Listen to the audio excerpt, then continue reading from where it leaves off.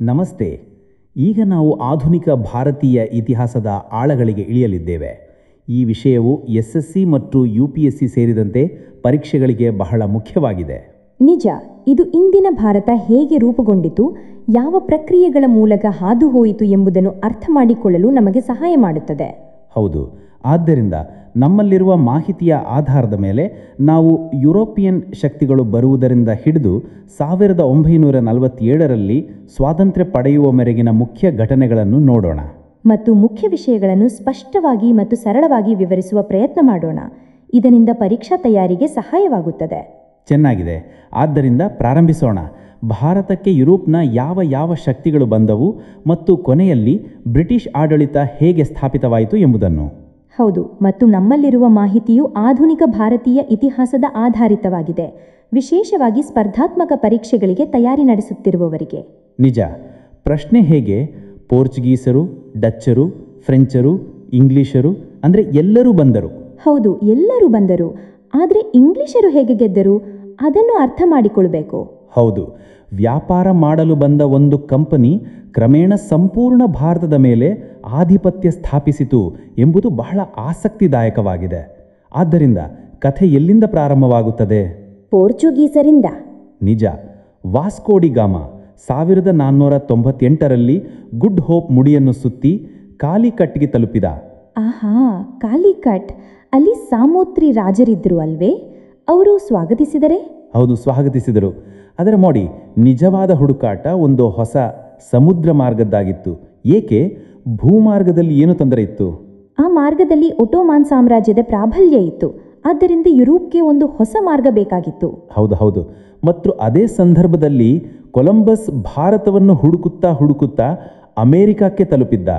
ಸರಿಯಾಗಿ ಹೇಳಿದಿರಿ. ಆದ್ದರಿಂದ ವಾಸ್ಕೋ ಡಿ ಗಾಮ 3 ಬಾರಿ ಭಾರತಕ್ಕೆ ಬಂದ ಮತ್ತು ಅವನ ಮರಣವು ಕೊಚ್ಚಿನ್ನಲ್ಲಿ 1524ರಲ್ಲಿ ಆಯಿತು. ಅದರ ನಂತರ ಪೋರ್ಚುಗೀಸರಲ್ಲಿ ಯಾರು ಬಂದರು? ನಂತರ ಫ್ರಾನ್ಸಿಸ್ಕೋ ಡಿ ಆಲ್ಮೇಡ ಬಂದರು.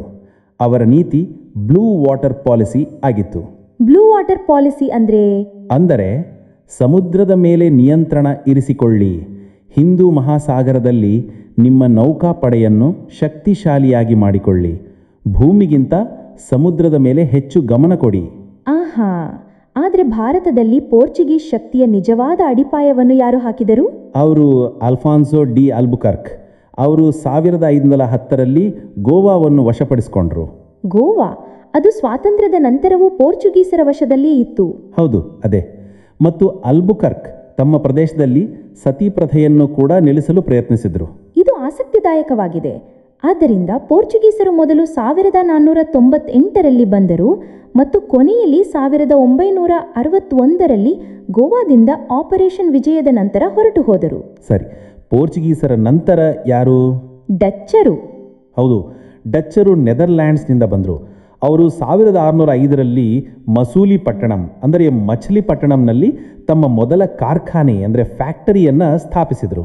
ಮತ್ತು ಫ್ರೆಂಚರು ಸ್ವಲ್ಪ ನಂತರ ಬಂದರು. ಅವರ ಮೊದಲ ಕಾರ್ಖಾನೆ ಸೂರತ್ನಲ್ಲಿ 1668ರಲ್ಲಿ ತೆರೆದೋಯ್ತು. ಮತ್ತು ನಂತರ ಇಂಗ್ಲಿಷರು? British East India company. ಹೌದು, ಕಂಪನಿಯು 1599ರಲ್ಲಿ ರಚನೆಯಾಯಿತು. ಆದರೆ 1600ರಲ್ಲಿ ರಾಣಿ ಎಲಿಜಬೆತ್ ಅವರಿಂದ ಅವರಿಗೆ ರಾಯಲ್ ಚಾರ್ಟರ್ ಸಿಕ್ಕಿತು. ರಾಯಲ್ ಚಾರ್ಟರ್ ಅಂದರೆ ವ್ಯಾಪಾರದ ಪರವಾನಗಿ. ಹೌದು, ಒಂದು ರೀತಿಯಲ್ಲಿ ಭಾರತ ಮತ್ತು ಪೂರ್ವ ದೇಶಗಳೊಂದಿಗೆ ವ್ಯಾಪಾರ ಮಾಡುವ ರಾಯಲ್ ಆದೇಶ ಮತ್ತು ಏಕಸ್ವಾಮ್ಯವೂ ಕೂಡ. ನಂತರ ಅವರು ಜಹಾಂಗೀರ್ ಅವರ ದರ್ಬಾರಿಗೆ ಹೋದರು. ಹೌದು, ಮೊದಲು ವಿಲಿಯಂ ಹಾಕಿನ್ಸ್ 1608ರಲ್ಲಿ ತಲುಪಿದರು. ನಂತರ ಸರ್ ಥಾಮಸ್ ರೋ 1615ರಲ್ಲಿ ಕಾರ್ಖಾನೆ ತೆರೆಯುವ ಅನುಮತಿ ಪಡೆಯಲು ಬಂದರು. ಸೂರತ್ನಲ್ಲಿ ಕಾರ್ಖಾನೆ ತೆರೆಯುವುದರಲ್ಲಿ ಆರಂಭದಲ್ಲಿ ತೊಂದರೆ ಆಗಿತ್ತು ಅಲ್ವೇ? ಹೌದು, ಪೋರ್ಚುಗೀಸರು ಅಡಚಣೆ ಹಾಕಿದ್ರು. ಆದ್ದರಿಂದ ಇಂಗ್ಲಿಷರು ಮೊದಲು 1611ರಲ್ಲಿ ಮಸೂಲಿಪಟ್ಟಣಂನಲ್ಲಿ ಒಂದು ತಾತ್ಕಾಲಿಕ ಕಾರ್ಖಾನೆಯನ್ನು ತೆರೆದರು. ಆದರೆ ಸೂರತ್ನಲ್ಲಿ ಶಾಶ್ವತ ಕಾರ್ಖಾನೆ ಯಾವಾಗ ತೆರೆದೋಯ್ತು? ಅದು 1613ರಲ್ಲಿ ತೆರೆದೋಯ್ತು. ಆಗ ಅಲ್ಲಿಂದೇ ಆರಂಭವಾದ ಯುರೋಪಿಯನ್ ಶಕ್ತಿಗಳ ನಡುವಿನ ನಿಜವಾದ ಪೈಪೋಟಿ. ನಿಜ. ಮೊದಲು ಪೋರ್ಚುಗೀಸರೊಂದಿಗೆ ವ್ಯವಹರಿಸಿದರು. 1612ರಲ್ಲಿ ಸ್ವಾಲಿ ಯುದ್ಧ ನಡೆಯಿತು. ಸ್ವಾಲಿ ಸೂರತ್ನ ಹತ್ತಿರ. ಹೌದು, ಅದರಲ್ಲಿ ಇಂಗ್ಲಿಷರು ಪೋರ್ಚುಗೀಸರನ್ನು ಸೋಲಿಸಿದರು. ಅವರ ನೌಕಾ ಪ್ರಾಬಲ್ಯ ಕಡಿಮೆ ಆಯಿತು. ಸರಿ, ಪೋರ್ಚುಗೀಸರು ಬದಿಗಾದರು. ನಂತರ ಡಚ್ಚರು ಡಚ್ಚರು ಸೋಲಿಸಲ್ಪಟ್ಟರು 1759ರಲ್ಲಿ ಬಿದರ ಯುದ್ಧದಲ್ಲಿ. ನಾವು ಇದನ್ನು ಚಿನ್ಸುರ ಅಥವಾ ಹುಗ್ಲಿ ಯುದ್ಧ ಎಂದು ಕರೆಯುತ್ತೇವೆ. ಆಹಾ, ಅಂದರೆ ಪೋರ್ಚುಗೀಸರು ಮತ್ತು ಡಚ್ಚರು ಇಬ್ಬರು ಸ್ಪರ್ಧೆಯಿಂದ ಹೊರಗಾದರು. ಈಗ ಉಳಿದವರು ಫ್ರೆಂಚರು. ಹೌದು, ಮತ್ತು ಫ್ರೆಂಚರು ಅವರ ಮಾಡಿದ ಮಹತ್ತಮ ಪ್ರತಿಸ್ಪರ್ಧಿಗಳಾಗಿದ್ದರು. ನಾವು ಅವರೊಂದಿಗೆ ದೀರ್ಘಕಾಲದ ಯುದ್ಧ ನಡೆಸಬೇಕಾಯಿತು. ಕರ್ನಾಟಕ ಯುದ್ಧಗಳು. ಕರ್ನಾಟಕ ಯುದ್ಧಗಳು ಎಷ್ಟು ನಡೆದವು? 3. ಹೌದು, 3 ನಡೆದವು. ಮತ್ತು ಮಜದಾರ ವಿಷಯವೇನೆಂದರೆ ಈ ಯುದ್ಧಗಳು ಕೇವಲ ಭಾರತದಲ್ಲಿ ಮಾತ್ರವಲ್ಲ, ಇವುಗಳ ಬೇರುಗಳು ಯುರೋಪ್ ಮತ್ತು ಅಮೆರಿಕದಲ್ಲಿದ್ದವು. ಅಂದರೆ ಅಲ್ಲಿ ಬ್ರಿಟನ್ ಮತ್ತು ಫ್ರಾನ್ಸ್ ಯುದ್ಧ ಮಾಡುತ್ತಿದ್ದರೆ ಇಲ್ಲಿಯೂ ಸಹ ಅವರು ಯುದ್ಧ ಮಾಡುತ್ತಿದ್ದರು. ನಿಖರವಾಗಿ. ಉದಾಹರಣೆಗೆ ಆಸ್ಟ್ರಿಯನ್ ವಾರ್ ಆಫ್ ಸಕ್ಸೆಷನ್ ಅಥವಾ 7 Years ವಾರ್, ಅವುಗಳ ಪರಿಣಾಮ ಇಲ್ಲಿ ಕಂಡುಬರುತ್ತಿತ್ತು. ಯಾವ ಯುದ್ಧವು ಅತ್ಯಂತ ನಿರ್ಣಾಯಕವಾಗಿತ್ತು? 3ನೇ ಕರ್ನಾಟಕ ಯುದ್ಧ. ಅದು 1756ರಿಂದ 63ರವರೆಗೆ ನಡೆಯಿತು. ಅದು ನಿರ್ಣಾಯಕವಾಗಿತ್ತು. ಅದರಲ್ಲಿಯೇ ವಾಂಡಿವಾಶ್ ಯುದ್ಧ 1760ರಲ್ಲಿ ನಡೆಯಿತು ಅಲ್ವೇ? ಹೌದು, ವಾಂಡಿವಾಶ್ ಯುದ್ಧ. ಇದರಲ್ಲಿ ಫ್ರೆಂಚರಿಗೆ ಭಾರೀ ಸೋಲು ಸಿಕ್ಕಿತು. ಭಾರತದಲ್ಲಿ ಅವರ ಬೆನ್ನು ಮುರಿತು. ಮತ್ತು ನಂತರ 1763ರಲ್ಲಿ ಪ್ಯಾರಿಸ್ ಒಪ್ಪಂದ ಆಯಿತು. ಹೌದು, ಪ್ಯಾರಿಸ್ ಒಪ್ಪಂದದಿಂದ ಇನ್ನು ಭಾರತದಲ್ಲಿ ಇಂಗ್ಲಿಷರ ಆಡಳಿತವೇ ನಡೆಯುವುದು ಎಂದು ನಿರ್ಧಾರವಾಯಿತು. ಫ್ರೆಂಚರು ಕೇವಲ ಕೆಲವು ಪ್ರದೇಶಗಳಿಗೆ ಮಾತ್ರ ಸೀಮಿತರಾಗಿ ಉಳಿದರು. ಆದ್ದರಿಂದ ಯುರೋಪಿಯನ್ ಪೈಪೋಟಿಯನ್ನು ಇಂಗ್ಲಿಷರು ಗೆದ್ದರು. ಈಗ ಭಾರತೀಯ ಶಕ್ತಿಗಳ ಸಮಯ ಬಂತು. ಸರಿ, ಆ ಸಮಯದಲ್ಲಿ ಮುಘಲ್ ಸಾಮ್ರಾಜ್ಯ ದುರ್ಬಲವಾಗುತ್ತಿತ್ತು. ಬಂಗಾಳ, ಅವಧ, ಹೈದರಾಬಾದ್ನಂತಹ ಪ್ರಾಂತ್ಯಗಳು ಬಹುತೇಕ ಸ್ವತಂತ್ರವಾಗಿದ್ದವು. ಆದ್ದರಿಂದ ಇಂಗ್ಲಿಷರು ಮೊದಲು ಬಂಗಾಳದತ್ತ ನೋಡಿದರು. ಹೌದು, ಬಂಗಾಳ ಬಹಳ ಶ್ರೀಮಂತ ಪ್ರಾಂತ್ಯವಾಗಿತ್ತು. ಅಲ್ಲಿ ನವಾಬರಿದ್ರು. ಮುರ್ಷೀದ್ ಕುಲಿ ಖಾನ್, ನಂತರ ಅಲಿವರ್ದಿ ಖಾನ್, ನಂತರ ಸಿರಾಜುದ್ದೌಲಾ. ಸಿರಾಜುದ್ದೌಲಾ ಮತ್ತು ಇಂಗ್ಲಿಷರ ನಡುವೆ ಏನು ತೊಂದರೆಯಾಯಿತು? ತೆರಿಗೆ ಮತ್ತು ಕೋಟೆ ಕಟ್ಟಡಗಳ ಕುರಿತು. ಇಂಗ್ಲಿಷರು ಅನುಮತಿ ಇಲ್ಲದೆ ಕಲ್ಕತ್ತಾದಲ್ಲಿ ಕೋಟೆ ಕಟ್ಟಡ ಮಾಡುತ್ತಿದ್ದರು. ತೆರಿಗೆಯನ್ನು ಸರಿಯಾಗಿ ಕೊಡುತ್ತಿರಲಿಲ್ಲ. ಆದ್ದರಿಂದ ಸಿರಾಜ್ ದಾಳಿ ಮಾಡಿದರು. ಹೌದು, ಸಿರಾಜ್ ಕಲ್ಕತ್ತಾದ ಮೇಲೆ ದಾಳಿ ಮಾಡಿದರು. ಫೋರ್ಟ್ ವಿಲಿಯಂನನ್ನು ಗೆದ್ದುಕೊಂಡರು. ಅಲ್ಲಿ ಬ್ಲ್ಯಾಕ್ ಹೋಲ್ ಟ್ರಾಜಿಡಿ ಘಟನೆ ಕೂಡ ಹೇಳಲಾಗುತ್ತದೆ.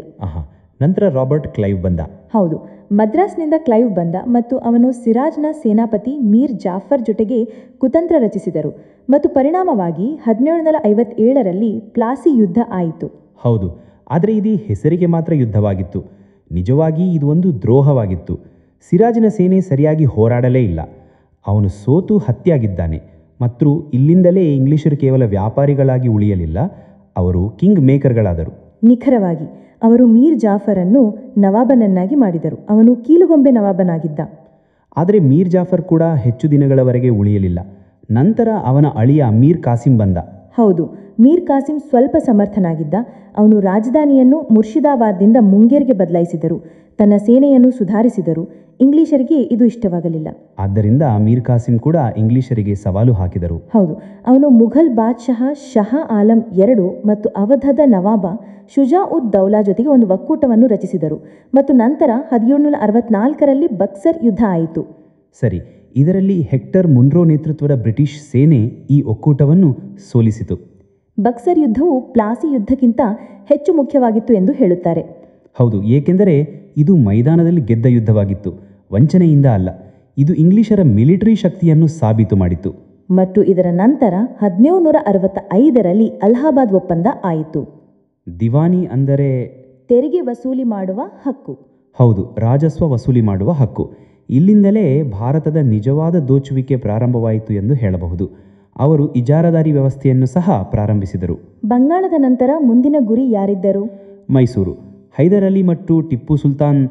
ಹೌದು, ಮೈಸೂರು ಇಂಗ್ಲಿಷರಿಗೆ ಬಹಳ ಕಠಿಣವಾದ ಪೈಪೋಟಿ ನೀಡಿತು. ಹೈದರ್ ಅಲಿ ಮತ್ತು ನಂತರ ಅವನ ಮಗ ಟಿಪ್ಪು ಸುಲ್ತಾನ್ ನೀಡಿದರು. ಮೈಸೂರಿನೊಂದಿಗೆ ಎಷ್ಟು ಯುದ್ಧಗಳು ನಡೆದವು? 4 ಆಂಗ್ಲ ಮೈಸೂರು ಯುದ್ಧಗಳು ನಡೆದವು. ಟಿಪ್ಪು ಸುಲ್ತಾನ್ 4ನೇ ಯುದ್ಧದಲ್ಲಿ 1799ರಲ್ಲಿ ಶ್ರೀರಂಗಪಟ್ಟಣದ ರಕ್ಷಣೆ ಮಾಡುತ್ತಿದ್ದಾಗ ಕೊಲ್ಲಲ್ಪಟ್ಟರು. ಈ ಸಮಯದಲ್ಲೇ ಆ ಸಹಾಯಕ ಒಪ್ಪಂದ ವಿಷಯ ಬಂತು ವೆಲ್ಲೆಸ್ಲಿ ಅವರದು. ಹೌದು, ಲಾರ್ಡ್ ವೆಲ್ಲೆಸ್ಲಿ ಸಬ್ಸಿಡರಿ ಅಲೈನ್ಸ್ ಅಥವಾ ಸಹಾಯಕ ಒಪ್ಪಂದವನ್ನು ತಂದರು.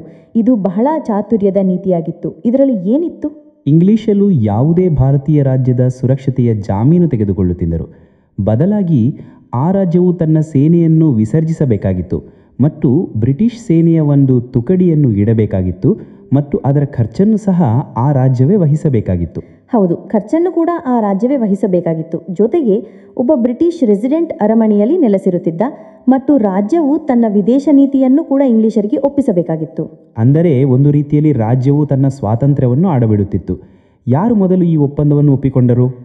ಹೈದರಾಬಾದ್ನ ನಿಜಾಮ ಈ ಒಪ್ಪಂದವನ್ನು ಒಪ್ಪಿಕೊಂಡ ಮೊದಲಿಗನಾಗಿದ್ದಾನೆ. ಆಹಾ, ಮೈಸೂರಿನ ನಂತರ ಮರಾಠರು. ಹೌದು, ಮರಾಠರು 1761ರಲ್ಲಿ ಪಾಣಿಪತ್ ಮೂರನೇ ಪಾಣಿಪತ್ ಯುದ್ಧದಲ್ಲಿ ಅಹಮದ್ ಶಾರ್ ಅಬ್ದಾಲಿಯಿಂದ ಸೋತ ನಂತರ ಮರಾಠ ಶಕ್ತಿ ಚದರಲು ಪ್ರಾರಂಭವಾಯಿತು. ಆಂತರಿಕ ಜಗಳಗಳು ಹೆಚ್ಚಾಗಿದ್ದವು. ಇಂಗ್ಲಿಷರು ಇದರ ಲಾಭ ಪಡೆದುಕೊಂಡರು.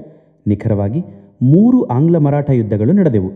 ಸಾಲ್ಬಾಯಿ, ರಾಜ್ಘಾಟ್, ಮನ್ಸೂರ್ ಒಪ್ಪಂದಗಳು ಆದವು. ಕ್ರಮೇಣ ಮರಾಠ ಸರ್ದಾರರನ್ನು ಬೇರ್ಪಡಿಸಿ ಸೋಲಿಸಲಾಯಿತು ಮತ್ತು ಅವರ ಶಕ್ತಿಯನ್ನು ನಾಶ ಮಾಡಲಾಯಿತು. ಪೇಶ್ವೆಯವರಿಗೇನಾಯಿತು?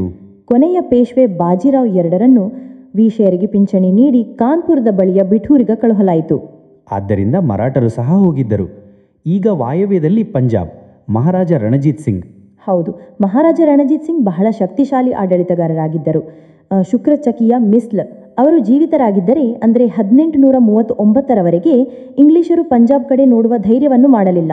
ಅವರೊಂದಿಗೆ ಒಪ್ಪಂದವೂ ಆಗಿತ್ತು, ಅಮೃತ್ಸರ ಒಪ್ಪಂದ. ಹೌದು, 1809ರಲ್ಲಿ ಸುಟ್ಲಜ್ ನದಿಯನ್ನು ಗಡಿಯಾಗಿ ಒಪ್ಪಿಕೊಳ್ಳಲಾಯಿತು. ಆದರೆ ಅವರ ಮರಣದ ನಂತರ ಪಂಜಾಬ್ನಲ್ಲಿ ಅಸ್ಥಿರತೆ ಉಂಟಾಯಿತು.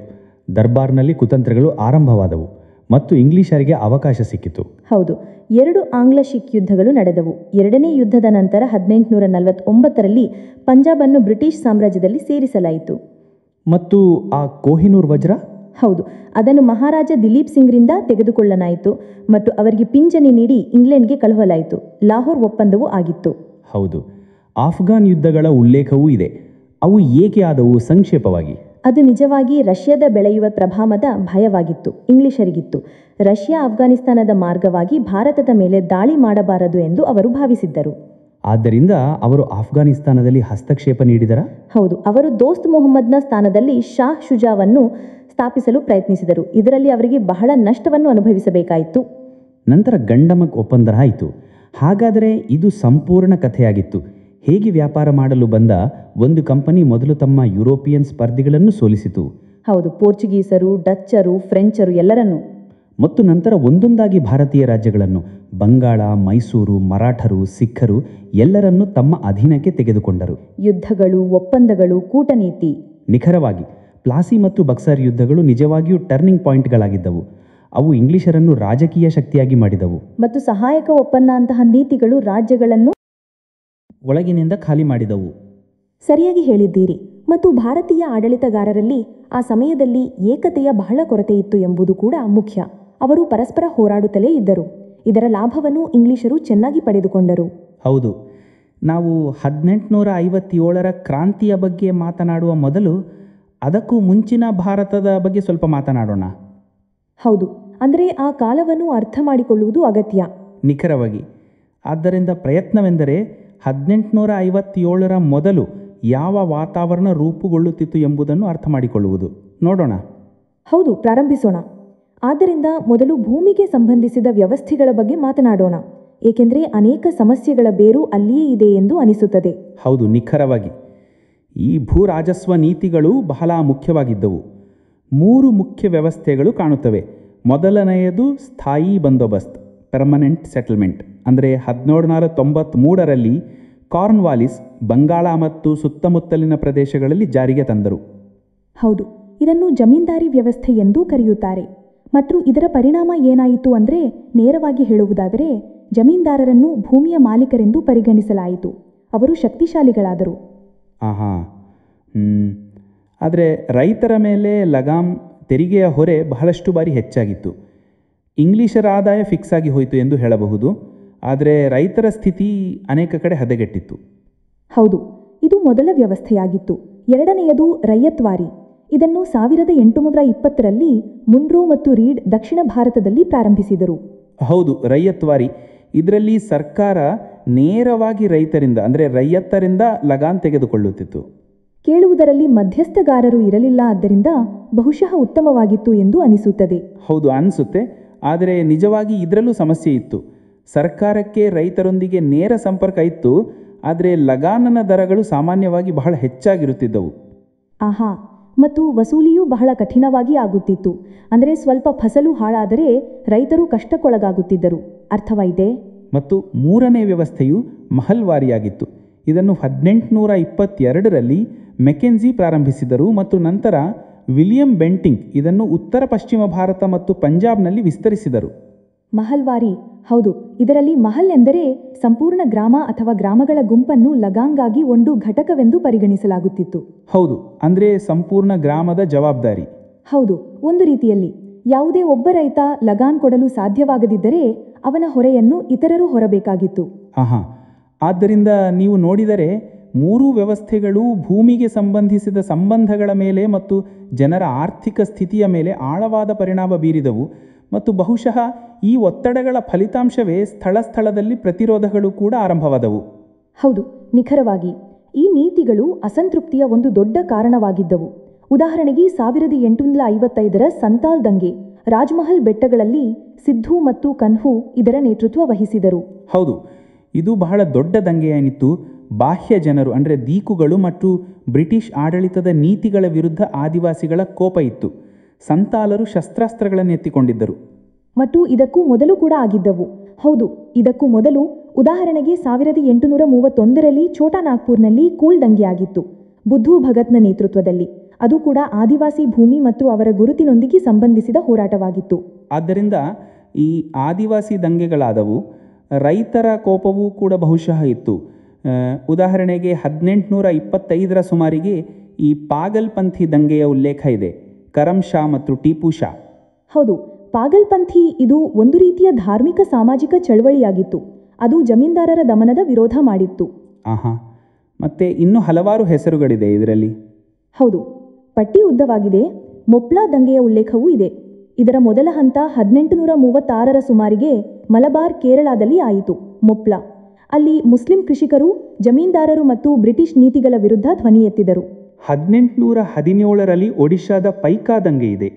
ಪೈಕಾ ದಂಗೆ, ಹೌದು, ಬಕ್ಷಿ ಜಗಬಂಧು ವಿದ್ಯಾಧರ್. ನಿಖರವಾಗಿ ಇವರು ಸಾಂಪ್ರದಾಯಿಕ ಯೋಧರಾಗಿದ್ದರು. ಪೈಕಾ ಅವರ ಭೂಮಿಯನ್ನು ಕಸಿದುಕೊಳ್ಳಲಾಗುತ್ತಿತ್ತು, ಆದ್ದರಿಂದ ಅವರು ದಂಗೆ ಎದ್ದರು. ಮತ್ತು ಈಶಾನ್ಯದಲ್ಲಿ ಅಸ್ಸಾಂನಲ್ಲೂ ಕೂಡ ಏನೋ ಆಗಿತ್ತು. ಹೌದು, ಅಸ್ಸಾಂನಲ್ಲಿ 1828ರಲ್ಲಿ ಅಹೋಮ್ ದಂಗೆಯಾಯಿತು. ಗೋಮಧರ್ ಕುಂವರ್ ಇದರ ನೇತೃತ್ವ ವಹಿಸಿದರು. ಏನಾಯಿತು ಅಂದರೆ, ಬರ್ಮಾ ಯುದ್ಧದ ನಂತರ ಇಂಗ್ಲಿಷರು ಅಸ್ಸಾಂನಿಂದ ಹಿಂತಿರುಗಲಿಲ್ಲ. ಆದ್ದರಿಂದ ಅಹೋಮ್ ರಾಜವಂಶದ ಜನರು ದಂಗೆ ಎದ್ದರು. ಮತ್ತು ಒಂದು ಬಹಳ ಹಳೆಯ ದಂಗೆಯೂ ಇದೆ, ಸನ್ಯಾಸಿ ದಂಗೆ, 1764ರ ನಂತರ ಬಂಗಾಳ, ಬಿಹಾರದಲ್ಲಿ. ಹೌದು, ಇದು ಬಹಳ ಕಾಲ ನಡೆಯಿತು, ದಶಕಗಳ ಕಾಲ. ಮಂಜುಷಾ, ಭವಾನಿ ಪಾಠಕ್, ದೇವಿ ಚೌಧರಾಣಿ ಇತ್ಯಾದಿ ಅನೇಕ ನೇತಾರರು ಇದರಲ್ಲಿದ್ದರು. ಫಕೀರರು ಮತ್ತು ಸನ್ಯಾಸಿಗಳ ದಂಗೆ ಇದಾಗಿತ್ತು. ಆಹಾ, ನೆನಪಿನಲ್ಲಿ ಇನ್ನೂ 2 ಹೆಸರುಗಳಿದೆ. ನೀಲ್ ದಂಗೆ 1859 ಮತ್ತು ಹೋ ಮತ್ತು ಮುಂಡಾ ದಂಗೆ 1899. ಆದರೆ ಇವು 1857ರ ನಂತರದವು. ಹೌದು, ತಾಂತ್ರಿಕವಾಗಿ ನಂತರದವು. ಆದರೆ ಇವುಗಳನ್ನು ಸಾಮಾನ್ಯವಾಗಿ ಈ ಸಂದರ್ಭದಲ್ಲೇ ನೋಡಲಾಗುತ್ತದೆ, ಏಕೆಂದರೆ ಇವು ಆ ಪ್ರತಿರೋಧದ ಭಾವನೆಯನ್ನು, ಆ ಹೋರಾಟವನ್ನು ಮುಂದುವರಿಸುತ್ತವೆ. ಆಹಾ, ಅಂದರೆ ನಿರಂತರತೆಯನ್ನು ತೋರಿಸುತ್ತವೆ. ನಿಖರವಾಗಿ ನೀಲ್ ದಂಗೆ ರೈತರ ಶೋಷಣೆಯ ವಿರುದ್ಧ ಇತ್ತು ಮತ್ತು ಬಿರ್ಸಾ ಮುಂಡಾದ ದಂಗೆಯಾದರೂ ಆದಿವಾಸಿ ಗುರುತು ಮತ್ತು ಅವರ ಹಕ್ಕುಗಳಿಗಾಗಿ ಒಂದು ಬಹಳ ದೊಡ್ಡ ಪ್ರತೀಕವಾಗಿ ಮಾರ್ಪಟ್ಟಿತ್ತು. ಒಂದು ವಿಷಯ ಸ್ಪಷ್ಟವಾಗುತ್ತದೆ, ಬ್ರಿಟಿಷ್ ಆಡಳಿತದ ಆರಂಭದಿಂದಲೂ ಈ ವಿವಿಧ ಭೂ ರಾಜಸ್ವ ನೀತಿಗಳು ಬಂದವು ಮತ್ತು ಅವುಗಳ ಪರಿಣಾಮದಿಂದಾಗಿ 1857ರಿಂದ ಬಹಳ ಮೊದಲೇ ಭಾರತದ ಪ್ರತಿಯೊಂದು ಭಾಗದಲ್ಲಿ, ಪೂರ್ವ, ಪಶ್ಚಿಮ, ಉತ್ತರ, ದಕ್ಷಿಣ, ವಿವಿಧ ಸಮುದಾಯಗಳು. ಹೌದು, ಅದು ಯಾವುದೇ ರೈತರಾಗಲಿ, ಆದಿವಾಸಿಗಳಾಗಲಿ, ಹಳೆಯ ಸೈನಿಕರಾಗಲಿ ಅಥವಾ ಧಾರ್ಮಿಕ ಗುಂಪುಗಳಾಗಲಿ, ಅವೆಲ್ಲವೂ ಬ್ರಿಟಿಷ್ ನೀತಿಗಳ ವಿರುದ್ಧ ನಿಲ್ಲುತ್ತಿದ್ದವು. ಸಣ್ಣ ದೊಡ್ಡ ಅನೇಕ ದಂಗೆಗಳಾದವು. ನಿಖರವಾಗಿ ಈ ಎಲ್ಲವೂ ಒಟ್ಟಿಗೆ ಸೇರಿ 1857ರ ದಂಗೆಗೆ ಒಂದು ಆಳವಾದ ಮತ್ತು ಸಂಕೀರ್ಣವಾದ ಚಿತ್ರಣವನ್ನು ನೀಡುತ್ತವೆ ಎಂದು ಹೇಳಬಹುದು. ಆ ದಂಗೆ ಯಾವುದೇ ಒಂದು ದಿನದಲ್ಲಿ ಹಠಾತ್ತಾಗಿ ಭಡಕ್ಕನೆ ಉಕ್ಕಿ ಬರಲಿಲ್ಲ. ಸರಿಯಾದ ಮಾತು. ಅದು ವರ್ಷಗಳಿಂದ ಸಿಡಿದುಕೊಂಡಿದ್ದ ಅಸಂತೃಪ್ತಿಯ ಫಲಿತಾಂಶವಾಗಿತ್ತು. ಮತ್ತು ಈ ವಿವಿಧ ಸ್ಥಳಗಳಲ್ಲಿ ವಿವಿಧ ಸಮುದಾಯಗಳು ದಂಗೆ ಎಡ್ಡದ್ದರ ನಡುವೆ ಯಾವುದೇ ಅದೃಶ್ಯ ದಾರಗಳಿದ್ದವೆ, ಯಾವುದೇ ಆಳವಾದ ಮಾದರಿಗಳು ಅಥವಾ ಪರಸ್ಪರ ಸಂಪರ್ಕಗಳು ಕೂಡ ಇದ್ದವೆ. ಅದರ ಮೇಲೆ ಇನ್ನಷ್ಟು ಗಮನಹರಿಸಬಹುದೇ ಎಂಬುದು ಯೋಚಿಸುವ ವಿಷಯ. ಹೌದು, ಇದು ಒಂದು ಆಸಕ್ತಿದಾಯಕ ಪ್ರಶ್ನೆ. ಹೌದು, ಈ ಪ್ರಶ್ನೆ ಮುಂದಿನ ತನಿಖೆಗಾಗಿ ತೆರೆದಿದೆ. ನಾವು 1857ರ ದಂಗೆಗೆ ಸಂಬಂಧಿಸಿದ ಕೆಲವು ಮುಖ್ಯ ದಾಖಲೆಗಳನ್ನು ಆಳವಾಗಿ ಪರಿಶೀಲಿಸುತ್ತಿದ್ದೇವೆ. ಹೌದು, ಈ ದಾಖಲೆಗಳು ಆ ಕಾಲವನ್ನು ಅಂದರೆ ಆ ಕ್ಷೋಭೆಯನ್ನು ಅರ್ಥ ಮಾಡಿಕೊಳ್ಳಲು ನಮಗೆ ಸಾಕಷ್ಟು ಸಹಾಯ ಮಾಡುತ್ತವೆ. ನಿಖರವಾಗಿ ನಮ್ಮ ಗುರಿ ಎಂದರೆ ಈ ಮೂಲಗಳಿಂದ ನಿಜವಾಗಿ ಏನಾಯಿತು, ಏಕೆ ಆಯಿತು ಮತ್ತು ಫಲಿತಾಂಶವೇನಾಯಿತು ಎಂಬುದನ್ನು ಅರ್ಥ ಮಾಡಿಕೊಳ್ಳುವುದು. ಹಾಗಾದರೆ ಪ್ರಾರಂಭಿಸೋಣ. ನೋಡಿ, ಆಗಾಗ್ಗೆ ಕೇಳಲು ಸಿಗುವುದು ಇದು ಕೇವಲ ಒಂದು ಸೈನಿಕ ದಂಗೆಯಾಗಿತ್ತು ಎಂದು. ಆದರೆ ಈ ದಾಖಲೆಗಳನ್ನು ನೋಡಿದರೆ ವಿಷಯ ಬೇರೆಯದಾಗಿದೆ ಎಂದು ಅನಿಸುತ್ತದೆ. ಹೌದು, ನಿಖರವಾಗಿ ಸರಿ. ದಾಖಲೆಗಳು ಸ್ಪಷ್ಟವಾಗಿ ಸೂಚಿಸುತ್ತವೆ ಇದು ಕೇವಲ ಸೈನಿಕರ ಕೋಪವಲ್ಲ, ಇದರ ಹಿಂದೆ ಅನೇಕ ಪದರಗಳಿದ್ದವು. ರಾಜಕೀಯ, ಆರ್ಥಿಕ, ಸಾಮಾಜಿಕ, ಧಾರ್ಮಿಕ ಮತ್ತು ಹೌದು, ಸೈನಿಕ ಕಾರಣಗಳು ಸಹ ಎಲ್ಲವೂ ಜಮಾ ಆಗುತ್ತಿದ್ದವು. ಆಹಾ, ಉದಾಹರಣೆಗೆ ಇಂಗ್ಲಿಷರ ಆ ವಿಸ್ತರಣಾ ನೀತಿಗಳಿದ್ದವು. ಡಾಕ್ಟ್ರಿನ್ ಆಫ್ ಲ್ಯಾಪ್ಸ್ ಇತ್ತೆ. ಹೌದು, ದತ್ತಕ ತೆಗೆದುಕೊಳ್ಳುವ ನೀತಿಯ ವಿಷಯ ಅದೇ. ಮತ್ತೆ ಆ ಸಬ್ಸಿಡೇರಿ ಅಲಯನ್ಸ್ ಅಂದರೆ ಸಹಾಯಕ ಒಪ್ಪಂದದಂತಹ ವಿಷಯಗಳು ಇದ್ದವು. ಈ ಸಹಾಯಕ ಒಪ್ಪಂದ ಏನಾಗಿತ್ತು? ಇದು ರಾಜ್ಯಗಳನ್ನು ಬಹಳ ದುರ್ಬಲಗೊಳಿಸಿತ್ತು ಎಂದು ಕೇಳಿದ್ದೇನೆ. ಹೌದು, ನಿಖರವಾಗಿ. ಮೂಲತಃ ಇದರ ಅಡಿಯಲ್ಲಿ ರಾಜ್ಯಗಳು ತಮ್ಮ ಸೈನ್ಯವನ್ನು ವಿಸರ್ಜಿಸಬೇಕಾಗಿತ್ತು, ತಮ್ಮದೇ ಖರ್ಚಿನಲ್ಲಿ ಬ್ರಿಟಿಷ್ ಸೈನ್ಯವನ್ನು ಇಡಬೇಕಾಗಿತ್ತು ಮತ್ತು ವಿದೇಶ ನೀತಿಯು ಇಂಗ್ಲಿಷರ ಕೈಗೆ ಹೋಗುತ್ತಿತ್ತು. ಆದ್ದರಿಂದ ಒಂದು ರೀತಿಯಲ್ಲಿ ರಾಜ್ಯಗಳು ಒಳಗಿಂದ ಖಾಲಿಯಾದವು. ಮತ್ತೆ ಮೇಲಿಂದ ಭಾರೀ ತೆರಿಗೆ, ಲಗಾಮ್ ಮತ್ತು ಸಾಂಪ್ರದಾಯಿಕ ಉದ್ಯಮಗಳು ಸಹ ನಾಶವಾಗುತ್ತಿದ್ದವು. ರೈತರು, ಕಾರಿಗಾರರು ಎಲ್ಲರೂ ತೊಂದರೆಗೊಳಗಾಗಿದ್ರು. ಒಂದು ದಾಖಲೆಯಲ್ಲಿ ಉಲ್ಲೇಖವಿದೆ, ಲಗಾಮ್ ವಸೂಲಿ ಇಷ್ಟು ಕಠಿಣವಾಗಿತ್ತು, ರೈತರು ಭೂಮಿಯನ್ನು ಬಿಟ್ಟು ಹೋಗಬೇಕಾಗುತ್ತಿತ್ತು. ದೇವರೇ! ಮತ್ತೆ ಸಾಮಾಜಿಕ ಅಥವಾ ಧಾರ್ಮಿಕ ವಿಷಯಗಳಲ್ಲಿ ಹಸ್ತಕ್ಷೇಪದ ವಿಷಯ ಬಂದಾಗ ದಾಖಲೆಗಳು ಈ ಬಗ್ಗೆ ಏನು ಹೇಳುತ್ತವೆ? ಹೌದು, ದಾಖಲೆಗಳು ಹೇಳುವುದು ಉದಾಹರಣೆಗೆ ಸತಿ ಪ್ರಥೆಗೆ ನಿರ್ಬಂಧ ಬಂದದ್ದು ಅಥವಾ ವಿಧವ ಪುನರ್ವಿವಾಹದ ಕಾನೂನು ಬಂದದ್ದು. ಇವು ಸುಧಾರಣೆಗಳಾಗಿದ್ದರೂ ಅನೇಕರು ಇದನ್ನು ತಮ್ಮ ಪರಂಪರೆಗಳ ಮೇಲಿನ ದಾಳಿ ಎಂದು ಭಾವಿಸಿದರು. ಇಂಗ್ಲಿಷರು ನಮ್ಮ ಧರ್ಮ, ನಮ್ಮ ರೀತಿ ರಿವಾಜುಗಳನ್ನೆಲ್ಲ ಬದಲಾಯಿಸಿಬಿಡುತ್ತಾರೆ ಎಂದು ಅವರು ಭಾವಿಸಿದರು. ಆಹಾ, ಆದ್ದರಿಂದ ಒಂದು ಭಯದ ವಾತಾವರಣ ಸೃಷ್ಟಿಯಾಗಿತ್ತು. ನಿಖರವಾಗಿ. ಮತ್ತೆ ಕ್ರಿಶ್ಚಿಯನ್ ಮಿಷನರಿಗಳ ಚಟುವಟಿಕೆಗಳು ಹೆಚ್ಚುತ್ತಿದ್ದವು. ಅದರಿಂದ ಈ ಭಯ ದೃಢವಾಯಿತು. ಸೈನ್ಯದಲ್ಲೂ ನೋಡಿ, ಭಾರತೀಯ ಸಿಪಾಯಿಗಳೊಂದಿಗೆ ಭೇದ ಭಾವ ಮಾಡಲಾಗುತ್ತಿತ್ತು. ಸಂಬಳ ಕಡಿಮೆ, ಪ್ರಮೋಷನ್ ಇಲ್ಲ. ಈ ಎಲ್ಲ ಕೋಪ ಒಳಗೊಳಗೆ ಸಂಗ್ರಹವಾಗುತ್ತಿತ್ತು. ಆದ್ದರಿಂದ ಅಂದರೆ ಅನೇಕ ಕಾರಣಗಳಿದ್ದವು. ಅವು ಸಿಡಿದುಕೊಂಡಿದ್ದವು. ನಂತರ ಯಾವ ಅಂಕುರವು ಒಮ್ಮೆಲೆ ಬೆಂಕಿಯನ್ನು ಹೊತ್ತಿಸಿತು? ದಾಖಲೆಗಳ ಪ್ರಕಾರ ಆ ಅಂಕುರವು ಆ ಹೊಸ ಎನ್ಫೀಲ್ಡ್ ರೈಫಲ್ನ ಕಾರ್ತೂಸ್ಮಳು. ಹೌದು, ಆ ಕೊಬ್ಬಿನಿಂದ ಲೇಪಿತ ಕಾರ್ತೂಸುಗಳ ಕಥೆ. ಅದೇ, ದಾಖಲೆಗಳು ಈ ಘಟನೆಯನ್ನು ಉಲ್ಲೇಖಿಸುತ್ತವೆ. ವದಂತಿ ಹರಡಿತು ಅಥವಾ ಬಹುಶಃ ನಿಜವೂ ಇತ್ತು. ಈ ಕಾರತೂಸುಗಳನ್ನು ರೈಫಲ್ನಲ್ಲಿ ಹಾಕುವ ಮೊದಲು ಹಲ್ಲಿನಿಂದ ಕಡಿಯಬೇಕಾಗಿತ್ತು ಮತ್ತು ಅವುಗಳ ಮೇಲೆ ಹಸು ಮತ್ತು ಹಂದಿಯ ಕೊಬ್ಬು ಲೇಪಿತವಾಗಿತ್ತು. ಈಗ ಇದು ಹಿಂದೂ ಮತ್ತು ಮುಸ್ಲಿಂ ಎರಡೂ ಸಿಪಾಯಿಗಳಿಗೆ ಧರ್ಮಭ್ರಷ್ಟರಾಗುವ ವಿಷಯವಾಗಿತ್ತು. ಹೌದು, ಇದು ಅವರಿಗೆ ಬಹಳ ಗಂಭೀರ ವಿಷಯವಾಗಿತ್ತು. ನಿಖರವಾಗಿ. ಇದು ಈಗಾಗಲೇ ಇದ್ದ ಅನುಮಾನವನ್ನು ನಂಬಿಕೆಯಾಗಿ ಬದಲಾಯಿಸಿತು ಮತ್ತು ಇದರ ನಂತರ 29 ಮಾರ್ಚ್ 1857ರಂದು ಬರಕ್ಪುರದಲ್ಲಿ ಮಂಗಲ್ ಪಾಂಡೆ ಆಕ್ರಮ ತೆಗೆದುಕೊಂಡರು. ಮಂಗಲ್ ಪಾಂಡೆಯ ಘಟನೆ ಮತ್ತು ಅದರ ನಂತರ ಇದು ಮೀರಟ್ನಿಂದ ದೆಹಲಿಗೆ ಮತ್ತು ನಂತರ ಇಷ್ಟು ವೇಗವಾಗಿ ಉಳಿದ ನಗರಗಳಿಗೆ ಹೇಗೆ ಹರಡಿತು? ಹೌದು, 10 ಮೇ 1857ರಂದು ಮೀರಟ್ನಲ್ಲಿ ಸಿಪಾಯಿಗಳು ದೊಡ್ಡ ಪ್ರಮಾಣದಲ್ಲಿ ಬಂಡಾಯವೆದ್ದು ನೇರವಾಗಿ ದೆಹಲಿಗೆ ನಡೆದರು. ಅಲ್ಲಿ ತಲುಪಿ ಮೊಘಲ್ ಬಾದ್ಶಾ ಬಹದ್ದೂರ್ ಶಾ ಜಫರನ್ನು ಅವರು ಸ್ವತಃ ಸ್ವಲ್ಪ ಹಿಂಜರಿಯುತ್ತಿದ್ದರೂ ಸಹ ತಮ್ಮ ನೇತಾರನ್ನಾಗಿ ಮಾಡಿಕೊಂಡರು. ಆಹಾ, ಇದು ಬಹಳ ಸಾಂಕೇತಿಕ ಕ್ರಮವಾಗಿತ್ತು. ಬಹಳ ದೊಡ್ಡದು ಮತ್ತು ಕಣ್ಣಿವೆ ಮುಚ್ಚಿ ತೆರೆಯುವಷ್ಟರಲ್ಲಿ ಈ ಬೆಂಕಿ ಕಾನ್ಪುರ್, ಲಕ್ನೌ, ಝಾನ್ಸಿ, ಬರೇಲಿ, ಆರಾ ಮುಂತಾದ ಸ್ಥಳಗಳಿಗೆ ಹರಡಿತು. ಬಾರೂದ್ ಸಿದ್ಧವೇ ಇತ್ತು, ಕೇವಲ ಒಂದು ಅಂಕುರ ಬೇಕಾಗಿತ್ತು ಎಂದು ಅನಿಸಿತು. ಮತ್ತೆ ಪ್ರತಿಯೊಂದು ಸ್ಥಳದಲ್ಲಿ ಸ್ಥಳೀಯ ನೇತಾರರು ಸಹ ಮುಂದೆ ಬಂದರು ಅಲ್ವೇ? ಕಾನ್ಪೂರಿನಲ್ಲಿ ನಾನಾ ಸಾಹೇಬ್. ಹೌದು, ನಾನಾ ಸಾಹೇಬ್. ಲಕ್ನೌನಲ್ಲಿ ಬೇಗಂ ಹಜರತ್ ಮಹಲ್, ಝಾನ್ಸಿಯಲ್ಲಿ ರಾಣಿ ಲಕ್ಷ್ಮೀಬಾಯಿ. ಇವರೆಲ್ಲರಿಗೂ ಇಂಗ್ಲಿಷರ ವಿರುದ್ಧ ಹೋರಾಡಲು ತಮ್ಮದೇ ಆದ ಕಾರಣಗಳಿದ್ದವು. ನಿಖರವಾಗಿ. ಉದಾಹರಣೆಗೆ ನಾನಾ ಸಾಹೇಬ್ ಅವರ ಪಿಂಚಣಿ ನಿಲ್ಲಿಸಲ್ಪಟ್ಟಿತ್ತು. ರಾಣಿ ಲಕ್ಷ್ಮೀಬಾಯಿ ರಾಜ್ಯವನ್ನು ಡಾಕ್ಟ್ರಿನ್ ಆಫ್ ಲ್ಯಾಪ್ಸ್ ಅಡಿಯಲ್ಲಿ ಕಸಿದುಕೊಳ್ಳಲಾಗುತ್ತಿತ್ತು. ಬೇಗಂ ಹಜರತ್ ಮಹಲ್ ಅವಧ ಮೇಲಿನ ದಖಲಿನಿಂದ ಕೋಪಗೊಂಡಿದ್ದರು. ಬಿಹಾರದಲ್ಲಿ ಕುಂವರ್ ಸಿಂಗ್ ಇದ್ದರು. ಬರೇಲಿಯಲ್ಲಿ ಖಾನ್ ಬಹದ್ದೂರ್ ಖಾನ್. ಅನೇಕರು ಎದ್ದು ನಿಂತರು. ಇದು ಕೋಪ ಎಷ್ಟು ವ್ಯಾಪಕವಾಗಿತ್ತು ಎಂಬುದನ್ನು ತೋರಿಸುತ್ತದೆ. ಸಿಪಾಯಿ, ರಾಜ, ಜಮೀನ್ದಾರರು, ರೈತರು, ಕಾರಿಗಾರರು ಎಲ್ಲರೂ ಇದರಲ್ಲಿ ಇದ್ದರು. ಆದರೆ ಹೌದು, ದಾಖಲೆಗಳು ಈ ಎಲ್ಲ ನೇತಾರರ ನಡುವೆ ಪರಸ್ಪರ ಸಮನ್ವಯದ ಸ್ವಲ್ಪ ಕೊರತೆ ಇತ್ತು. ಯಾವುದೇ ಒಂದು ಸಾಮಾನ್ಯ ಯುದ್ಧತಂತ್ರ ರೂಪುಗೊಳ್ಳಲಿಲ್ಲ.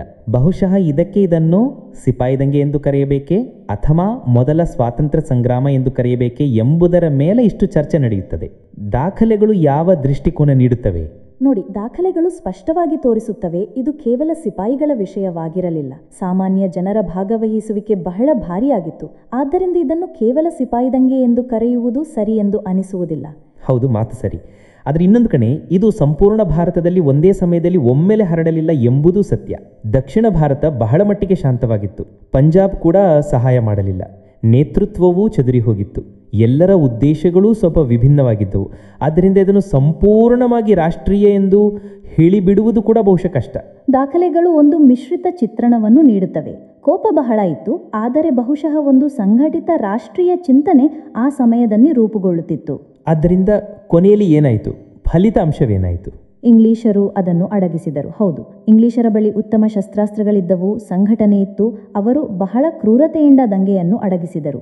ಅನೇಕ ನೇತಾರರು ಮರಣ ಹೊಂದಿದರು. ಕೆಲವರಿಗೆ ದೇಶ ನಿರ್ವಾಸನೆ ನೀಡಲಾಯಿತು. ಆದರೆ ಇದರ ಅತಿ ನೇರ ಫಲಿತಾಂಶವೆಂದರೆ ಭಾರತದಿಂದ ಈಸ್ಟ್ ಇಂಡಿಯಾ ಕಂಪನಿಯ ಆಡಳಿತ ಮುಗಿಯಿತು. ಹೌದು, 1858ರಲ್ಲಿ ಅಧಿಕಾರ ನೇರವಾಗಿ ಬ್ರಿಟಿಷ್ ಕ್ರೌನ್ ಅಂದರೆ ರಾಣಿ ವಿಕ್ಟೋರಿಯಾ ಅವರ ಕೈಗೆ ಹೋಯಿತು. ಮತ್ತು ಇಂಗ್ಲಿಷರು ತಮ್ಮ ನೀತಿಗಳಲ್ಲೂ ಖಂಡಿತವಾಗಿ ಕೆಲವು ಬದಲಾವಣೆಗಳನ್ನು ಮಾಡಿದ್ದರು. ಈ ಆಘಾತದ ನಂತರ ನಿಖರವಾಗಿ ಮಾಡಿದರು. ರಾಣಿ ವಿಕ್ಟೋರಿಯಾ ಅವರ ಘೋಷಣೆ ಆಯಿತು. ಅದರಲ್ಲಿ ಭಾರತೀಯ ರಾಜರಿಗೆ ಭರವಸೆ ನೀಡಲಾಯಿತು, ಈಗ ಅವರ ರಾಜ್ಯಗಳನ್ನು ಕಸಿದುಕೊಳ್ಳುವುದಿಲ್ಲ ಎಂದು. ಜನರ ಧಾರ್ಮಿಕ ಮತ್ತು ಸಾಮಾಜಿಕ ವಿಷಯಗಳಲ್ಲಿ ಹಸ್ತಕ್ಷೇಪ ಮಾಡುವುದಿಲ್ಲ ಎಂಬ ವಾಗ್ದಾನವೂ ಮಾಡಲಾಯಿತು. ಹೌದು, ಸೇನೆಯನ್ನು ಮತ್ತೆ ಸಂಘಟಿಸಲಾಯಿತು. ಅದರಲ್ಲಿ ಭಾರತೀಯ ಸೈನಿಕರ ಅನುಪಾತವನ್ನು ಕಡಿಮೆ ಮಾಡಿ ಯುರೋಪಿಯನ್ ಸೈನಿಕರನ್ನು ಹೆಚ್ಚಿಸಲಾಯಿತು. ಫಿರಂಗಿ ಇತ್ಯಾದಿ ಇದ್ದವು, ಅದನ್ನು ಸಂಪೂರ್ಣವಾಗಿ ಅವರ ನಿಯಂತ್ರಣದಲ್ಲಿ ಇಡಲಾಯಿತು. ಮತ್ತು ಹೌದು, ಆ ಫೂಟ್ ಡಿವೈಡ್ ಆ್ಯಂಡ್ ರೂಲ್ ನೀತಿಯನ್ನು ಇನ್ನಷ್ಟು ಬಲವಾಗಿ ಜಾರಿಗೆ ತರಲಾಯಿತು. ಆದ್ದರಿಂದ ಒಟ್ಟಾರೆ ನೋಡಿದರೆ 1857 ಭಾರತೀಯ ಇತಿಹಾಸದಲ್ಲಿ ಒಂದು ಅತ್ಯಂತ ಮುಖ್ಯ ತಿರುವಾಗಿತ್ತು. ಅದು ಸಂಪೂರ್ಣವಾಗಿ ಯಶಸ್ವಿ ಆಗದಿದ್ದರೂ ಸಹ. ಹೌದು, ಯಶಸ್ವಿ ಆಗಲಿಲ್ಲ, ಆದರೆ ಅದು ಬ್ರಿಟಿಷ್ ಆಡಳಿತದ ಬೇರುಗಳನ್ನು ಅಲ್ಲಾಡಿಸಿತು ಮತ್ತು ಮುಂದೆ ನಡೆದ ಸ್ವಾತಂತ್ರ್ಯ ಚಳವಳಿಗೆ ಒಂದು ರೀತಿಯಲ್ಲಿ ಪ್ರೇರಣೆಯಾಯಿತು. ನಿಖರವಾಗಿ. ಮತ್ತು ಯೋಚಿಸುವ ವಿಷಯವೆಂದರೆ ಆ ಸಮಯದಲ್ಲಿ ದಂಗೆಕೋರರಲ್ಲಿ ಸ್ವಲ್ಪ ಉತ್ತಮ ಸಮನ್ವಯ ಇದ್ದರೆ, ಒಂದು ಬಲವಾದ ಕೇಂದ್ರ ನೇತೃತ್ವ ಇದ್ದರೆ, ಒಂದು ಸ್ಪಷ್ಟ ರಾಷ್ಟ್ರೀಯ ಗುರಿ ಇದ್ದರೆ ಕತೆ ಬೇರೆಯಾಗುತ್ತಿತ್ತೆ ಎಂಬುದು. ಹೌದು, ಈ ಪ್ರಶ್ನೆ ಇದೆ. ಈ ಪ್ರಶ್ನೆ ಇಂದಿಗೂ ನಮ್ಮನ್ನು ಆ ಕಾಲದ ಸಂಕೀರ್ಣತೆಗಳನ್ನು ಅರ್ಥ ಮಾಡಿಕೊಳ್ಳಲು ಪ್ರೇರೇಪಿಸುತ್ತದೆ. ಮುಂದೆ ಮರಾಠ ಸಾಮ್ರಾಜ್ಯದ ಬಗ್ಗೆ ಮಾತನಾಡಲಿದ್ದೇವೆ. ನಿಖರವಾಗಿ, ಅಂದರೆ ಛತ್ರಪತಿ ಶಿವಾಜಿ ಮಹಾರಾಜರು ಇದನ್ನು ಹೇಗೆ ಪ್ರಾರಂಭಿಸಿದರು, ಹೇಗೆ ಇದು ವಿಸ್ತರಿಸಿತು, ಮತ್ತು ನಂತರ ಇಂಗ್ಲಿಷರೊಂದಿಗೆ ನಡೆದ ಅವರ ಹೋರಾಟ, ಮತ್ತು ಈ ಎಲ್ಲ ವಿಷಯಗಳು ಸ್ಪರ್ಧಾತ್ಮಕ ಪರೀಕ್ಷೆಗಳಿಗೆ ಬಹಳ ಅಗತ್ಯವೆಂದು ನನಗೆ ಅನಿಸುತ್ತದೆ. ನಿಖರವಾಗಿ ಹೇಗೆ ನೀವು ಹೇಳಬಹುದು, ಪ್ರಾದೇಶಿಕ ವ್ಯಕ್ತಿ ಒಂದು ವಿಶಾಲ ಸಾಮ್ರಾಜ್ಯವಾಗಿ ರೂಪಾಂತರ ಹೊಂದಿದನು ಮತ್ತು ಅವರ ಆಡಳಿತಾತ್ಮಕ ವ್ಯವಸ್ಥೆಗಳು ಯಾವುವು? ಹೌದಾ, ಉದಾಹರಣೆಗೆ ಅವರ ಅಷ್ಟಪ್ರಧಾನ. ಹೌದು, ಅಷ್ಟಪ್ರಧಾನ ಮತ್ತು ಅವರ ರಾಜಸ್ವ ನೀತಿಗಳು, ಉದಾಹರಣೆಗೆ ಚೌಥ್ ಮತ್ತು ಸರದೇಶ್ಮುಖಿ, ಇವೆಲ್ಲವೂ ಅವರ ಯಶಸ್ಸಿನ ಅಂದರೆ ಆಧಾರಗಳಾಗಿದ್ದವು. ಮತ್ತು ಜೊತೆಗೆ ಆಂತರಗ್ರ ಮತ್ತು ಬಾಹ್ಯ ಸವಾಲುಗಳ ಬಗ್ಗೆಯೂ ಮಾತನಾಡೋಣ. ಆದ್ದರಿಂದ ಶುರು ಮಾಡೋಣ ಛತ್ರಪತಿ ಶಿವಾಜಿ ಮಹಾರಾಜರಿಂದ. 1630ರಲ್ಲಿ ಜನನ, ಶಿವನೇರಿ ಕೋಟೆಯಲ್ಲಿ. ಹೌದು, ತಾಯಿ ಜೀಜಾಬಾಯಿ, ತಂದೆ ಶಹಾಜಿ ಭೋಸ್ಲೆ ಮತ್ತು ಗುರು ಸಮರ್ಥ ರಾಮದಾಸ್. ಹೌದು, ಅವರು ಶಾಯಿಸ್ತಾ ಖಾನ್ ಅವರನ್ನು ಸೋಲಿಸಿದರು ಮತ್ತು ನಂತರ 1674ರಲ್ಲಿ ರಾಯಗಢದಲ್ಲಿ ಅವರ ರಾಜ್ಯಾಭಿಷೇಕ ಆಯಿತು. ಛತ್ರಪತಿ ಪದವಿ ಪಡೆದರು. ಇದು ಮರಾಠ ಇತಿಹಾಸದಲ್ಲಿ ಬಹಳ ದೊಡ್ಡ ಮುಖ್ಯ ತಿರುವಾಗಿತ್ತು. ನಿಖರವಾಗಿ. ಮತ್ತು ಅವರ ಆಡಳಿತದ ವಿಧಾನ ನೋಡಿ, ಅಷ್ಟಪ್ರಧಾನ, 8 ಮಂತ್ರಿಗಳ ಮಂಡಳಿ. ಹೌದು, 8 ಮಂತ್ರಿಗಳು ಅವರು ವಿಭಿನ್ನ ಇಲಾಖೆಗಳನ್ನು ನೋಡಿಕೊಳ್ಳುತ್ತಿದ್ದರು. ಆ ಕಾಲದ ಪ್ರಮಾಣದಲ್ಲಿ ಇದು ಬಹಳ ಬಹಳ ವ್ಯವಸ್ಥಿತವಾಗಿತ್ತು. ಮತ್ತು ರಾಜಸ್ವಕ್ಕಾಗಿ ನೀವು ಹೇಳಿದ ಹಾಗೆ ಚೌತ್ ಅಂದರೆ ಪ್ರಭಾವದ ಪ್ರದೇಶಗಳಿಂದ ಉತ್ಪನ್ನದ 25% ಮತ್ತು ಸರದೇಶಮುಖಿ ಕೂಡ ಇತ್ತು. ಹೌದು, ಸರದೇಶಮುಖಿ ಆದಾಯದ ಮೇಲೆ ಹೆಚ್ಚುವರಿ 10%. ಇದು ಕೇವಲ ಹಣ ಸಂಗ್ರಹಿಸುವುದು ಮಾತ್ರವಲ್ಲ, ಆ ಪ್ರದೇಶಗಳಲ್ಲಿ ಮರಾಠ ಪ್ರಭಾವದ ಒಂದು ಸಂಕೇತವೂ ಆಗಿತ್ತು. ನಂತರ 1680ರಲ್ಲಿ ಶಿವಾಜಿ ಮಹಾರಾಜರ ನಂತರ ಅವರ ದೊಡ್ಡ ಮಗ ಸಂಭಾಜಿ ಮಹಾರಾಜರು 1680ರಿಂದ 1689ರವರೆಗೆ ಕಮಾಂಡ್ ವಹಿಸಿಕೊಂಡರು. ಅವರು ಒಂದು ಕೆಲಸ ಮಾಡಿದ್ದು, ಮುಘಲರ ದಂಗೆ ಹೂದಿದ ಶಹಜಾದೆ ಅಕ್ಬರ್ II ಅವರಿಗೆ ಆಶ್ರಯ ನೀಡಿದ್ದು. ಇದರಿಂದ ಔರಂಗಜೇಬನೊಂದಿಗೆ ನೇರವಾದ ಶತ್ರುತ್ವ ಆಯಿತು, ಘರ್ಷಣೆ ಹೆಚ್ಚಾಯಿತು. ನಂತರ ಸಂಭಾಜಿ ಮಹಾರಾಜರ ನಂತರ ಅವರ ಕಿರಿಯ ಸಹೋದರ ರಾಜಾರಾಮ್ ಅವರು 1689ರಿಂದ 1700ರವರೆಗೆ ಕಮಾಂಡ್ ವಹಿಸಿಕೊಂಡರು. ಅವರು ನಿರಂತರವಾಗಿ ಮುಘಲರೊಂದಿಗೆ ಹೋರಾಟ ಮಾಡಬೇಕಾಯಿತು. ಬಹುಶಃ ಹೌದು, ಬಹಳ ಸಂಘರ್ಷ ಮಾಡಿದರು. ರಾಜಧಾನಿಯನ್ನು ಸತಾರಾಗೆ ಸಹ ತಗೊಂಡು ಹೋಗಬೇಕಾಯಿತು. ಮತ್ತು ಅವರು ಆಡಳಿತದಲ್ಲಿ ಒಂದು ಹೊಸ ಪದವಿಯನ್ನು ಸೇರಿಸಿದ್ರು, ಅಂದರೆ ಪ್ರತಿನಿಧಿ ಅಂತ. ಆದ್ದರಿಂದ ಅಷ್ಟಪ್ರಧಾನದ 8ರಿಂದ 9 ಮಂತ್ರಿಗಳಾದರು. 9 ಆದರು. ನಂತರ ರಾಜಾರಾಮ್ ಅವರ ನಂತರ ಅವರ ಪತ್ನಿ ತಾರಾಬಾಯಿಯವರು 1700ರಿಂದ 1707ರವರೆಗೆ ಮೋರ್ಚಾ ವಹಿಸಿಕೊಂಡರು. ತಮ್ಮ ಮಗ ಶಿವಾಜಿ II ಅವರ ಪರವಾಗಿ ಅವರ ಆಡಳಿತ ನಡೆಸಿದರು ಮತ್ತು ಮುಘಲರಿಗೆ ಕಠಿಣವಾದ ಪೈಟಿ ನೀಡಿದರು. ಆ ಕಾಲ ಬಹಳ ಕ್ಷೋಭೆಯ ಕಾಲವಾಗಿತ್ತು. ಹೌದು, ಮತ್ತು ಹೊಸ ಮುಘಲ್ ಬಾದಶಾಹ ಬಹಾದೂರ್ ಶಾ ಅವರು ಸಂಭಾಜಿಯ ಮಗ ಶಾಹುಜಿಯನು ಅವರು ಅನೇಕ ವರ್ಷಗಳಿಂದ ಮುಘಲ್ ಬಂಧನದಲ್ಲಿದ್ದರು. ಅವರನ್ನು ಬಿಡುಗಡೆ ಮಾಡಿದ್ರು. ಆದ್ರಿಂದ ಶಾಹುಜಿ ಹಿಂತಿರುಗಿ ಬಂದರು. ನಂತರ ಅಧಿಕಾರಕ್ಕಾಗಿ ಹೋರಾಟ ನಡೆದಿರಬೇಕು ತಾರಾಬಾಯಿ ಮತ್ತು ಶಾಹುಜಿ ನಡುವೆ. ನಿಖರವಾಗಿ ಮರಾಠ ಸರ್ದಾರರಲ್ಲಿ 2 ಗುಂಪುಗಳು ರೂಪುಗೊಂಡು. ಶಾಹುಜಿ ಬಹಳ ಸಮರ್ಥ ವ್ಯಕ್ತಿಯಾದ ಬಾಲಾಜಿ ವಿಶ್ವನಾಥ್ ಅವರ ಸಹಾಯವನ್ನು ಪಡೆದರು. ಹೌದು, ಹೆಸರು ಕೇಳಿದ್ದೇನೆ.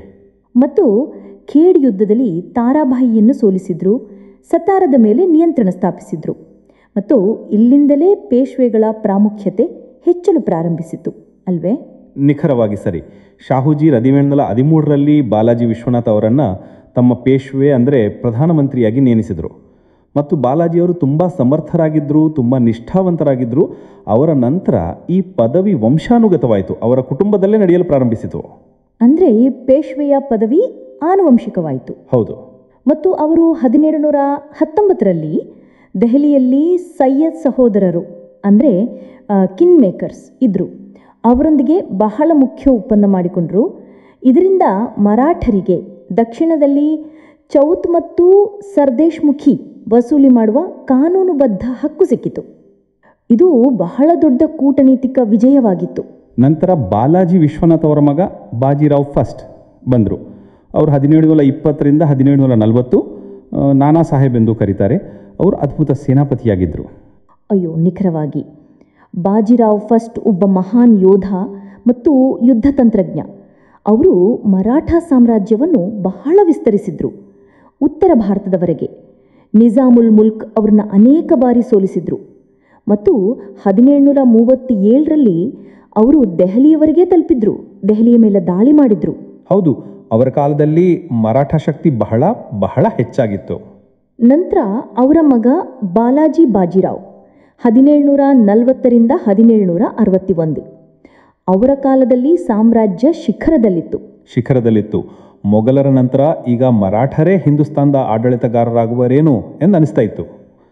ಆದರೆ 1761ರಲ್ಲಿ ಪಾನಿಪತ್ 3ನೇ ಯುದ್ಧ. ಪಾನಿಪತ್, ಅಹಮದ್ ಶಾ ಅಬ್ದಾಲಿ. ಹೌದು, ಅಬ್ದಾಲಿಯ ಕೈಯಲ್ಲಾದ ಸೋಲು ಒಂದು ರೀತಿಯ ಬಹಳ ದೊಡ್ಡ ಆಘಾತವಾಗಿತ್ತು. ಬಹಳ ದೊಡ್ಡದು. ಅನೇಕ ದೊಡ್ಡ ಮರಾಠ ಸರ್ದಾರರು ಮರಣ ಹೊಂದಿದ್ರು ಮತ್ತು ಮರಾಠರ ವಿಜಯ ರಥ ಒಂದು ರೀತಿಯಲ್ಲಿ ನಿಂತು ಹೋಯಿತು. ಈ ಸಮಯದ ಸುಮಾರಿಗೆ ವಿವಿಧ ಮರಾಠ ಸರ್ದಾರರು ಸಹ ತುಂಬ ಶಕ್ತಿಶಾಲಿಗಳಾಗಿದ್ದರು ಅಲ್ವೇ? ಉದಾಹರಣೆಗೆ ಪುಣೆಯ ಪೇಶ್ವೆಗಳಿದ್ರು, ಬರೋಡಾದ ಗಾಯಕ್ವಾಡ್, ನಾಗ್ಪುರದ ಭೋನ್ಸ್ಲೆ. ಹೌದು, ಇಂದೋರದ ಹೋಳ್ಕರ್, ಗ್ವಾಲಿಯರ್ನ ಸಿಂಧಿಯಾ. ಇವರನ್ನ ಮರಾಠ ಸಂಘ ಅಥವಾ ಮರಾಠ ಕಾನ್ಫೆಡರಸಿ ಅಂತ ಕರೀತಾರೆ. ಪಾನಿಪತ್ ನಂತರ ಇವರು ಹೆಚ್ಚು ಸ್ವತಂತ್ರವಾಗಿ ಕಾರ್ಯನಿರ್ವಹಿಸಲು ಪ್ರಾರಂಭಿಸಿದರು. ಅಂದರೆ ಏಕತೆ ಸ್ವಲ್ಪ ಕಡಿಮೆ ಆಯಿತು. ಹೌದು, ಏಕತೆ ಇತ್ತು, ಆದರೆ ಪರಸ್ಪರ ಎಳೆತಾಟವೂ ಹೆಚ್ಚಲು ಪ್ರಾರಂಭಿಸಿತು. ಮತ್ತು ಈ ಮಧ್ಯೆ ಒಂದು ಹೊಸ ಶಕ್ತಿ ಉದಯಿಸ್ತಿತ್ತು, ಇಂಗ್ಲಿಷ್ ಈಸ್ಟ್ ಇಂಡಿಯಾ ಕಂಪನಿ. ಮತ್ತು ಇಲ್ಲಿಂದಲೇ ಆರಂಭವಾದ ಆಂಗ್ಲ ಮರಾಠ ಯುದ್ಧಗಳು. ಮೊದಲ ಯುದ್ಧ ಯಾವಾಗಾಯಿತು? ಮೊದಲ ಯುದ್ಧ 1775ರಿಂದ 1782. ಇದು ಸಾಲ್ಬಾಯ್ ಒಪ್ಪಂದದಿಂದ ಮುಕ್ತಾಯವಾಯಿತು. ಇದರಲ್ಲಿ ಯಾವುದೇ ನಿರ್ಣಾಯಕ ವಿಜಯ ಸೋಲು ಆಗಲಿಲ್ಲ. ಆದರೆ ಇಂಗ್ಲಿಷರಿಗೆ ಮರಾಠರು ಒಂದು ದೊಡ್ಡ ಶಕ್ತಿ ಅಂತ ಅರ್ಥವಾಯಿತು. ಆದರೆ ಎರಡನೇ ಯುದ್ಧ ಬಹುಶಃ ಮರಾಠರಿಗೆ ಸರಿಯಾಗಿಲ್ಲ. ಎರಡನೇ ಯುದ್ಧ 1803ರಿಂದ 1805 ನಿಖರವಾಗಿ ಇಲ್ಲ. ಬೇಸಿನ್ ಒಪ್ಪಂದ ಆಯಿತು ಮತ್ತು ಅನೇಕ ಮರಾಠ ಆಡಳಿತಗಾರರು ಸಹಾಯಕ ಒಪ್ಪಂದವನ್ನು ಒಪ್ಪಬೇಕಾಯಿತು.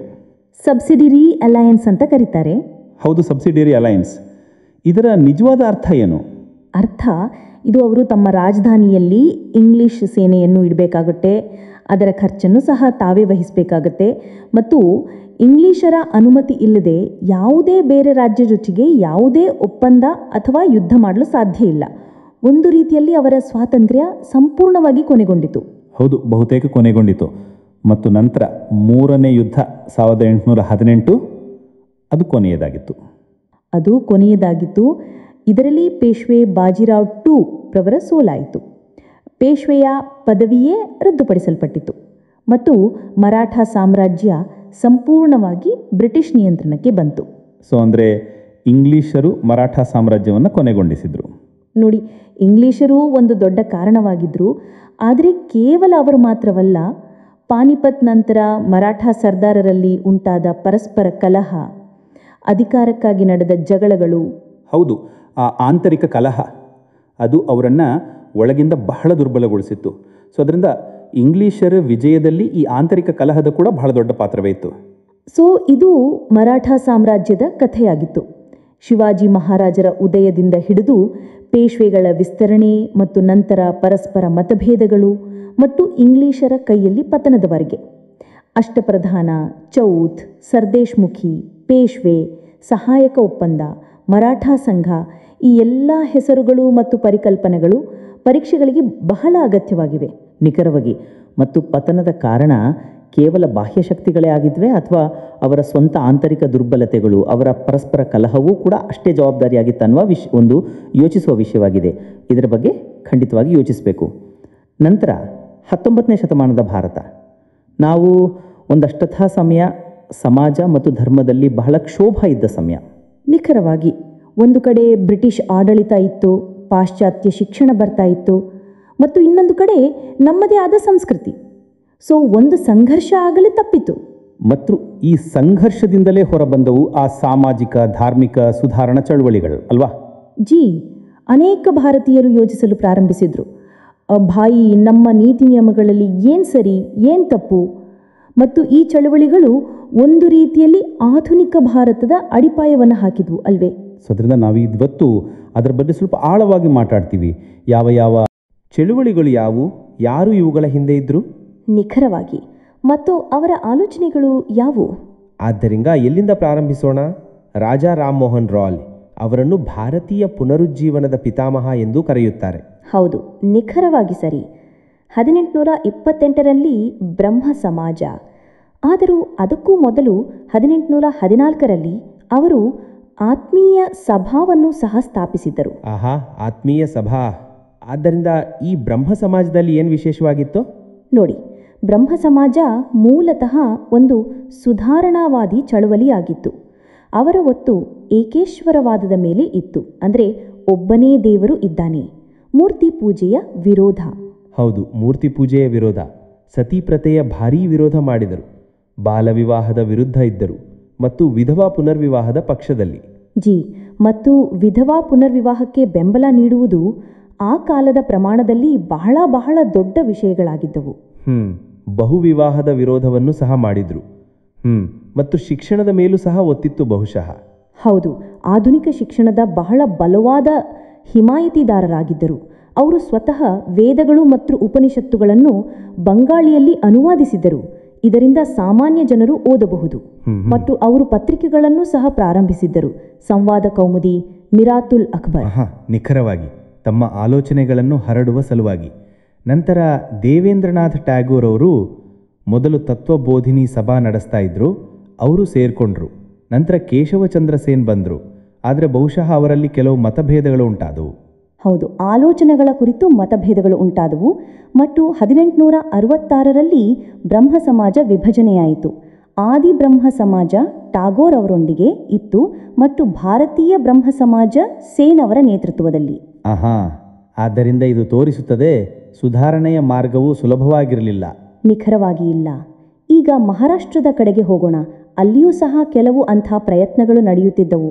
ಪ್ರಾರ್ಥನಾ ಸಮಾಜ. ಹೌದು.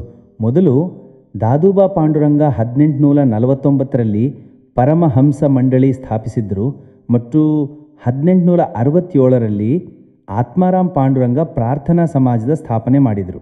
ಮತ್ತು ಇವರೊಂದಿಗೆ ದೊಡ್ಡ ಜನರು ಸಹ ಸಂಬಂಧಿಸಿದ್ದರು. ಹೌದು. ನಂತರ MG ರಾನಡೆ ಅವರಂತಹ ದಿಗ್ಗಜ ನೇತೃತ್ವ ಪ್ರಾರ್ಥನಾ ಸಮಾಜದೊಂದಿಗೆ ಸಂಬಂಧಿಸಿತ್ತು. ಇವರ ಆಲೋಚನೆಗಳನ್ನು ನೀವು ನೋಡಿದರೆ ಬ್ರಹ್ಮ ಸಮಾಜದೊಂದಿಗೆ ಬಹಳಷ್ಟು ಹೋಲಿಕೆ ಇತ್ತು. ಸಮಾಜ ಸುಧಾರಣೆ, ಏಕೇಶ್ವರವಾದ. ಆದರೆ ಈ ಬದಲಾವಣೆಗಳಿಂದ ಎಲ್ಲರೂ ಸಂತುಷ್ಟರಾಗಿದ್ದರೆ ಯಾರಾದರೂ ವಿರೋಧಿಸುವವರು ಸಹ ಇರ್ತಾರೆ. ಅಯ್ಯೋ, ನಿಖರವಾಗಿ ಎಲ್ಲರೂ ಒಪ್ಪುತ್ತಾರೆಂದೇಕೆ? ಉದಾಹರಣೆಗೆ ರಾಧಾಕಾಂತ್ ದೇವ್ ಇದ್ದರು. ಅವರು ಧರ್ಮಸಭಾ ಸ್ಥಾಪಿಸಿದರು. ಧರ್ಮಸಭಾ. ಈ ಸಂಘಟನೆ ಬ್ರಹ್ಮ ಸಮಾಜದ ಸುಧಾರಣೆಗಳ ವಿರೋಧ, ವಿಶೇಷವಾಗಿ ಸತಿ ಪ್ರಥೆಯ ಅಂತ್ಯದ ವಿರೋಧ ಮಾಡ್ತಾ ಇತ್ತು. ಅವರು ಸಾಂಪ್ರದಾಯಿಕ ಹಿಂದೂ ರೀತಿ ರಿವಾಜುಗಳನ್ನು ಉಳಿಸಿಡಲು ಬಯಸ್ತಾ ಇದ್ರು. ಆದ್ದರಿಂದ ಇವರನ್ನು ನಾವು ಪುನರುತ್ಥಾನವಾದಿಗಳು ಅಂತ ಕರೆಯಬಹುದು. ಅಂದರೆ ಹಳೆಯ ಸ್ಥಿತಿಗೆ ಹಿಂತಿರುಗಲು ಬಯಸುವವರು. ಹೌದು, ನಿಖರವಾಗಿ ಪುನರುಜ್ಜೀವನವಾದಿಗಳು, ರಿವೈವಲಿಸ್ಟ್ಸ್ ಅಂತ. ಆದ್ದರಿಂದ ಒಂದು ಕಡೆ ಸುಧಾರಣೆಯ ಅಲೆ ಇತ್ತು ಮತ್ತು ಇನ್ನೊಂದು ಕಡೆ ಅದನ್ನು ತಡೆಯುವ ಪ್ರಯತ್ನವೂ ಸಹ ಇತ್ತು. ನಂತರ ಇನ್ನೊಂದು ಬಹಳ ಮುಖ್ಯ ಹೆಸರು ಬರುತ್ತದೆ, ಜ್ಯೋತಿರಾವ್ ಫುಲೆ. 1873ರಲ್ಲಿ ಸತ್ಯಶೋಧಕ್ ಸಮಾಜ್. ಹೌದು, ಜ್ಯೋತಿಬಾ ಫುಲೆ. ಇದು ಬಹಳ ಮುಖ್ಯ, ಯಾಕೆಂದರೆ ಅವರ ಗಮನ ಸಂಪೂರ್ಣವಾಗಿ ಸಾಮಾಜಿಕ ನ್ಯಾಯದ ಮೇಲೆ ಇತ್ತು. ಅವರು ಬಹುಶಃ ಮಾಳಿ ಸಮುದಾಯದಿಂದ ಇದ್ದರು.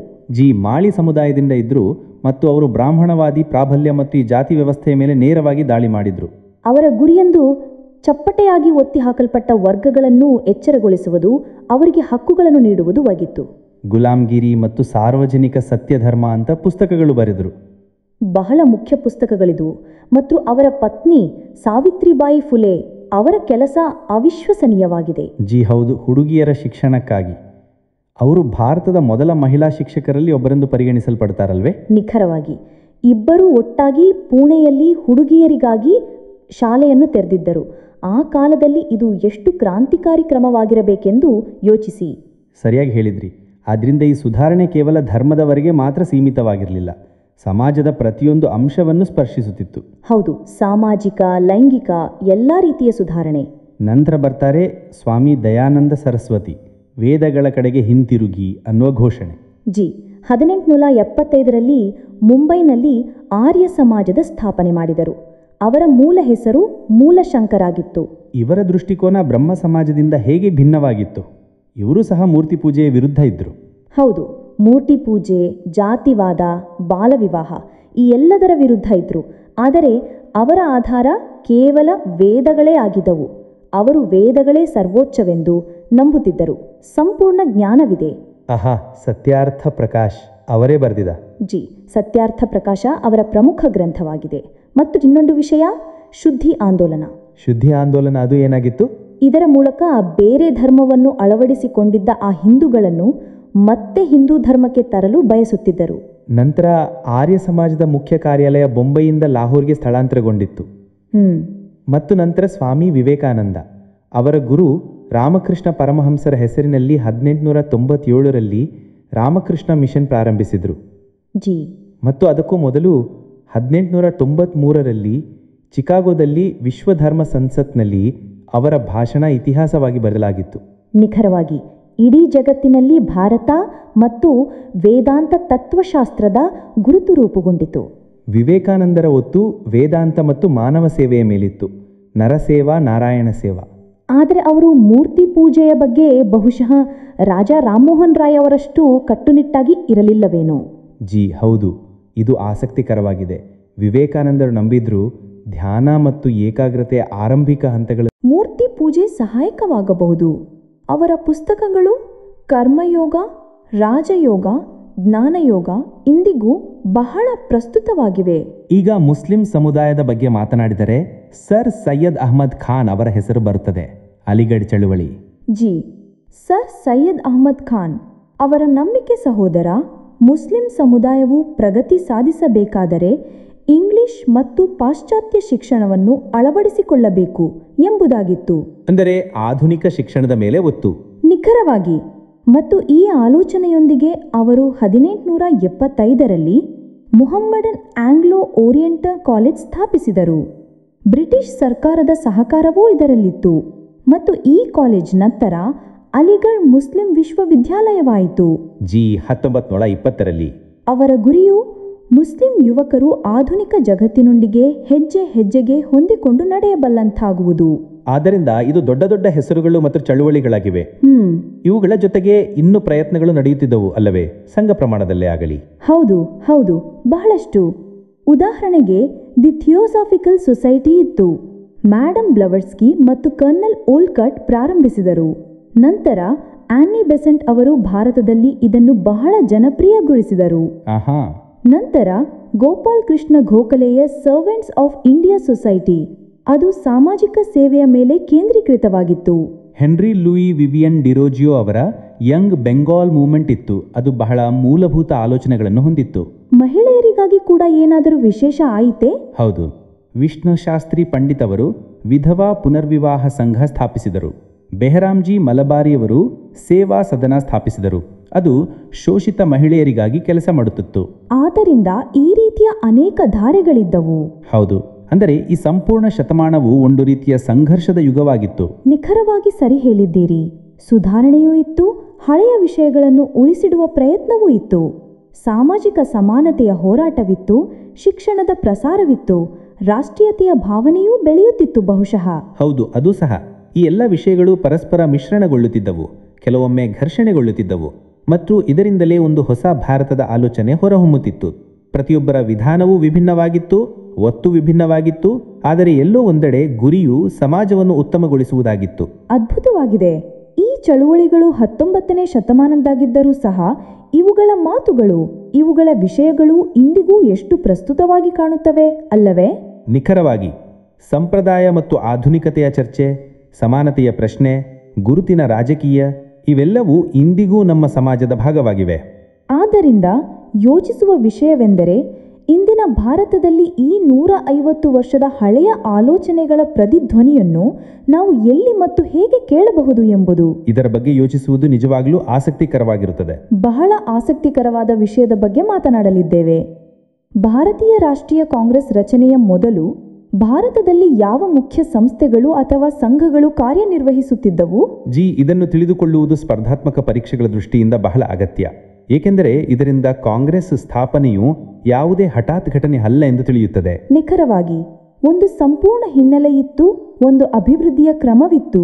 ಆದ್ದರಿಂದ ನೋಡೋಣ, ಈ ರಾಜಕೀಯ ಚೇತನ ಹೇಗೆ ಕ್ರಮೇಣ ಆಕಾರ ತಾಳುತ್ತಿತ್ತು. ಹೌದು, ಹೇಗೆ ವಿಭಿನ್ನ ಸ್ಥಳಗಳಲ್ಲಿ ಜನರು, ನೇತೃತ್ವವು ಸಂಘಟಿತವಾಗಲು ಪ್ರಾರಂಭಿಸಿದವು. ಎಲ್ಲಿಂದ ಪ್ರಾರಂಭಿಸಬೇಕು? ಮೊದಲಿಗೆ ನಾವು 1836ರಲ್ಲಿ ರೂಪುಗೊಂಡ ಬಂಗಭಾಷಾ ಪ್ರಕಾಶಿಕಾ ಸಭಾವನ್ನು ಉಲ್ಲೇಖಿಸಬೇಕು. ರಾಜಾ ರಾಮಮೋಹನ್ ರಾಯ್ ಅವರ ಸಹಕಾರಿಗಳು ಇದನ್ನು ಪ್ರಾರಂಭಿಸಿದರು. ಹೌದು, ನಿಖರವಾಗಿ. ಇದು ಬಹಳ ಆರಂಭಿಕ ಪ್ರಯತ್ನವಾಗಿತ್ತು ಮತ್ತು ಇದು ಮುಖ್ಯವಾದುದು, ಏಕೆಂದರೆ ಇದು ತೋರಿಸುತ್ತದೆ ತಮ್ಮ ಮಾತನ್ನು ಅಂದರೆ ಸಂಘಟಿತ ರೂಪದಲ್ಲಿ ಮುಂದಿಡುವ ಆಲೋಚನೆ ಎಷ್ಟು ಮೊದಲೇ ಅಂಕುರಿಸಲು ಪ್ರಾರಂಭಿಸಿತು ಎಂದು. ವಿಶೇಷವಾಗಿ ಉದಾಹರಣೆಗೆ ಆಡಳಿತಾತ್ಮಕ ಸುಧಾರಣೆಗಳು ಅಥವಾ ಶಿಕ್ಷಣದಂಥ ವಿಷಯಗಳ ಮೇಲೆ. ಈ ಸಂಘಗಳು ಸಂಘ ಪ್ರಮಾಣದಲ್ಲೇ ಆಗಲಿ, ಆದರೆ ಇವು ಒಂದು ಆರಂಭವಾಗಿತ್ತು, ರಾಜಕೀಯ ಅಭಿವ್ಯಕ್ತಿಯ ಒಂದು ಆರಂಭ. ಸರಿ. ನಂತರ ಇನ್ನೊಂದು ದೊಡ್ಡ ಹೆಸರು ಬರುತ್ತದೆ. 1866ರಲ್ಲಿ ಈಸ್ಟ್ ಇಂಡಿಯಾ ಅಸೋಸಿಯೇಷನ್, ದಾದಾಭಾಯಿ ನವರೋಜಿಯವರು ಲಂಡನ್ನಲ್ಲಿ ಇದರ ಸ್ಥಾಪನೆ ಮಾಡಿದರು. ಲಂಡನ್ನಲ್ಲಿ? ಹೌದು, ಇದು ಆಸಕ್ತಿಕರವಾಗಿದೆ. ಇದರ ಉದ್ದೇಶವು ಭಾರತದ ಹೊರಗೆ, ಅಂದರೆ ನೇರವಾಗಿ ಲಂಡನ್ನಲ್ಲಿ ಬ್ರಿಟಿಷ್ ಸಂಸತ್ತು ಮತ್ತು ಅಲ್ಲಿನ ಜನತೆಯ ಮುಂದೆ ಭಾರತದ ಪಕ್ಷವನ್ನು ಮುಂದಿಡುವುದು, ಭಾರತೀಯ ಹಿತಾಸನಗಳ ಬಗ್ಗೆ ಮಾತನಾಡುವುದು. ಆದ್ದರಿಂದ ಇದು ಒಂದು ತಂತ್ರವಾಗಿತ್ತು, ನೇರವಾಗಿ ಅಧಿಕಾರದ ಕೇಂದ್ರವನ್ನು ಪ್ರಭಾವಿತ ಮಾಡುವ. ಒಂದು ರೀತಿಯಲ್ಲೇ ಹೌದು. ಭಾರತೀಯ ರಾಜಕೀಯ ಆಲೋಚನೆಗಳಿಗೆ ಒಂದು ಅಂತಾರಾಷ್ಟ್ರೀಯ ವೇದಿಕೆಯನ್ನು ನೀಡುವುದು. ಮತ್ತು ಹೌದು, ಇದರ ಶಾಖೆಗಳನ್ನು ನಂತರ ಭಾರತದಲ್ಲೂ ಸಹ ತೆರೆಯಲಾಯಿತು. ಇದು ನಿಜವಾಗಿಯೂ ಒಂದು ವಿಭಿನ್ನ ಆಲೋಚನೆಯಾಗಿತ್ತು. ನಂತರ 1870ರ ದಶಕ ಬರುತ್ತದೆ ಮತ್ತು ಈ ಪ್ರಕ್ರಿಯೆ ಇನ್ನೂ ವೇಗವಾಗಿತ್ತು ಎಂದು ಅನಿಸುತ್ತದೆ. ನಿಖರವಾಗಿ. ಉದಾಹರಣೆಗೆ 1870ರಲ್ಲಿ ಪುಣೆಯಲ್ಲಿ ಪೂನಾ ಸಾರ್ವಜನಿಕ ಸಭಾ ರಚನೆಯಾಯಿತು. MG ರಾನಡೆ ಅವರಂತಹ ದೊಡ್ಡ ನೇತೃತ್ವ ಇದರೊಂದಿಗೆ ಸಂಬಂಧಿಸಿತ್ತು. ಮತ್ತು ನಂತರ 1875ರಲ್ಲಿ ಬಂಗಾಳದಲ್ಲಿ ಶಿಶಿರ್ ಕುಮಾರ್ ಘೋಷ್ ಅವರ ಇಂಡಿಯನ್ ಲೀಗ್. ಹೌದು. ಮತ್ತು ಇಲ್ಲಿ ಗಮನಿಸಬೇಕಾದ ವಿಷಯವೆಂದರೆ, ಈ ಪ್ರಯತ್ನಗಳು ಈಗ ಕೇವಲ ಬಂಗಾಳದವರೆಗೆ ಮಾತ್ರ ಸೀಮಿತವಾಗಿರಲಿಲ್ಲ. ಪೂನಾ ಸಾರ್ವಜನಿಕ ಸಭಾ ಅದು ಬಾಂಬೆ ಪ್ರೆಸಿಡೆನ್ಸಿಯಲ್ಲಿ ಸಕ್ರಿಯವಾಗಿತ್ತು. ಹೌದು, ಅದು ಸರ್ಕಾರ ಮತ್ತು ಜನತೆಯ ನಡುವೆ ಒಂದು ರೀತಿಯ ಸೇತುವೆಯಾಗಿ ಕಾರ್ಯನಿರ್ವಹಿಸುತ್ತಿತ್ತು. ಮತ್ತು ಇಂಡಿಯನ್ ಲೀಗ್ ಅದು ರಾಷ್ಟ್ರೀಯತೆಯ ಭಾವನೆಯನ್ನು ಜಾಗೃತಗೊಳಿಸುವುದು ಮತ್ತು ರಾಜಕೀಯ ಶಿಕ್ಷಣದ ಮೇಲೆ ಒತ್ತು ನೀಡುತ್ತಿತ್ತು. ಆದ್ದರಿಂದ ಅಂದರೆ ವಿಭಿನ್ನ ಪ್ರದೇಶಗಳಲ್ಲಿ ಈ ಅಗತ್ಯವನ್ನು ಅನುಭವಿಸಲಾಗುತ್ತಿತ್ತು, ಸಂಘಟಿತರಾಗಬೇಕು ಎಂದು. ನಿಖರವಾಗಿ. ಮತ್ತು ನಂತರ ಬರುತ್ತದೆ 1876ರ ಇಂಡಿಯನ್ ನ್ಯಾಷನಲ್ ಅಸೋಸಿಯೇಷನ್. ಅದನ್ನು ಭಾರತ ಸಭಾ ಎಂದು ಕರೆಯುತ್ತಾರೆ. ಹೌದು. ಸುರೇಂದ್ರನಾಥ್ ಬ್ಯಾನರ್ಜಿ ಮತ್ತು ಆನಂದ ಮೋಹನ್ ಬೋಸ್ ಇದನ್ನು ಅನೇಕ ಬಾರಿ ಕಾಂಗ್ರೆಸ್ನ ಪೂರ್ವಗಾಮಿ ಎಂದು ಕರೆಯುತ್ತಾರೆ ಅಲ್ವೇ? ಹೌದು, ಕೇಳಿದ್ದೇನೆ. ಏಕೆ? ಇದರಲ್ಲಿ ಏನು ವಿಶೇಷವಾಗಿತ್ತು?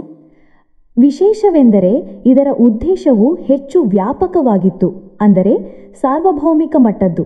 ಇವರು ಸಿವಿಲ್ ಸರ್ವಿಸ್ ಪರೀಕ್ಷೆಯ ವಯಸ್ಸಿನ ಮಿತಿಯನ್ನು ಕಡಿಮೆ ಮಾಡುವಂತಹ ವಿಷಯವನ್ನೇ ಎತ್ತಿ ಹಿಡಿದದು. ಓ ಹೌದು, ಆ ವಿಷಯವು ಸಂಪೂರ್ಣ ದೇಶದ ಓದಿದ ಮಧ್ಯಮ ವರ್ಗದವರಿಗೆ ಮುಖ್ಯವಾಗಿತ್ತು. ಸರಿಯಾಗಿ ಹೇಳಿದ್ದೀರಿ. ಆದ್ದರಿಂದ ಇದು ತೋರಿಸುತ್ತದೆ ಈಗ ಒಂದು ರಾಷ್ಟ್ರೀಯ ವೇದಿಕೆಯ ಅಗತ್ಯವನ್ನು ಇನ್ನಷ್ಟು ಅನುಭವಿಸಲಾಗುತ್ತಿತ್ತು ಮತ್ತು ಈ ಅಸೋಸಿಯೇಷನ್ ಪ್ರಾದೇಶಿಕ ಸಂಘಟನೆಗಳನ್ನು ಸೇರಿಸುವ ಪ್ರಯತ್ನವನ್ನೂ ಸಹ ಮಾಡುತ್ತಿತ್ತು. ಆದ್ದರಿಂದ ಒಂದು ರೀತಿಯಲ್ಲಿ ಸಾರ್ವಭೌಮಿಕ ಸಂಸ್ಥೆಯ ಆಲೋಚನೆ ಬಲವಾಗುತ್ತಿತ್ತು. ಹೌದು, ಮತ್ತು ನಂತರ ನಾವು ಕಾಂಗ್ರೆಸ್ನ ಸ್ಥಾಪನೆ ಅಂದರೆ 1885ರ ಬಹಳ ಹತ್ತಿರ ಬರುತ್ತೇವೆ. 1884ರಲ್ಲಿ ಮದ್ರಾಸ್ನಲ್ಲಿ ಮದ್ರಾಸ್ ಮಹಾಜನಸಭಾ ರಚನೆಯಾಯಿತು. ಅದರಲ್ಲಿ ಸುಬ್ರಹ್ಮಣ್ಯಮಯ್ಯರ್, ಆನಂದ ಚಾರ್ಲು ಅಂತಹ ನೇತೃತ್ವ ಇತ್ತು. ಇದು ಸ್ಥಳೀಯ ಆಡಳಿತದಲ್ಲಿ ಸುಧಾರಣೆ, ಪ್ರಾತಿನಿಧ್ಯ ಇಂತಹ ಡಿಮ್ಯಾಂಡ್ಗಳನ್ನು ಎತ್ತುತ್ತಿತ್ತು.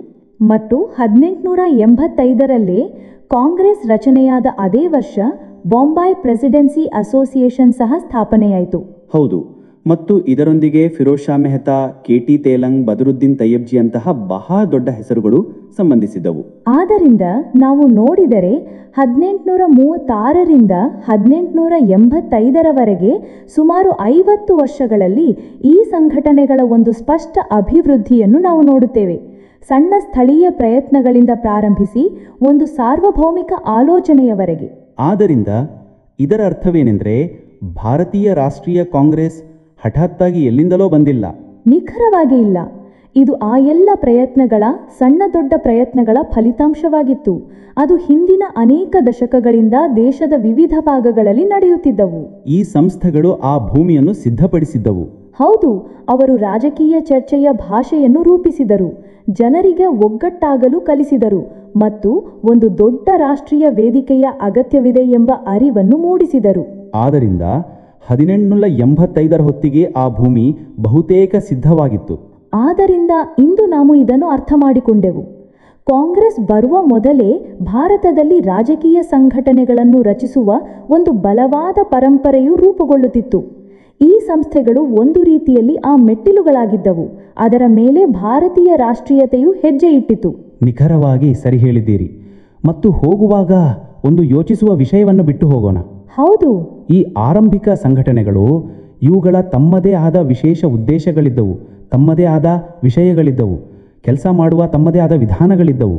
ಆದ್ದರಿಂದ ಇವುಗಳ ಪ್ರಭಾವ, ಇವುಗಳ ಮುದ್ರೆಯು ಭಾರತೀಯ ರಾಷ್ಟ್ರೀಯ ಕಾಂಗ್ರೆಸ್ನ ಆರಂಭಿಕ ರೂಪದ ಮೇಲೆ, ಅದರ ಗುರಿಗಳು ಮತ್ತು ಕೆಲಸ ಮಾಡುವ ವಿಧಾನಗಳ ಮೇಲೆ ಕಾಣಿಸುತ್ತದೆಯೇ? ಆಸಕ್ತಿದಾಯಕ ಪ್ರಶ್ನೆಯಾಗಿದೆ. ಕಾಂಗ್ರೆಸ್ ಇವುಗಳ ಪರಂಪರೆಯನ್ನು ಎಷ್ಟು ಅಳವಡಿಸಿಕೊಂಡು ಎಲ್ಲಿಂದ ಒಂದು ಹೊಸ ದಾರಿಯನ್ನು ಹಿಡಿದಿತು?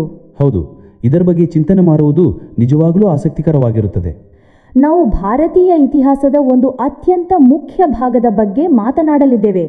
ಈ ವಿಷಯವು ಸ್ಪರ್ಧಾತ್ಮಕ ಪರೀಕ್ಷೆಗಳು ಅಂದರೆ SSC, UPSC ಇವೆಲ್ಲದಕ್ಕೂ ಬಹಳ ಅಗತ್ಯ. ಭಾರತೀಯ ರಾಷ್ಟ್ರೀಯ ಕಾಂಗ್ರೆಸ್. ಹೌದು, ನಿಖರವಾಗಿ.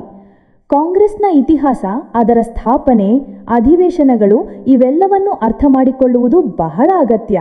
ಆದ್ದರಿಂದ ಇಂದು ನಾವು ಇದನ್ನೇ ಅರ್ಥ ಮಾಡಿಕೊಳ್ಳೋಣ. ಸಹೋದರ, ಇದರ ಅಡಿಪಾಯ ಹೇಗೆ ಹಾಕಲ್ಪಟ್ಟಿತು, ಯಾವ ಅಧಿವೇಶನಗಳು ಮತ್ತು ಅಧ್ಯಕ್ಷರು ಬಹಳ ಮುಖ್ಯವಾಗಿದ್ದರು, ಮತ್ತು ಹೌದು, ಒಂದು ಆಸಕ್ತಿಕರ ವಿಷಯ, ಇದರ ರಚನೆಯ ಹಿಂದಿನ ವಿವಿಧ ಕಥೆಗಳು ಅಥವಾ ಸಿದ್ಧಾಂತಗಳು ಯಾವುವು? ನಿಖರವಾಗಿ ಪ್ರಾರಂಭಿಸೋಣ. ಆದ್ದರಿಂದ ಮೊದಲಿಗೆ ಇದರ ಆರಂಭ 1885, ಸ್ಥಳ ಬಾಂಬಾಯ್. ಹೌದು, ಬಾಂಬಾಯ್. ಮತ್ತು ಇದನ್ನು ಸ್ಥಾಪಿಸುವಲ್ಲಿ ಮುಖ್ಯ ಪಾತ್ರ ಯಾರದ್ದಾಗಿತ್ತು? Allan Octavian Hume, AO Hume. ಅವರು ನಿವೃತ್ತ ಬ್ರಿಟಿಷ್ ಸಿವಿಲ್ ಸೇವಕರಾಗಿದ್ದರು. ಆದರೆ ಈ ಹ್ಯೂಮ್ ಇಂಡಿಯನ್ ನ್ಯಾಷನಲ್ ಯೂನಿಯನ್ ಎಂಬ ಸಂಘಟನೆಯ ಒಂದು ಮೀಟಿಂಗ್ ಕರೆದಿದ್ದರು. ಪೂರ್ಣ ದೇಶದ ಜನನಾಯಕರು ಬರಬೇಕಿತ್ತು ಎಂದು ಯೋಚನೆ ಇತ್ತು. ಆದರೆ ಮಧ್ಯದಲ್ಲಿ ಪೂನಾದಲ್ಲಿ ಪ್ಲೇಗ್ ಹರಡಿದ್ದರಿಂದ ಪ್ರತಿನಿಧಿಗಳು ಸಂಖ್ಯೆ ಕಡಿಮೆ ಆಯಿತು. ಆದ್ದರಿಂದ ಪೂನಾದ ಬದಲು ಮೀಟಿಂಗ್ ಅನ್ನು ಬಾಂಬೆಗೆ ಸ್ಥಳಾಂತರಿಸಲಾಯಿತು. ಮತ್ತು ಮೊದಲ ಅಧಿವೇಶನ ಬೊಂಬಾಯಿನಲ್ಲಿಯೇ ನಡೆಯಿತು, ಗೋಕುಲ್ದಾಸ್ ತೇಜ್ಪಾಲ್ ಸಂಸ್ಕೃತ್ ಕಾಲೇಜಿನಲ್ಲಿ. ಹೌದು, ಸುಮಾರು 72 ಪ್ರತಿನಿಧಿಗಳು ಬಂದಿದ್ದರು ಎಂದು ಕೇಳಿದ್ದೇನೆ. ಹೌದು, 72 ಪ್ರತಿನಿಧಿಗಳು. ಮತ್ತು ಈ ವಿಷಯವು ಸ್ವಲ್ಪ ಗಮನಿಸುವಂತಹದ್ದಾಗಿದೆ. ಆರಂಭ ಒಬ್ಬ ಇಂಗ್ಲಿಷರು ಮಾಡಿದರು. ಹೌದು, ಇದು ಸ್ವಲ್ಪ ವಿಚಿತ್ರವೆಂದು ಅನಿಸುತ್ತದೆ. ಹೌದು, ನಾವು ಆ ಸಮಯದ ವಾತಾವರಣವನ್ನು ನೋಡಿದರೆ, ಉದಾಹರಣೆಗೆ ಲಿಟ್ಟನ್ನ ನೀತಿಗಳಿದ್ದವು ಅಥವಾ ರಿಪ್ಪನ್ನ ಸುಧಾರಣೆಗಳಿದ್ದವು. ಸೊ ಇದು ಒಂದು ನಿರ್ದಿಷ್ಟ ರಾಜಕೀಯ ವಾತಾವರಣದಲ್ಲಿ ನಡೆಯಿತು. ಬಹುಶಃ 1857ರ ನಂತರ ಇಂಗ್ಲಿಷರು ಸಹ ಬಯಸಿದ್ರು ಭಾರತೀಯರಿಗೆ ಮಾತನಾಡುವ ಒಂದು ವೇದಿಕೆ ಸಿಗಲಿ. ಬಹುಶಃ ಒಂದು ನಿಯಂತ್ರಿತ ವೇದಿಕೆ. ಹೌದು, ಹೇಳಬಹುದು, ಒಂದು ನಿಯಂತ್ರಿತ ವಿಧಾನ. ಆಹಾ, ಆರಂಭಿಕ ಅಧ್ಯಕ್ಷರನ್ನು ನೋಡಿದರೆ ಮೊದಲು ಯಾರಿದ್ದರು? ಮೊದಲಿಗೆ ಉಮೇಶ್ ಚಂದ್ರ ಬ್ಯಾನರ್ಜಿ ಇದ್ರು, 1885 ಬಾಂಬಾಯಿನಲ್ಲಿ. ನಂತರ ಮುಂದಿನ ವರ್ಷ 1886 ಕಲ್ಕತ್ತಾದಲ್ಲಿ ದಾದಾಭಾಯಿ ನವರೋಜಿ. ಹೌದು. ನಂತರ 1887 ಮದ್ರಾಸ್ನಲ್ಲಿ ಬದರುದ್ದೀನ್ ತಯ್ಯಬ್ಜಿ. ಅವರು ಮೊದಲ ಮುಸ್ಲಿಂ ಅಧ್ಯಕ್ಷರಾಗಿದ್ದರು. ಹೌದು, ನಿಖರವಾಗಿ. ಮತ್ತು ನಂತರ 1888ರಲ್ಲಿ ಇಲಹಾಬಾದ್ನಲ್ಲಿ ಜಾರ್ಜ್ ಯೂಲ್, ಮೊದಲ ಇಂಗ್ಲಿಷ್ ಅಧ್ಯಕ್ಷರು. ಆದ್ದರಿಂದ ಈ ವಿಭಿನ್ನ ಹಿನ್ನೆಲೆಯ ಜನರು ಆರಂಭದಲ್ಲಿ ಅಧ್ಯಕ್ಷರಾಗುತ್ತಿದ್ದರು. ಇದರಿಂದ ಏನು ತೋರಿಸುತ್ತದೆ? ಇದು ಬಹಳ ಅಗತ್ಯವಾಗಿತ್ತು. ಇದು ತೋರಿಸುತ್ತದೆ ಕಾಂಗ್ರೆಸ್ ಆರಂಭದಿಂದಲೂ ಒಂದು ಸಾರ್ವಭೌಮಿಕ ಪ್ಯಾನ್ ಇಂಡಿಯನ್ ಗುರುತನ್ನು ರಚಿಸಲು ಪ್ರಯತ್ನ ಮಾಡುತ್ತಿತ್ತು. ಅವರು ಇದು ಕೇವಲ ಒಂದು ಧರ್ಮ ಅಥವಾ ಪ್ರದೇಶದ ಪಕ್ಷವಲ್ಲ, ಎಲ್ಲರಿಗೂ ಸೇರಿದ್ದು ಎಂದು ತೋರಿಸಲು ಬಯಸಿದರು. ಸರಿಯಾಗಿ ಹೇಳಿದ್ದೀರಿ. ಈಗ ಕೆಲವು ಅಧಿವೇಶನಗಳ ಬಗ್ಗೆ ಬರೋಣ. ಅವುಗಳನ್ನು ಬಹಳ ಮುಖ್ಯ ಎಂದು ಪರಿಗಣಿಸಲಾಗುತ್ತದೆ. ಪರೀಕ್ಷೆಗಳಲ್ಲೂ ಸಹ ಚೆನ್ನಾಗಿ ಕೇಳುತ್ತಾರೆ. ಉದಾಹರಣೆಗೆ 1907 ಸೂರತ್, ಅಧ್ಯಕ್ಷರು ರಾಸ್ ಬಿಹಾರಿ ಘೋಷ್. ಅಲ್ಲಿ ಏನಾದರೂ ವಿಶೇಷ ಆಗಿತ್ತು? ಹೌದು, ಸೂರತ್ನಲ್ಲಿ ಅದು ವಿಭಜನೆಯ ಕಾಂಗ್ರೆಸ್ ಆಗಿತ್ತು. ಕಾಂಗ್ರೆಸ್ನ ಮೊದಲ ದೊಡ್ಡ ವಿಭಜನೆ ಆಯಿತು. ನರಂ ದಳ ಮತ್ತು ಗರಂ ದಳ ಅವರ ನಡುವಿನ ಮತಭೇದಗಳು ಇಷ್ಟು ಹೆಚ್ಚಾಗಿದ್ದವು, ಪಕ್ಷವು 2 ಭಾಗಗಳಾಗಿ ವಿಭಜನೆಯಾಯಿತು. ಮಾಡ್ರೇಟ್ಸ್ ಮತ್ತು ಎಕ್ಸ್ಟ್ರೀಮಿಸ್ಟ್ಸ್. ಹೌದು, ಅದೇ. ಒಂದು ಕಡೆ ಸಂವಿಧಾನಿಕ ವ್ಯಾಪ್ತಿಯೊಳಗೆ ನಿಧಾನವಾಗಿ ಸುಧಾರಣೆ ಬಯಸುವವರು, ಮತ್ತೊಂದು ಕಡೆ ಸ್ವರಾಜ್ಯಕ್ಕಾಗಿ ಹೆಚ್ಚು ಧ್ವನಿ ಎತ್ತುವವರು, ಸ್ವಲ್ಪ ಉಗ್ರ ವಿಧಾನಗಳನ್ನು ಅಳವಡಿಸಿಕೊಳ್ಳಲು ಬಯಸುವವರು. ಇದು ಆ ಸಮಯದಲ್ಲಿ ಬಹಳ ಆಘಾತಕಾರಿಯಾಗಿತ್ತು. ನಿಖರವಾಗಿ. ಆದರೆ ನಂತರ ವಿಷಯಗಳು ಸುಧಾರಿಸಿದವು. ಹೌದು, ಉದಾಹರಣೆಗೆ 1916ರ ಲಖನೌ ಅಧಿವೇಶನ, ಅಧ್ಯಕ್ಷರು ಅಂಬಿಕಾ ಚರಣ್ ಮಜುಮ್ದಾರ್. ಹೌದು, ಲಖನೌ ಒಪ್ಪಂದ. ಇದರಲ್ಲಿ 2 ದೊಡ್ಡ ವಿಷಯಗಳಾದವು. ಒಂದು, ನರಂ ದಳ ಮತ್ತು ಗರಂ ದಳ ಮತ್ತೆ ಒಂದಾಗಿದ್ರು. ಮರು ಏಕೀಕರಣ. ಹೌದು. ಮತ್ತೆ ಎರಡನೇ ವಿಷಯ, ಕಾಂಗ್ರೆಸ್ ಮತ್ತು ಮುಸ್ಲಿಂ ಲೀಗ್ ನಡುವೆ ಒಂದು ಒಪ್ಪಂದ ಆಯಿತು. ಲಖನೌ ಪ್ಯಾಕ್ಟ್ ಎಂದು ಕರೆಯುತ್ತಾರೆ. 2 ಒಟ್ಟಾಗಿ ಸಾಂವಿಧಾನಿಕ ಸುಧಾರಣೆಗಳ ಡಿಮ್ಯಾಂಡ್ ಮಾಡಿದರು. ಇದು ಕೂಡ ಬಹಳ ಮುಖ್ಯವಾಗಿತ್ತು. ನಂತರ ಒಂದು ಅಧಿವೇಶನವಿದೆ, 1924ರ ಬೆಳಗಾವಿ. ಇದರ ಮಹತ್ವ ಏನು? ಬೆಳಗಾವಿಯ ಮಹತ್ವ ಒಂದೇ ಆಗಿದೆ, ಆದರೆ ಬಹಳ ದೊಡ್ಡದಾಗಿದೆ. ಮಹಾತ್ಮ ಗಾಂಧಿ ತಮ್ಮ ಸಂಪೂರ್ಣ ಜೀವನದಲ್ಲಿ ಕೇವಲ ಒಮ್ಮೆ ಮಾತ್ರ ಕಾಂಗ್ರೆಸ್ ಅಧ್ಯಕ್ಷರಾದರು ಮತ್ತು ಅದು ಈ ಅಧಿವೇಶನದಲ್ಲಿ ಆಗಿತ್ತು. ಕೇವಲ ಒಮ್ಮೆ, 1924 ಬೆಳಗಾವಿ. ಹೌದು, ಅಸಹಕಾರ ಚಳುವಳಿಯ ನಂತರದ ಸಮಯವಾಗಿತ್ತು. ಆದ್ದರಿಂದ ಅವರ ಅಧ್ಯಕ್ಷರಾಗುವುದು ಬಹಳ ಅರ್ಥಪೂರ್ಣವಾಗಿತ್ತು. ಮತ್ತೆ 1929 ಲಾಹೋರ್, ಜವಾಹರ್ಲಾಲ್ ನೆಹರು ಅಧ್ಯಕ್ಷರು. ಇದು ಬಹಳ ಐತಿಹಾಸಿಕವೆಂದು ಪರಿಗಣಿಸಲಾಗುತ್ತದೆ ಅಲ್ವೇ? ನಿಖರವಾಗಿ. ಲಾಹೋರ್ ಅಧಿವೇಶನ ಒಂದು ಮೈಲಿಗಲ್ಲು, ಏಕೆಂದರೆ ಇಲ್ಲಿಯೇ ಮೊದಲ ಬಾರಿಗೆ ಪೂರ್ಣ ಸ್ವರಾಜ್ಯದ ಪ್ರಸ್ತಾವವನ್ನು ಪಾಸ್ ಮಾಡಲಾಯಿತು. ಅಂದರೆ ಈಗ ಪೂರ್ಣ ಸ್ವಾತಂತ್ರ್ಯ ಬೇಕು, ಡೊಮಿನಿಯನ್ ಸ್ಥಾನಮಾನ ಅಲ್ಲ. ಸಂಪೂರ್ಣ ಸ್ವಾತಂತ್ರ್ಯ. ಹೌದು. ಮತ್ತು ಇಲ್ಲಿಯೇ ಇನ್ನೊಂದು ನಿರ್ಧಾರವಾಯಿತು. ಜನವರಿ 26ರಂದು ಪ್ರತಿ ವರ್ಷ ಸ್ವಾತಂತ್ರ್ಯ ದಿನಾಚರಣೆ ಆಚರಿಸಲಾಗುವುದು. ಇದು ಸಂಪೂರ್ಣ ಚಳುವಳಿಗೆ ಒಂದು ಹೊಸ ದಿಕ್ಕನ್ನು ನೀಡಿತ್ತು, ಒಂದು ಹೊಸ ಉತ್ಸಾಹ ತುಂಬಿತ್ತು. ಸರಿಯಾದ ಮಾತು. ಸುಭಾಷ್ ಚಂದ್ರ ಬೋಸ್ ಅವರ ಉಲ್ಲೇಖವೂ ಸಹ ಅಗತ್ಯ. ಅವರು ಸಹ ಅಧ್ಯಕ್ಷರಾಗಿದ್ದರು. ಹೌದು, ಅವರು ನಿರಂತರವಾಗಿ 2 ಬಾರಿ ಚುನಾಯಿತರಾದರು. 1938 ಹರಿಪುರ ಮತ್ತು ನಂತರ 1939 ತ್ರಿಪುರಿ. ಆದರೂ ತ್ರಿಪುರಿಯಲ್ಲಿ ಕೆಲವು ಮತಭೇದಗಳು ಉಂಟಾಗಿದ್ದವು, ವಿಶೇಷವಾಗಿ ಗಾಂಧೀಜಿಯವರೊಂದಿಗೆ. ಹೌದು, ತ್ರಿಪುರಿ ಸಂಕಟ ಅಂತ ಕರೀತಾರೆ. ಅದರಿಂದ ಅವರು ರಾಜೀನಾಮೆ ನೀಡಬೇಕಾಯಿತು. ನಿಖರವಾಗಿ. ಮತ್ತೆ ಸ್ವಾತಂತ್ರ್ಯಕ್ಕೆ ನೇರವಾಗಿ ಮೊದಲು 1946ರಲ್ಲಿ ಮೀರಟ್ ಅಧಿವೇಶನ ನಡೆಯಿತು. ಆಗ ಅಧ್ಯಕ್ಷರು ಆಚಾರ್ಯ JB ಕೃಪಲಾನಿ. ಆದ್ದರಿಂದ ನೋಡಿ, ಈ ಎಲ್ಲ ಅಧಿವೇಶನಗಳು, ಈ ಅಧ್ಯಕ್ಷರು, ಇವು ಕೇವಲ ಹೆಸರುಗಳು ಅಥವಾ ದಿನಾಂಕಗಳಲ್ಲ. ಇವು ನಿಜವಾಗಿಯೂ ಭಾರತೀಯ ಸ್ವಾತಂತ್ರ್ಯ ಸಂಗ್ರಾಮದ ಅಭಿವೃದ್ಧಿಯ ವಿವಿಧ ಘಟ್ಟಗಳು. ಸರಿ, ಇವುಗಳಿಂದ ಕಾಂಗ್ರೆಸ್ನ ಗುರಿಗಳು ಹೇಗೆ ಬದಲಾದವು, ಅವರ ತಂತ್ರಗಳು ಹೇಗೆ ರೂಪುಗೊಂಡವು, ಹೇಗೆ ಅವರು ದೇಶದ ನಾಡಿಯನ್ನು ಹಿಡಿದರು ಎಂಬುದು ತಿಳಿಯುತ್ತದೆ. ನಿಖರವಾಗಿ. ಈಗ ಇನ್ನೊಂದು ಮುಖವನ್ನು ನೋಡೋಣ. ಅದು ಬಹಳ ಆಸಕ್ತಿಕಾರಿಯಾಗಿದೆ. ಅದು ಕಾಂಗ್ರೆಸ್ ಯಾಕೆ ರಚನೆ ಆಯಿತು, ಇದರ ಬಗ್ಗೆಯೂ ವಿಭಿನ್ನ ಸಿದ್ಧಾಂತಗಳಿವೆ. ಹೌದು, ಒಂದು ಅತ್ಯಂತ ಚರ್ಚಿತವಾದದ್ದು ಸೇಫ್ಟಿ ವ್ಯಾಲ್ವ್ ಸಿದ್ಧಾಂತ ಅಥವಾ ಸುರಕ್ಷಾ ವ್ಯಾಲ್ವ್ ಸಿದ್ಧಾಂತ. ಇದು ಏನು? ಹೌದು, ಸೇಫ್ಟಿ ವ್ಯಾಲ್ವ್ ಸಿದ್ಧಾಂತ. ಇದನ್ನು ಲಾಲಾ ಲಜಪತ್ ರಾಯ್ ಅವರಂತಹ ನೇತೃತ್ವದೊಂದಿಗೆ ಸಂಬಂಧಿಸಲಾಗ್ತದೆ. ಅವರ ನಂಬಿಕೆ ಅಥವಾ ಈ ಸಿದ್ಧಾಂತದ ಪ್ರಕಾರ ಎವೋ ಹ್ಯೂಮ್ ಮತ್ತು ಇಂಗ್ಲಿಷರು ಕಾಂಗ್ರೆಸ್ಸನ್ನು ಈ ಕಾರಣಕ್ಕಾಗಿ ರಚಿಸಿದ್ರು, ಯಾಕೆಂದರೆ ಭಾರತೀಯರ ಮನಸ್ಸಿನಲ್ಲಿ ಬೆಳೆಯುತ್ತಿದ್ದ ಕೋಪ, ಅಸಂತೃಪ್ತಿಯು ಒಂದು ನಿಯಂತ್ರಿತ ವಿಧಾನದಲ್ಲಿ, ಒಂದು ವೇದಿಕೆಯ ಮೂಲಕ ಹೊರಬರಬೇಕು. ಇದರಿಂದ 1857ರಂತಹ ಯಾವುದೇ ದೊಡ್ಡ ದಂಗೆ ಮತ್ತೆ ಸಂಭವಿಸಬಾರದು. ನಿಖರವಾಗಿ. ಅಂದರೆ ಬ್ರಿಟಿಷ್ ಸಾಮ್ರಾಜ್ಯಕ್ಕೆ ಒಂದು ಸುರಕ್ಷಾ ವ್ಯಾಲ್ವ್ನಂತೆ ಕೆಲಸ ಮಾಡಲು. ಆದರೆ ಇದಕ್ಕೆ ಇನ್ನೊಂದು ದೃಷ್ಟಿಕೋನವೂ ಸಹ ಇದೆ. ನೇರವಾಗಿ ವಿರುದ್ಧವಾದ ಲೈಟ್ನಿಂಗ್ ಕಂಡಕ್ಟರ್ ಸಿದ್ಧಾಂತ, ಅಂದರೆ ಮಿಂಚಿನ ವಾಹಕ ಸಿದ್ಧಾಂತ. ಹೌದು, ಇದನ್ನು ಗೋಪಾಲಕೃಷ್ಣ ಗೋಖಲೆ ಅವರಂತಹ ನೇತೃತ್ವದೊಂದಿಗೆ ಸಂಬಂಧಿಸಲಾಗ್ತದೆ. ಈ ಆಲೋಚನೆಯ ಪ್ರಕಾರ ಆರಂಭಿಕ ರಾಷ್ಟ್ರೀಯ ನೇತೃತ್ವವು ಹ್ಯೂಮ್ ಅನ್ನು ಬಳಸಿಕೊಂಡಿತು. ಹೇಗೆ? ಒಂದು ಮಿಂಚಿನ ವಾಹಕದಂತೆ. ಅಂದರೆ ಬ್ರಿಟಿಷ್ ಸರ್ಕಾರದ ನೇರ ಕೋಪ ಅಥವಾ ಅನುಮಾನದಿಂದ ತಪ್ಪಿಸಿಕೊಳ್ಳಲು ಒಬ್ಬ ಇಂಗ್ಲಿಷರನ್ನು ಮುಂದೆ ಇಡಲಾಯಿತು. ಇದರಿಂದ ಈ ಹೊಸ ಸಂಘಟನೆಯನ್ನು ಆರಂಭದಲ್ಲಿಯೇ ಅಡಗಿಸಬಲ್ಲದು, ನಿಧಾನವಾಗಿ ಬಲವಾಗಲು ಸಾಧ್ಯವಾಗುವುದು. ಇದು ಒಂದು ರೀತಿಯ ಚಾತುರ್ಯ ಅಥವಾ ತಂತ್ರ ಅಂತ ಹೇಳ್ಬೋದು. ಆಸಕ್ತಿಕರ. ಇನ್ನೂ ಸಿದ್ಧಾಂತಗಳಿವೆ ಬಹುಶಃ. ಹೌದು.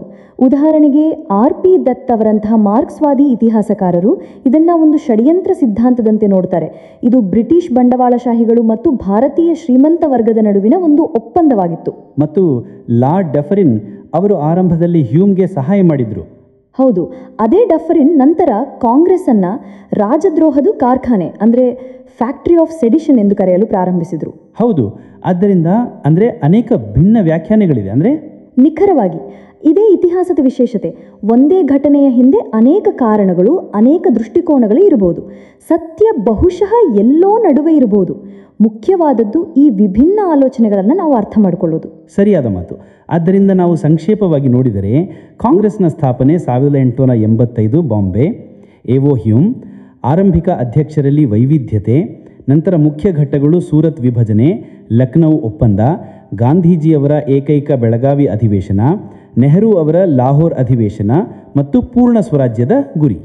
ಹೌದು, ಮತ್ತು ಬೋಸ್ ಅವರ ಅಧ್ಯಕ್ಷರಾಗುವುದು, ಕೃಪಲಾನಿ ಅವರು ಸ್ವಾತಂತ್ರ್ಯದ ಸಮಯದಲ್ಲಿ ಅಧ್ಯಕ್ಷರಾಗಿರುವುದು ಮತ್ತು ಅದರ ರಚನೆಯ ಹಿಂದಿನ ಸಿದ್ಧಾಂತಗಳು safety valve versus lightning conductor. ಖಂಡಿತವಾಗಿ ಕಾಂಗ್ರೆಸ್ ಭಾರತೀಯ ಸ್ವಾತಂತ್ರ್ಯ ಚಳುವಳಿಯ ಒಂದು ರೀತಿ ಕೇಂದ್ರ ಬಿಂದುವಾಗಿತ್ತು ಎಂದು ಹೇಳ್ಬೋದು. ಈ ಅಧಿವೇಶನಗಳು ಮತ್ತು ನೇತೃತ್ವ ಮೂಲಕವೇ ಸ್ವಾತಂತ್ರ್ಯದ ಕಥೆ ಮುಂದುವರೆಯಿತು. ಇದು ಕೇವಲ ಸಭೆಗಳು ಮಾತ್ರವಲ್ಲದೆ ಇಲ್ಲಿ ದೇಶದ ಭವಿಷ್ಯ ನಿರ್ಧರಿಸಲ್ಪಡುತ್ತಿತ್ತು. ಮತ್ತು ಹೋಗುವಾಗ ಒಂದು ಪ್ರಶ್ನೆಯನ್ನು ಯೋಚಿಸಲು ಬಿಟ್ಟು ಹೋಗೋಣ. ಈ ಎರಡು ಮುಖ್ಯ ಸಿದ್ಧಾಂತಗಳು, ಸೇಫ್ಟಿ ವಾಲ್ವ್ ಅದು ಬಹುಶಃ ಇಂಗ್ಲಿಷರ ಹಿತದಲ್ಲಿತ್ತು, ಮತ್ತು ಲೈಟ್ನಿಂಗ್ ಕಂಡಕ್ಟರ್ ಅದು ಬಹುಶಃ ಭಾರತೀಯರ ತಂತ್ರವಾಗಿತ್ತು. ಈ ಆರಂಭಿಕ ಕಲ್ಪನೆಗಳು ಇಂಗ್ಲಿಷರು ಮತ್ತು ಭಾರತೀಯರು ಎರಡರ ದೃಷ್ಟಿಯಲ್ಲಿ ಕಾಂಗ್ರೆಸ್ನ ಪ್ರತಿಮೆ ಮತ್ತು ಅದರ ಆರಂಭಿಕ ಪ್ರಯಾಣವನ್ನು ಹೇಗೆ ಪ್ರಭಾವಿಸಿರಬಹುದು? ಹೌದು, ಇದು ಯೋಚಿಸುವ ವಿಷಯವಾಗಿದೆ. ಆರಂಭದಲ್ಲಿ ಇದನ್ನು ಹೇಗೆ ನೋಡಲಾಯಿತು ಮತ್ತು ಅದರ ಯಾವ ಪರಿಣಾಮವಾಗಿರಬಹುದು ಎಂಬುದು. ನಾವು ಭಾರತದ ಆಧುನಿಕ ಇತಿಹಾಸದ ಒಂದು ಬಹಳ ನೀವು ಹೇಳ್ಬೋದು ನಿರ್ಣಾಯಕ ಘಟನೆಯ ಬಗ್ಗೆ ಮಾತನಾಡಲಿದ್ದೇವೆ, ಬಂಗಾಳ ವಿಭಜನೆ. ನಮಸ್ಕಾರ. ಹೌದು, ನಿಖರವಾಗಿ. ವಿಶೇಷವಾಗಿ ಸ್ಪರ್ಧಾತ್ಮಕ ಪರೀಕ್ಷೆಗಳಿಗೆ ತಯಾರಿ ನಡೆಸುತ್ತಿರುವವರಿಗೆ ಈ ವಿಷಯವನ್ನು ಅರ್ಥ ಮಾಡಿಕೊಳ್ಳುವುದು ಬಹಳ ಅಗತ್ಯ. ಸರಿಯಾಗಿ ಹೇಳಿದ್ದೀರಿ. ಆದ್ದರಿಂದ ನಾವು ನೋಡೋಣ ಇದು ಏಕೆ ಆಯಿತು, ಇದರ ಹಿಂದೆ ಯಾವ ಆಲೋಚನೆ ಇತ್ತು ಮತ್ತು ನಂತರ ಇದರ ಫಲಿತಾಂಶವೇನಾಯಿತು. ನಿಖರವಾಗಿ. ಆದ್ದರಿಂದ ಪ್ರಾರಂಭಿಸೋಣ. 1905ರಲ್ಲಿ ಬಂಗಾಳದ ವಿಭಜನೆ ಆಯಿತು. ಹೇಳಲಾದದ್ದು ಸಹೋದರ ಆಡಳಿತ ನಡೆಸುವಲ್ಲಿ ತೊಂದರೆಯಾಗುತ್ತಿದೆ. ಆದರೆ ವಿಷಯ ಕೇವಲ ಇಷ್ಟೇನೆಯೇ? ಇಲ್ಲ, ಇಲ್ಲಿಯೇ ಅರ್ಥ ವಿಷಯ ಸ್ವಲ್ಪ ಸಂಕೀರ್ಣವಾಗುತ್ತದೆ. ಹೌದು, ಕಾಗದದ ಮೇಲೆ ಇದಿತ್ತು, ಬಂಗಾಳ ಬಹಳ ದೊಡ್ಡದಾಗಿದೆ. ಆಡಳಿತಕ್ಕಾಗಿ ಎರಡು ಭಾಗಗಳಾಗಿ ಮಾಡುವುದು ಅಗತ್ಯ. ಆದರೆ ನೋಡಿ, ನಿಜವಾದ ಉದ್ದೇಶ ರಾಜಕೀಯವಾಗಿತ್ತು. ಬಂಗಾಳ ಆ ಸಮಯದಲ್ಲಿ ರಾಷ್ಟ್ರೀಯತೆಯ ಕೋಟೆಯಾಗಿ ರೂಪುಗೊಳ್ಳುತ್ತಿತ್ತು. ಹೌದು, ನಿಖರವಾಗಿ. ಮತ್ತು ಇಂಗ್ಲಿಷ್ ಸರ್ಕಾರ ಈ ಬೆಳೆಯುತ್ತಿರುವ ರಾಷ್ಟ್ರೀಯ ಚೇತನವನ್ನು ಹೇಳ್ಬೋದು ದುರ್ಬಲಗೊಳಿಸಲು ಬಯಸಿತ್ತು. ಅವರ ನೇರ ಪ್ರಯತ್ನವೆಂದರೆ ಹಿಂದೂ ಮುಸ್ಲಿಂ ಏಕತೆಯನ್ನು ಯಾವುದೇ ರೀತಿಯಲ್ಲಿ ಮುರಿಯುವುದು. ವಿಭಜಿಸಿ ಆಳು ನೀತಿ. ನಿಖರವಾಗಿ ಅದೇ. ಆದ್ದರಿಂದ ಘೋಷಣೆಯಾಯಿತು ಜುಲೈ 1905ರಲ್ಲಿ ಮತ್ತು ಅಕ್ಟೋಬರ್ 1905ರಿಂದ ಇದು ಜಾರಿಗೆ ಬಂದಿತ್ತು. ಸರಿ, ಆದ್ದರಿಂದ ಇದರ ಹಿಂದೆ ಮುಖ್ಯ ವ್ಯಕ್ತಿ ಯಾರು, ಅಂದರೆ ಇದು ಯಾರ ಐಡಿಯಾ ಮತ್ತು ಇದು ಒಮ್ಮೆಲೆ ಆಯಿತೆ ಅಥವಾ ಇದರ ಯಾವುದೇ ತಯಾರಿ ಮೊದಲೇ ನಡೆಯುತ್ತಿದೆ? ನೋಡಿ, ಮುಖ್ಯವಾಗಿ ಇದರ ಹಿಂದೆ ಆ ಸಮಯದ ವೈಸ್ ರಾಯ್ ಲಾರ್ಡ್ ಕರ್ಜನ್ ಇದ್ರು. ಲಾರ್ಡ್ ಕರ್ಜನ್, ಹೌದು. ಮತ್ತು ಇಲ್ಲ, ಇದು ಹಠಾತ್ ಆಗಿ ಅಲ್ಲ, ಕರ್ಜನ್ ಮೊದಲೇ ಕೆಲವು ಅಂತಹ ಕ್ರಮಗಳನ್ನು ತೆಗೆದುಕೊಂಡಿದ್ರು. ಅವುಗಳನ್ನು ಬಹಳ ಪ್ರತಿಕ್ರಿಯಾವಾದಿ ಎಂದು ಪರಿಗಣಿಸಲಾಗುತ್ತದೆ. ಉದಾಹರಣೆಗೆ 1899ರ ಕಲ್ಕತ್ತಾ ಕಾರ್ಪೊರೇಷನ್ ಆಕ್ಟ್ ಇತ್ತು. ಅದರಿಂದ ನಿಗಮದಲ್ಲಿ ಚುನಾಯಿತ ಭಾರತೀಯರ ಸಂಖ್ಯೆಯನ್ನು ಕಡಿಮೆ ಮಾಡಲಾಗಿತ್ತು. ನಂತರ 1904ರಲ್ಲಿ ಅಫಿಷಿಯಲ್ ಸೀಕ್ರೆಟ್ಸ್ ಆಕ್ಟ್ ಬಂದಿತ್ತು. ಅದು ಪತ್ರಿಕೆಯ ಸ್ವಾತಂತ್ರ್ಯದ ಮೇಲೆ ಇನ್ನಷ್ಟು ನಿರ್ಬಂಧಗಳನ್ನು ಹೇರಿತು. ಮತ್ತು 1904ರಲ್ಲಿಯೇ ಇಂಡಿಯನ್ ಯೂನಿವರ್ಸಿಟೀಸ್ ಆಕ್ಟ್ ಕೂಡ ಬಂದಿತು. ಉದ್ದೇಶವು ವಿಶ್ವವಿದ್ಯಾನಿಲಯಗಳ ಮೇಲೆ ಸರ್ಕಾರಿ ನಿಯಂತ್ರಣವನ್ನು ಹೆಚ್ಚಿಸುವುದಾಗಿತ್ತು. ಆದ್ದರಿಂದ ಈ ಎಲ್ಲ ವಿಷಯಗಳು ಒಂದು ರೀತಿಯ ವಾತಾವರಣವನ್ನು ಸೃಷ್ಟಿಸುತ್ತಿದ್ದವು. ಅಂದ್ರೆ ಭೂಮಿ ವಿಭಜನೆಗಾಗಿ ಸಿದ್ಧವಾಗುತ್ತಿತ್ತು. ಹೌದು, ಹೇಳಬಹುದು. ಇದು ಯಾವುದೇ ಹಠಾತ್ ಆಗಿ ತೆಗೆದುಕೊಂಡ ನಿರ್ಣಯವಲ್ಲ. ಆದ್ದರಿಂದ ಸ್ಪಷ್ಟವಾಗಿ ಇಷ್ಟು ದೊಡ್ಡ ನಿರ್ಧಾರವಾದಾಗ ದೇಶದಾದ್ಯಂತ ಇದರ ಪ್ರತಿಕ್ರಿಯೆಯೂ ಸಹ ಆಗಿರಬೇಕು. ನಂತರ ಏನಾಯಿತು? ಪ್ರತಿಕ್ರಿಯೆಯು ಅತ್ಯಂತ ಭಾರಿಯಾಗಿತ್ತು. ಅಂದರೆ ಸಂಪೂರ್ಣ ದೇಶದಲ್ಲಿ ಒಂದು ಕೋಪದ ಅಲೆಯೇ ಓಡಿ ಹೋಯಿತು. 1905ರಲ್ಲಿ ಬನಾರಸ್ನಲ್ಲಿ ಕಾಂಗ್ರೆಸ್ನ ಅಧಿವೇಶನ ನಡೆಯಿತು. ಗೋಪಾಲಕೃಷ್ಣ ಗೋಖಲೆ ಅಧ್ಯಕ್ಷರಾಗಿದ್ದರು. ಹೌದು. ಅಲ್ಲಿ ವಿಭಜನೆಯ ಕಟು ಟೀಕೆ ಆಯಿತು. ಆದರೆ ಇದಕ್ಕಿಂತಲೂ ಮುಖ್ಯವಾದದ್ದು 1906ರಲ್ಲಿ ಕಲ್ಕತ್ತಾ ಅಧಿವೇಶನ. ದಾದಾಭಾಯಿ ನವರೋಜಿ ಅಧ್ಯಕ್ಷರಾಗಿದ್ರು. ಕಲ್ಕತ್ತಾ ಅಧಿವೇಶನ. ಹೌದು. ಅದರಲ್ಲಿ 4 ಬಹಳ ಮುಖ್ಯ ಪ್ರಸ್ತಾವಗಳನ್ನು ಪಾಸ್ ಮಾಡಲಾಯಿತು. ಸ್ವರಾಜ್ಯ, ಸ್ವದೇಶಿ, ಬಹಿಷ್ಕಾರ ಮತ್ತು ರಾಷ್ಟ್ರೀಯ ಶಿಕ್ಷಣ. ಈ 4 ಪದಗಳನ್ನು ಬಹಳ ಕೇಳಿದ್ದೇವೆ. ಸ್ವರಾಜ್ಯ, ಸ್ವದೇಶಿ, ಬಹಿಷ್ಕಾರ ಮತ್ತು ರಾಷ್ಟ್ರೀಯ ಶಿಕ್ಷಣ. ನಿಖರವಾಗಿ ಇವು ಮುಂದೆ ನಮ್ಮ ಸ್ವಾತಂತ್ರ್ಯ ಸಂಗ್ರಾಮದ ನೀವು ಹೇಳ್ಬೋದು ಮೂಲ ಮಂತ್ರವಾಗಿ ಮಾರ್ಪಟ್ಟಿವು.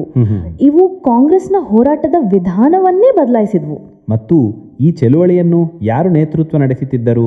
ಅಂದರೆ ಇದು ಕೇವಲ ಬಂಗಾಳದಲ್ಲಿ ಮಾತ್ರ ಸೀಮಿತವಾಗಿತ್ತೇ? ಇಲ್ಲ, ಇದೇ ವಿಶೇಷವಾಗಿತ್ತು. ಈ ಚಳವಳಿ ಕೇವಲ ಬಂಗಾಳದವರಿಗೆ ಮಾತ್ರ ನಿಂತಿರಲಿಲ್ಲ, ಬದಲಾಗಿ ಸಂಪೂರ್ಣ ದೇಶದಾದ್ಯಂತ ಹರಡಿತು. ಸಂಪೂರ್ಣ ದೇಶದಾದ್ಯಂತ ವ್ಯಾಪಕ.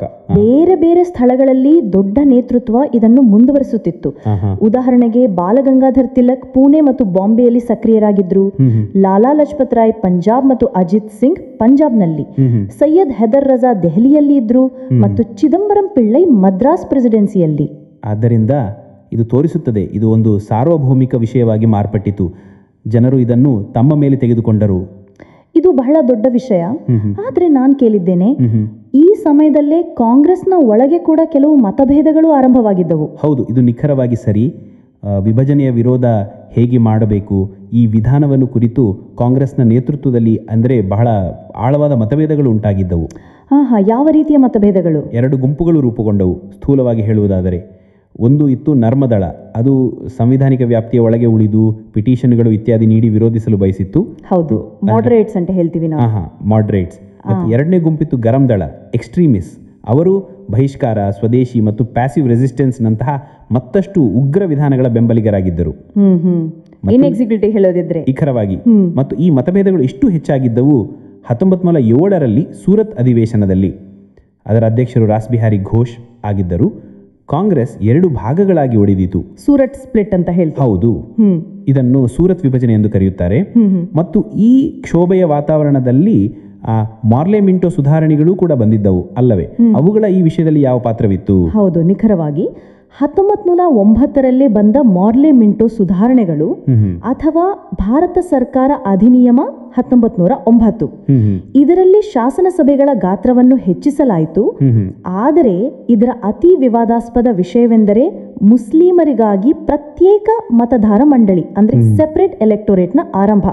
ಸೆಪರೇಟ್ ಎಲೆಕ್ಟೋರೇಟ್ ಅಂದ್ರೆ ಮುಸ್ಲಿಂ ಮತದಾರರು ಕೇವಲ ಮುಸ್ಲಿಂ ಅಭ್ಯರ್ಥಿಗಳಿಗೆ ಮಾತ್ರ ಮತ ಚಲಾಯಿಸಬಹುದು. ಹೌದು. ಮತ್ತು ಅನೇಕ ಜನರು ಇದನ್ನು ಇಂಗ್ಲಿಷರ ಭೇದಿಸಿ ಮತ್ತು ಆಳು ನೀತಿಯ ಒಂದು ಭಾಗ ಎಂದು ಪರಿಗಣಿಸುತ್ತಾರೆ. ಇದು ಎಲ್ಲಿಯೋ ಒಂದು ಕಡೆ ಭಾರತೀಯ ಸಮಾಜದಲ್ಲಿ ವಿಭಜನೆಯ ಬೀಜಗಳನ್ನು ಆಳವಾಗಿ ನಾಟಿತು. ಹೌದು, ಅದು ತುಂಬಾ ಗಂಭೀರ ವಿಷಯವಾಗಿತ್ತು. ಹಾಗಾದರೆ ಕೊನೆಯಲ್ಲಿ ಈ ಬಂಗಾಳ ವಿಭಜನೆಗೆ ಏನಾಯಿತು? ಅದು ಶಾಶ್ವತವಾಗಿ ಉಳಿದುಕೊಂಡಿತಾ? ಇಲ್ಲ, ಅದು ಶಾಶ್ವತವಾಗಿ ಉಳಿಯಲಿಲ್ಲ. ಈ ತರಹದ ಬೃಹತ್ ವಿರೋಧ, ಸ್ವದೇಶಿ ಚಳುವಳಿಯು ಪಡೆದ ಬಲ, ಈ ಒತ್ತಡದ ಮುಂದೆ ಬ್ರಿಟಿಷ್ ಸರ್ಕಾರವು ಕೊನೆಗೆ ಬಾಗುವಂತಾಯಿತು. 1911ರಲ್ಲಿ ದೆಹಲಿಯಲ್ಲಿ ಒಂದು ದೊಡ್ಡ ದರ್ಬಾರ್ ನಡೆಯಿತು, ದೆಹಲಿ ದರ್ಬಾರ್. ಹೌದು, ಅದರಲ್ಲಿ ಬ್ರಿಟನ್ನ ರಾಜ ಜಾರ್ಜ್ ಪಂಚಮನೂ ಬಂದಿದ್ದರು. ಅದೇ ದರ್ಬಾರ್ನಲ್ಲಿ ಆ ಸಮಯದ ವೈಸ್ರಾಯ್ ಆಗಿದ್ದ ಲಾರ್ಡ್ ಹಾರ್ಡಿಂಗ್ ಎರಡನೆಯವರನ್ನು ಬಂಗಾಳ ವಿಭಜನೆಯನ್ನು ರದ್ದುಗೊಳಿಸುವ ಘೋಷಣೆ ಮಾಡಲಾಯಿತು. ಹಾಗಾದರೆ 1911ರಲ್ಲಿ ರದ್ದಾಯಿತು. ಹೌದು. ಮತ್ತು ಅದೇ ಸಮಯದಲ್ಲಿ ಇನ್ನೊಂದು ದೊಡ್ಡ ನಿರ್ಧಾರ ಕೂಡ ಆಯಿತು. 1912ರಲ್ಲಿ ಭಾರತದ ರಾಜಧಾನಿಯನ್ನು ಕಲ್ಕತ್ತಾದಿಂದ ದೆಹಲಿಗೆ ಬದಲಾಯಿಸಲಾಯಿತು. ರಾಜಧಾನಿ ಕೂಡ ಬದಲಾಯಿತು. ಹೌದು. ಹೀಗಿದ್ದರೆ ನಾವು ಸಂಕ್ಷಿಪ್ತವಾಗಿ ನೋಡಿದರೆ ಬಂಗಾಳ ವಿಭಜನೆಯು ರಾಷ್ಟ್ರೀಯತೆಯನ್ನು ದುರ್ಬಲಗೊಳಿಸುವ ಕರ್ಜನ್ ಅವರ ಒಂದು ಚಾಲಾಕಿಯಾಗಿತ್ತು. ಆದರೆ ಅದರಿಂದ ವಿರುದ್ಧವಾಯಿತು. ಹೌದು, ನಿಖರವಾಗಿ. ಇದು ಸ್ವದೇಶಿ ಮತ್ತು ಬಹಿಷ್ಕಾರ ಇಂತಹ ಚಳುವಳಿಗಳಿಗೆ ಗಾಳಿ ತುಂಬಿತು. ಸಂಪೂರ್ಣ ದೇಶದ ಜನರು ವಿರೋಧದಲ್ಲಿ ಬೀದಿಗಿಳಿದರು. ಕಾಂಗ್ರೆಸ್ನಲ್ಲಿ ಭೇದ ಉಂಟಾಗಿದ್ದರೂ ಸಹ ಮತ್ತು ಕೊನೆಯಲ್ಲಿ ಇಂಗ್ಲಿಷರು ತಮ್ಮ ನಿರ್ಧಾರವನ್ನು ಹಿಂತೆಗೆದುಕೊಳ್ಳಬೇಕಾಯಿತು ಮತ್ತು ರಾಜಧಾನಿಯನ್ನು ಬದಲಾಯಿಸಬೇಕಾಯಿತು. ನೀವು ನಿಖರವಾಗಿ ಹೇಳಿದ್ದೀರಿ. ಆದರೆ ಇಲ್ಲಿ ಒಂದು ವಿಷಯ ಚಿಂತನೀಯವಾಗಿದೆ. ಏನು? ಚಿಂತಿಸಬೇಕಾದ ವಿಷಯವೆಂದರೆ, ವಿಭಜನೆ ರದ್ದಾದ ನಂತರವೂ ಅದು ಹಾಕಿದ ಚಿನ್ನಿಗೆ ಎಲ್ಲೋ ಒಂದು ಕಡೆ ಉರಿಯುತ್ತಲೇ ಇರಲಿಲ್ಲವೇ? ಇದರ ಬಗ್ಗೆ ಚಿಂತಿಸುವುದು ಅಗತ್ಯ. ನಾವು ಭಾರತದ ಸ್ವಾತಂತ್ರ್ಯ ಹೋರಾಟದ ಒಂದು ಬೇರೆ ಅತ್ಯಂತ ಮಹತ್ವದ ಅಂಶದ ಬಗ್ಗೆ ಮಾತನಾಡಲಿದ್ದೇವೆ. ಹೌದು, ಯಾವುದು? ಕ್ರಾಂತಿಕಾರಿ ರಾಷ್ಟ್ರೀಯತೆ. ಖಂಡಿತ. ಇದು ಒಂದು ಅಂಥ ಮಾರ್ಗವಾಗಿತ್ತು. ಅಲ್ಲಿ ಉತ್ಸಾಹ ಇತ್ತು, ಜುಗುಪ್ಸೆ ಇತ್ತು, ಮತ್ತು ಅರ್ಥಾತ್ ಇಂಗ್ಲಿಷ್ ಆಡಳಿತಕ್ಕೆ ನೇರವಾಗಿ ಎದುರಿಸುವ ಉದ್ದೇಶ. ಹೌದು. ನಾವು 19ನೇ ಶತಮಾನದ ಅಂತ್ಯದಿಂದ 1916ರವರೆಗಿನ ಆ ಕಾಲಾವಧಿಯನ್ನು ಅರ್ಥ ಮಾಡಿಕೊಳ್ಳೋಣ. ಅದೇ ಸಮಯದಲ್ಲಿ ಆ ಗುಪ್ತ ಸಂಘಟನೆಗಳು ನಿರ್ಮಾಣವಾಗುತ್ತಿದ್ದವು, ಅಲ್ಲವೇ? ಹೌದು, ಮತ್ತು ವಿದೇಶಗಳಲ್ಲೂ ಸ್ವರ ಏರಿಸಲಾಗುತ್ತಿತ್ತು. ಸರಿಯಾಗಿ ಹೇಳಿದ್ದೀರಿ. ಮತ್ತು ಸಶಸ್ತ್ರ ಹೋರಾಟದ ಚಿಹ್ನೆಗಳು ಅದೇ ಸಮಯದಲ್ಲಿ ಉರಿಯುತ್ತಿದ್ದವು. ಹಾಗಾದರೆ ಈ ಘಟನೆಗಳನ್ನು ಮತ್ತು ಅವುಗಳ ಹಿಂದಿನ ಚಿಂತನೆಯನ್ನು ಅರ್ಥ ಮಾಡಿಕೊಳ್ಳೋಣ.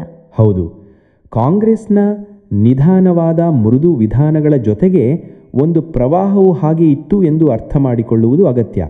ಅದು ಭಾವಿಸುತ್ತಿತ್ತು ದ್ಯಾಟ್ ಸ್ವಾತಂತ್ರ್ಯವು ಕೇವಲ ಮನವಿಗಳಿಂದಲೇ ಸಿಗುವುದಿಲ್ಲ. ಇದರ ಪ್ರಾರಂಭ ನಮಗೆ ಮಹಾರಾಷ್ಟ್ರದಲ್ಲಿ ಕಾಣಸಿಗುತ್ತದೆ. ಉದಾಹರಣೆಗೆ 1879ರಲ್ಲಿ ವಾಸುದೇವ್ ಬಲವಂತ್ ಫಡ್ಕೆಯ ರಾಮೋಶಿ ರೈತ ಸೈನ್ಯ. ಹೌದು, ನಾನು ಕೇಳಿದ್ದೇನೆ. ಅಥವಾ ನಂತರ ತಿಲಕ್ ಅವರು ಶಿವಾಜಿ ಮತ್ತು ಗಣಪತಿ ಉತ್ಸವಗಳ ಬಳಕೆ ಮಾಡಿದರು, ರಾಷ್ಟ್ರೀಯ ಚೇತನೆಯನ್ನು ಜಾಗೃತಗೊಳಿಸಲು. ಮತ್ತು ಇದೇ ವಾತಾವರಣದಲ್ಲಿ 1897ರಲ್ಲಿ ಪುಣೆಯಲ್ಲಿ ಚಾಪೇಕರ್ ಸಹೋದರರು ಪ್ಲೇಗ್ ಕಮಿಷನರ್ ರ್ಯಾಂಡ್ ಅವರನ್ನು ಹತ್ಯೆ ಮಾಡಿದರು. ಹೌದು, ಅದು ಒಂದು ದೊಡ್ಡ ಘಟನೆಯಾಗಿತ್ತು. ಅದನ್ನು ಸಾಮಾನ್ಯವಾಗಿ ಕ್ರಾಂತಿಕಾರಿ ರಾಷ್ಟ್ರೀಯತೆಯ ಮೊದಲ ದೊಡ್ಡ ಕಾರ್ಯಾಚರಣೆ ಎಂದು ಪರಿಗಣಿಸಲಾಗುತ್ತದೆ. ಇದು ಕೋಪವು ಎಷ್ಟು ಮಟ್ಟಿಗೆ ಏರಿತು ಎಂದು ತೋರಿಸುತ್ತದೆ. ನಿಖರವಾಗಿ. ಇದು ಕೇವಲ ಒಂದು ಘಟನೆ ಮಾತ್ರವಲ್ಲ. ಇದರ ನಂತರ ಈ ವಿಚಾರಗಳನ್ನು ಸಂಘಟಿಸುವ ಪ್ರಯತ್ನಗಳು ನಡೆಯಿತು. ಉದಾಹರಣೆಗೆ 1899ರಲ್ಲಿ ಪುಣೆಯಲ್ಲಿ ಸಾವರಕರ್ ಸಹೋದರರು ಮಿತ್ರಮೇಳವನ್ನು ಪ್ರಾರಂಭಿಸಿದರು. ಮಿತ್ರಮೇಳ, ಹೌದು. ಅದು ನಂತರ 1904ರಲ್ಲಿ ಅಭಿನವ ಭಾರತ ಸೊಸೈಟಿ ಆಯಿತು. ಇವು ಗುಪ್ತ ಸಂಘಟನೆಗಳಾಗಿದ್ದವು. ಅವುಗಳ ಗುರಿ ಏನು? ಯುವಕರನ್ನು ಸೇರಿಸುವುದು ಮತ್ತು ಸಶಸ್ತ್ರ ಕ್ರಾಂತಿಗಾಗಿ ತಯಾರಿ ನಡೆಸುವುದು. ಮತ್ತು ಬಂಗಾಳವು ಇದರಲ್ಲಿ ಹಿಂದೆ ಇರಲಿಲ್ಲ. ಇಲ್ಲ, ಖಂಡಿತವಾಗಿಯೂ ಇಲ್ಲ. 1902ರಲ್ಲಿ ಕಲ್ಕತ್ತಾದಲ್ಲಿ ಸತೀಶ್ ಚಂದ್ರ ಬೋಸ್ ಅವರು ಅನುಶೀಲನ ಸಮಿತಿಯನ್ನು ಸ್ಥಾಪಿಸಿದರು. ಅನುಶೀಲನ ಸಮಿತಿ, ಇದರ ವಿಶೇಷ ಉದ್ದೇಶ ಏನು? ನೋಡಿ, ಅನುಶೀಲನ ಸಮಿತಿಯು ಕೇವಲ ಶಸ್ತ್ರಗಳನ್ನು ಚಲಿಸುವುದನ್ನು ಮಾತ್ರ ಕಲಿಸುವುದಲ್ಲ, ಶಾರೀರಿಕ ಮತ್ತು ನೈತಿಕ ಬಲದ ಮೇಲೂ ಒತ್ತನ್ನು ನೀಡಲಾಗಿತ್ತು. ಒಂದು ರೀತಿಯಲ್ಲಿ ಯುವಕರನ್ನು ಕ್ರಾಂತಿಕಾರಿ ವಿಚಾರಧಾರೆಯಿಂದ ಸಜ್ಜುಗೊಳಿಸುತ್ತಿದ್ದರು. ಇದೇ ಕಾಲಾವಧಿಯ ಒಂದು ದೊಡ್ಡ ಘಟನೆ 1908ರ ಆಲಿಪುರ ಬಾಂಬ್ ಪ್ರಕರಣ. ಹೌದು. ಮ್ಯಾಜಿಸ್ಟ್ರೇಟ್ ಕಿಂಗ್ಸ್ಫೋರ್ಡ್ ಅವರ ಮೇಲೆ ದಾಳಿ ಮಾಡುವ ಪ್ರಯತ್ನ. ನಿಖರವಾಗಿ. ಇದರಲ್ಲಿ ಪ್ರಫುಲ್ಲ ಛಾಕಿ ಮತ್ತು ಖುದಿರಾಮ್ ಬೋಸ್ ಭಾಗವಹಿಸಿದರು. ಛಾಕಿಯವರು ಸೆರೆ ಹಿಡಿಯೋ ಮುನ್ನ ತಮ್ಮನ್ನೇ ಗುಂಡು ಹಾರಿಸಿಕೊಂಡರು ಮತ್ತು ಖುದಿರಾಮ್ ಬೋಸ್ ಅವರಿಗೆ ಫಾಸಿ ಶಿಕ್ಷೆ ಆಯಿತು, ಬಹಳ ಕಡಿಮೆ ವಯಸ್ಸಿನಲ್ಲಿ. ಹೌದು, ಅರವಿಂದ್ ಘೋಷ್ ಅವರು ಈ ಪ್ರಕರಣದಲ್ಲಿ ಆರೋಪಿಯಾಗಿದ್ದರು. ಆದರೂ ನಂತರ ಬಿಡುಗಡೆಯಾದರು.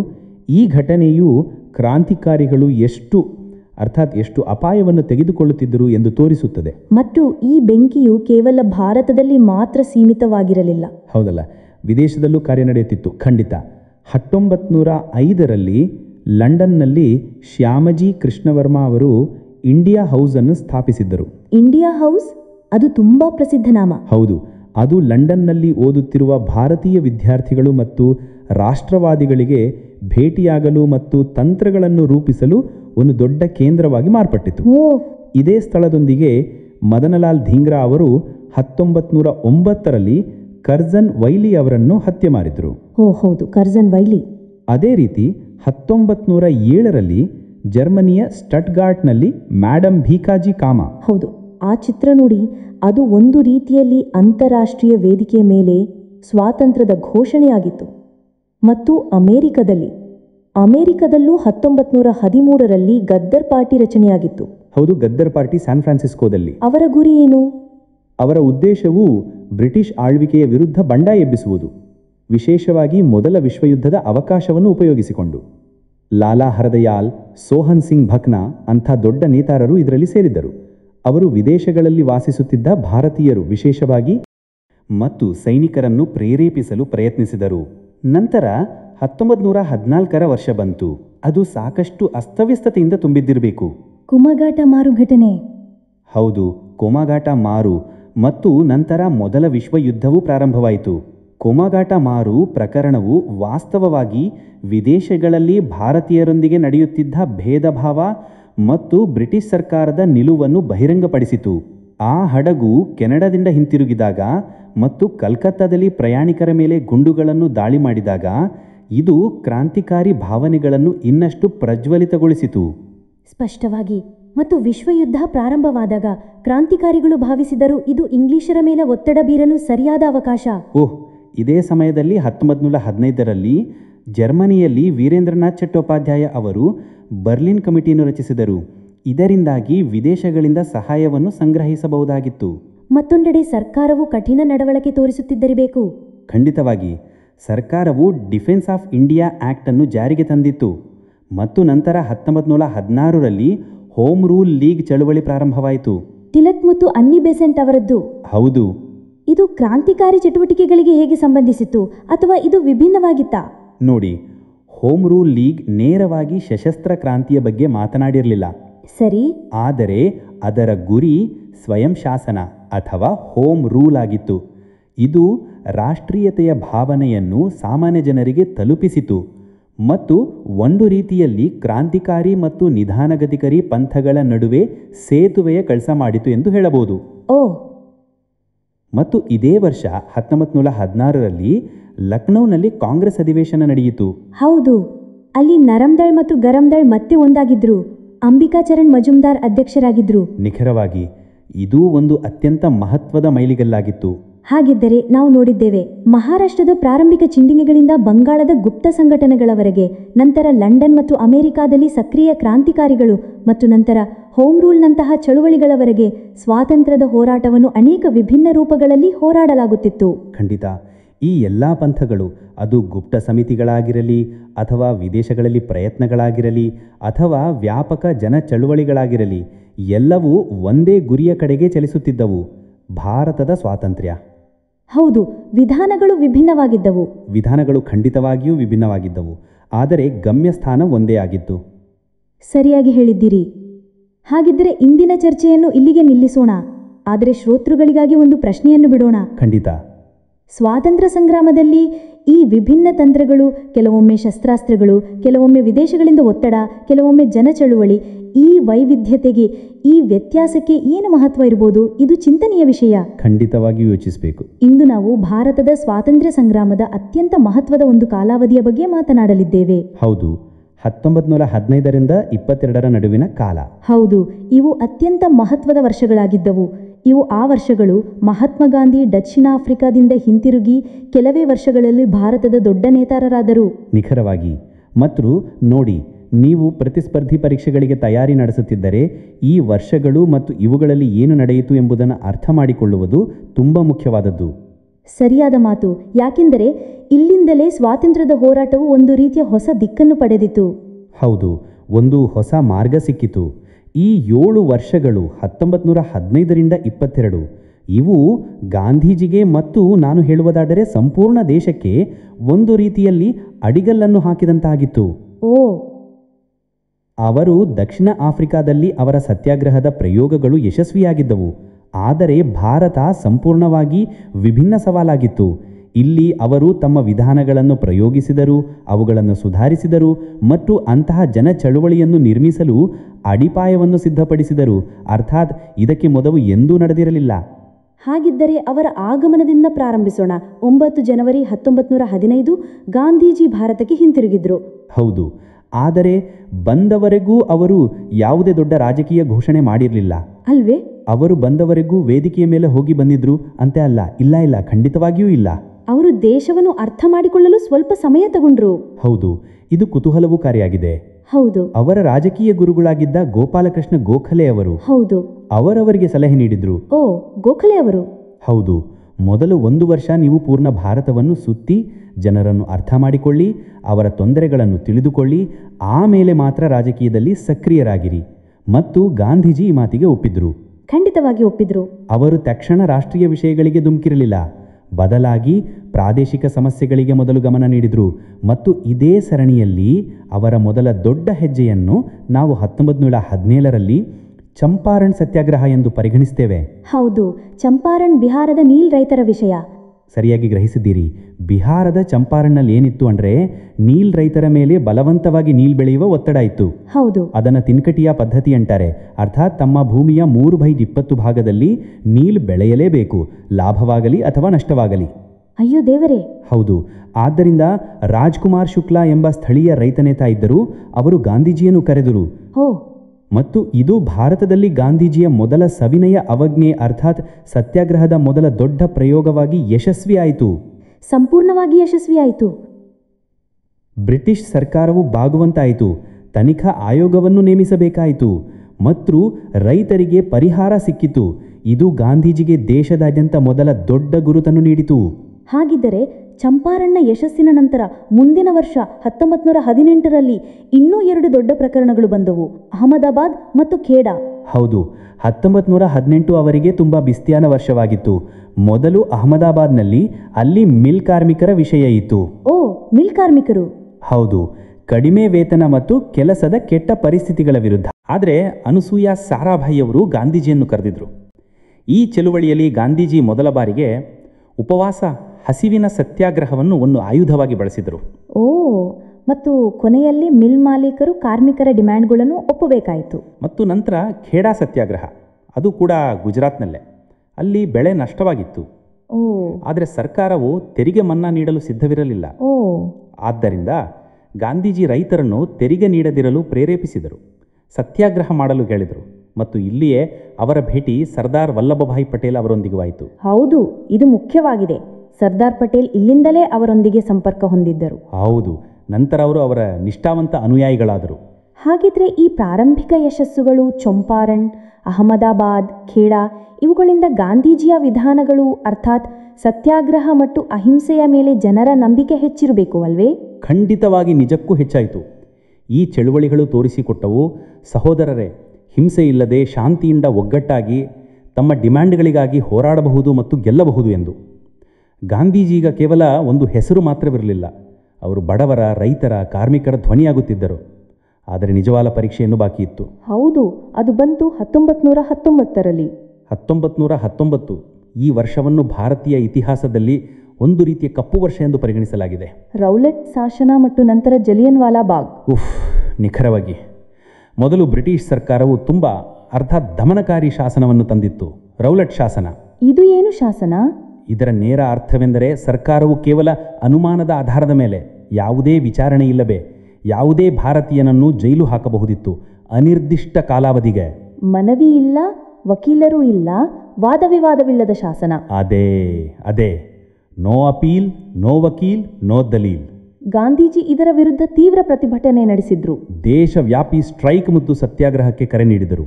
ಇದು ಅವರ ಮೊದಲ ಅಖಿಲ ಭಾರತ ಮಟ್ಟದ ಸತ್ಯಾಗ್ರಹದ ಪ್ರಯತ್ನವಾಗಿತ್ತು. ಸಂಪೂರ್ಣ ದೇಶದಲ್ಲಿ ಒಮ್ಮೆಲೆ? ಹೌದು, ಸಂಪೂರ್ಣ ದೇಶದಲ್ಲಿ. ಇದು ಅವರು ಬಯಸಿದಂತೆ ಸಂಪೂರ್ಣವಾಗಿ ಯಶಸ್ವಿಯಾಗಲಿಲ್ಲ. ಆದರೆ ಇದು ಬ್ರಿಟಿಷ್ ಆಳ್ವಿಕೆಯ ವಿರುದ್ಧ ಇದ್ದ ಕೋಪವನ್ನು ಇನ್ನಷ್ಟು ಪ್ರಜ್ವಲಿತಗೊಳಿಸಿತು. ಮತ್ತು ಈ ವಾತಾವರಣದಲ್ಲಿಯೇ 13 ಏಪ್ರಿಲ್ 1919. ಹೌದು, ಅಮೃತ್ಸರ, ಜಲಿಯನ್ ವಾಲಾ ಬಾಗ್. ಹೌದು, ಆ ಭಯಾನಕ ಕತ್ಲೆಗಾಹ. ಬೈಸಾಖಿ ದಿನವಾಗಿತ್ತು. ಜನರು ಶಾಂತಿಯಿಂದ ಸಭೆ ನಡೆಸುತ್ತಿದ್ದರು ರೌಲತ್ ಶಾಸನದ ವಿರುದ್ಧ. ಮತ್ತು ಜನರಲ್ ಡಯರ್ ಅವನು ನಿರಾಯುಧ ಜನಸಮೂಹದ ಮೇಲೆ ಗುಂಡು ಹಾರಿಸಲು ಆದೇಶಿಸಿದನು. 100 ಜನರು ಮರಣಿಸಿದರು, ಸಾವಿರಾರು ಜನರು ಗಾಯಗೊಂಡರು.